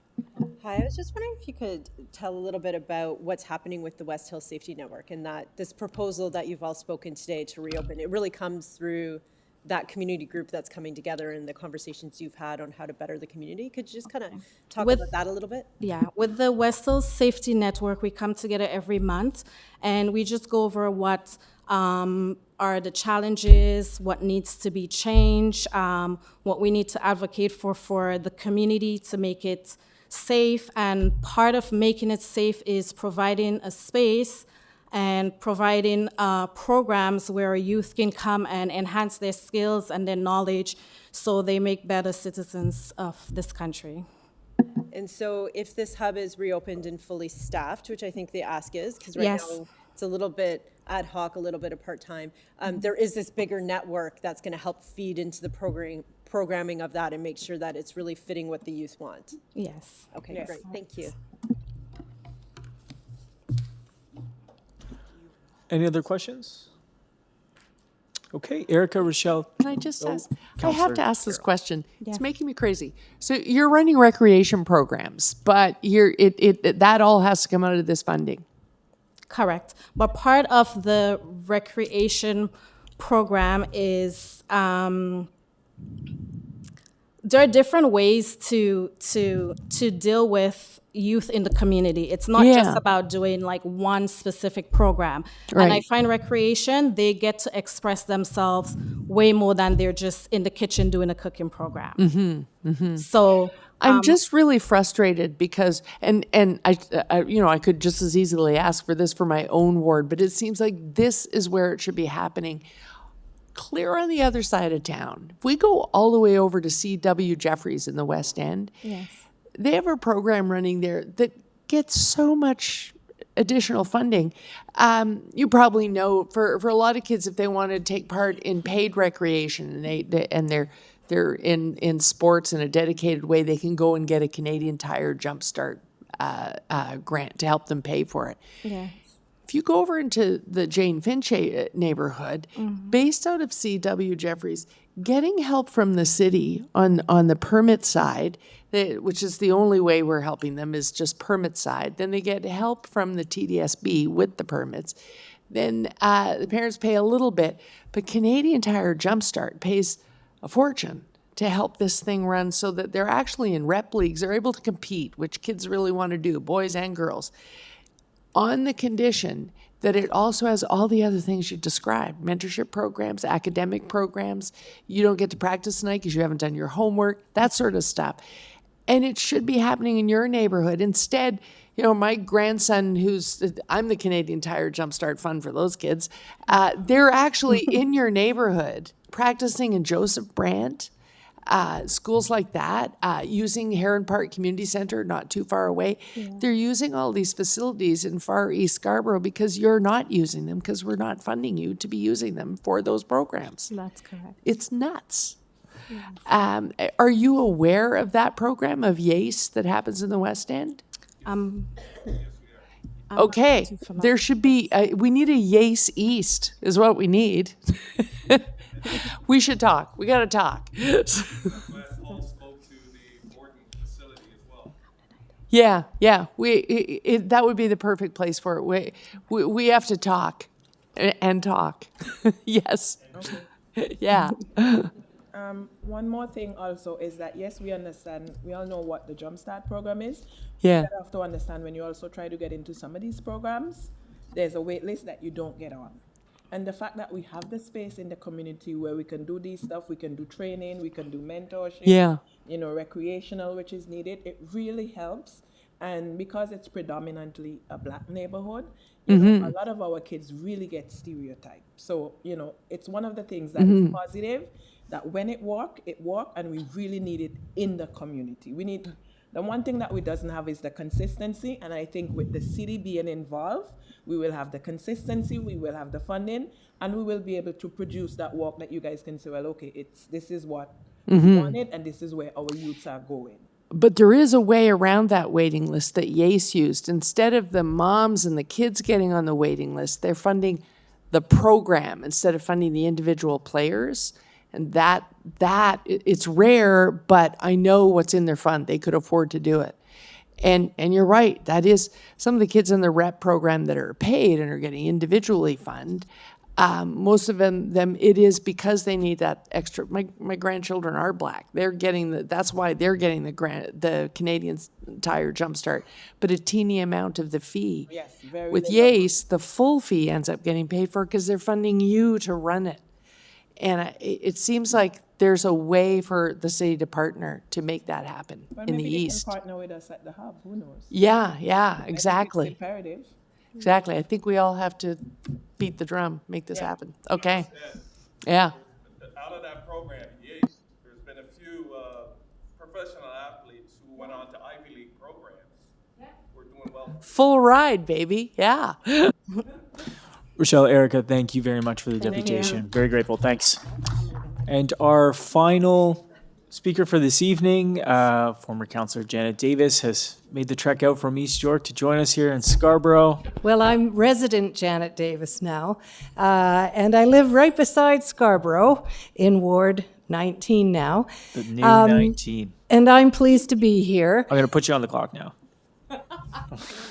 I have come without my glasses, and I will be squinting through my presentation. However, there is a copy that I've given to you. Oh, Thank you. Hey, that's pretty good. Actually, it's a little weird. I think what I have to say is pretty well in my head in any event, but I wanted to say, I think, first of all, thank you to the Budget Committee. I know how much time and commitment it takes to serve on the committee and the additional workload that you're taking on, as well as taking on these huge wards that are very difficult to maintain. So I don't think I need to tell you that childcare is absolutely an essential service. It's important for kids, it's important for families, and it's necessary for our economic success as a city. We, in 2017, finally said to the provincial and federal governments, we know we knew we were going to get money from the federal and provincial governments. And we were tired of each changing government come to us and say, and oh, by the way, these are our priorities for you with this money. And we decided that we would say, no, actually, here in Toronto, we have a plan. We know what we need to do to advance childcare, to achieve our goals of equity and inclusion, to address affordability, the lack of space, and we developed a 10-year plan. So the first phase from 17 to 19 is complete, but the key components of it were addressing the affordability or lack of affordability, because the fees for childcare in the City of Toronto are the highest in the country. We also said we had to have subsidies for low-income families that would cover the full cost of childcare. And we needed capital money to actually build the facilities that we could provide the services in. And that package was our childcare growth strategy. So we have completed phase one, but this budget, 2020, puts a hold on it. It does not advance the growth strategy. Yes, there's money for inflation, and that's very important, and I would recognize it. There's additional funding to pay the childcare centers for additional salary, food increases, and other operating costs. There is capital money that has been in the 10-year capital plan that will build childcare facilities over this year and over the coming years. But this budget contains no money to increase the number of fee subsidies, and it contains no funding to help bring down the costs of childcare. The first phase of childcare fee investment in the general operating grants, or the money that's supposed to lower fees and pay decent wages, that did not lower fees. It held them flat. In some cases, lowered slightly, but we've made no real progress on fees. What we know is that we can't achieve the outcomes that we wanted without the federal and provincial governments as partners. So year one of phase two, which is this year, we were to have contributed $24 million, and the federal government was to contribute, federal and provincial, $96 million. Now we don't really know what is going to happen with the federal and provincial governments at this point. The province has reinstated a 20% contribution from municipalities for growth. Well, we're lucky because that is the position of our city, that we will continue to contribute 20%. But it's not in this budget. So I think, I'm here to urge you, please don't put the brakes on this childcare plan. I recognize that we can't do what was anticipated, but we need to leverage that provincial and federal money. We've done it before on other things, and we have done it before on childcare. We have gone and said, here's our 20%, here's our contribution to growth, where is yours? And negotiate it. So I also gave to you a very quick highlight just of the growth that's being anticipated with our capital funding. There's more that's going directly to school boards. And you'll see 6 out of the 12 here, 11, are in Scarborough, because Scarborough desperately needs childcare. but they're in high needs neighborhoods. And if there are no subsidies, these childcare centers will fail. They will not be viable financially, and you will not be serving your communities. So it's important. If we cannot commit to the same level we had anticipated in the plan, please invest to at least add subsidies. There has never been a year that I recall where we have not added subsidies to the Children's Services budget. Thank you. Thank you for the deputation. I think we have some questions. We'll go over to Councillor Carroll. So maybe you can give us some advice, because this was so your file for so long that I think that's part of the reason we've just sort of left it hanging. If you look on the spreadsheet, on the master spreadsheet, really, because we did the budgeting a different way, and they call it the recasting of capital. There's been a lot of savings on the capital side and a right sizing of that budget. And so a lot of divisions are looking at 2% increases up to 7% increases. And then you get to Children's Services, and it's this 0.6% increase. That savings was done by not doing the things you're doing. It was done by 33 positions disappear from the books because of that move of some of the programs we were doing after school, shifting over to the school boards, and the school boards take the people are headed there and will be paid by the TDSB. No, they're not going to be paid by the TDSB. They will go to not-for-profit childcare center operated third-party programs, which are cheaper. So it is a contracting out, essentially. Yeah. And those savings should be reinvested. That's why I was going to ask you, can we shift from using those to pay for bodies to providing subsidies? They're being paid, yes. That can happen. And would be your best advice? But those savings are already identified as efficiencies. Mm-hmm, mm-hmm. So they've already been used to bring down the net and gross operating budget. So we'd have to put cash behind if we were going to do the subsidies, we'd have to put cash in to do it.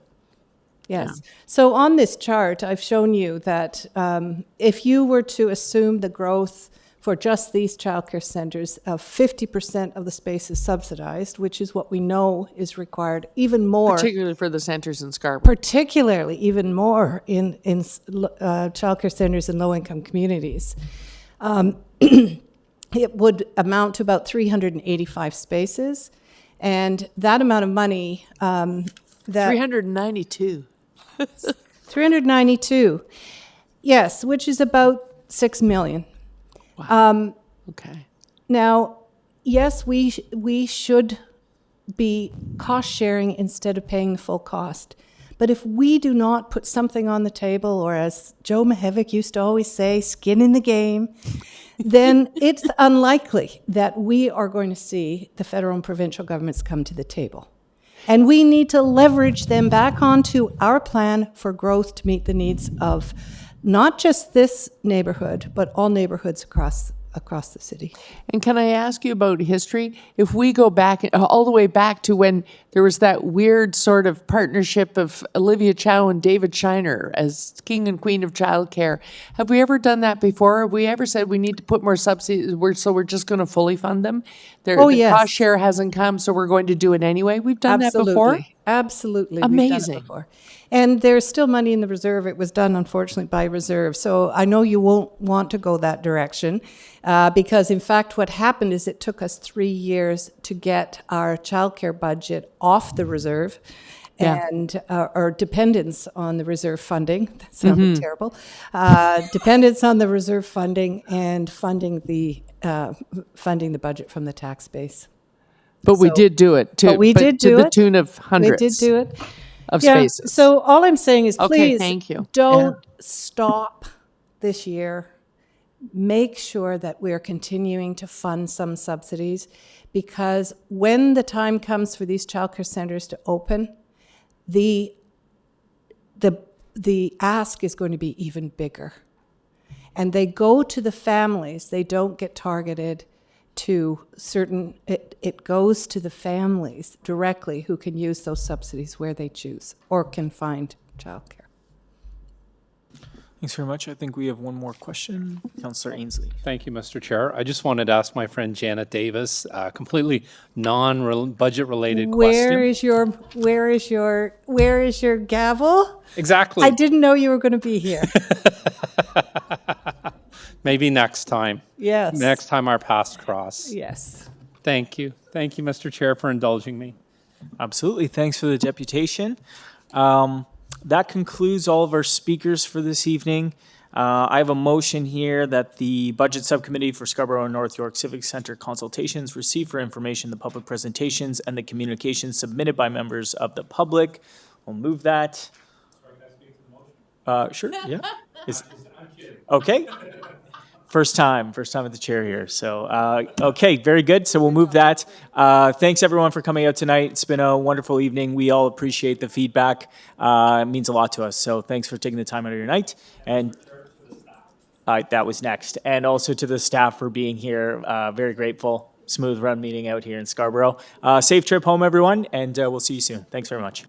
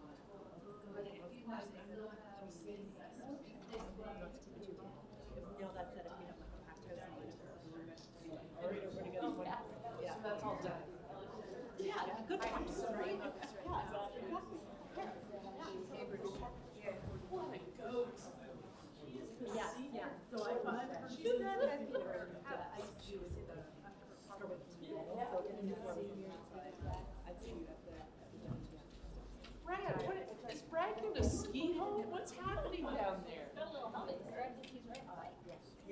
think he's going to ski home. Brad, what are those cross-country ski boots? How are you getting home? I think he's right. Janet's riding what? Janet's getting on the bars. If you want, I could attach you to the bumper of my bed and just drag you home. So I could give you a ride, but I'm not going home. He's going to give you a ride. Yeah, I thought you were getting on the bars. Oh, He said you were getting I thought you were inviting me out to a No.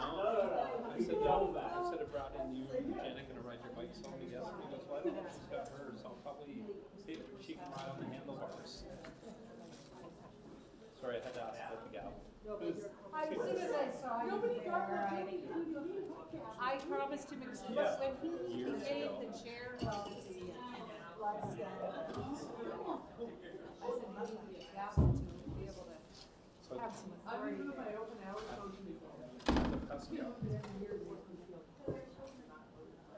At the press gallery party, Janet had a song. It's framed in my office. She had a song or a poem.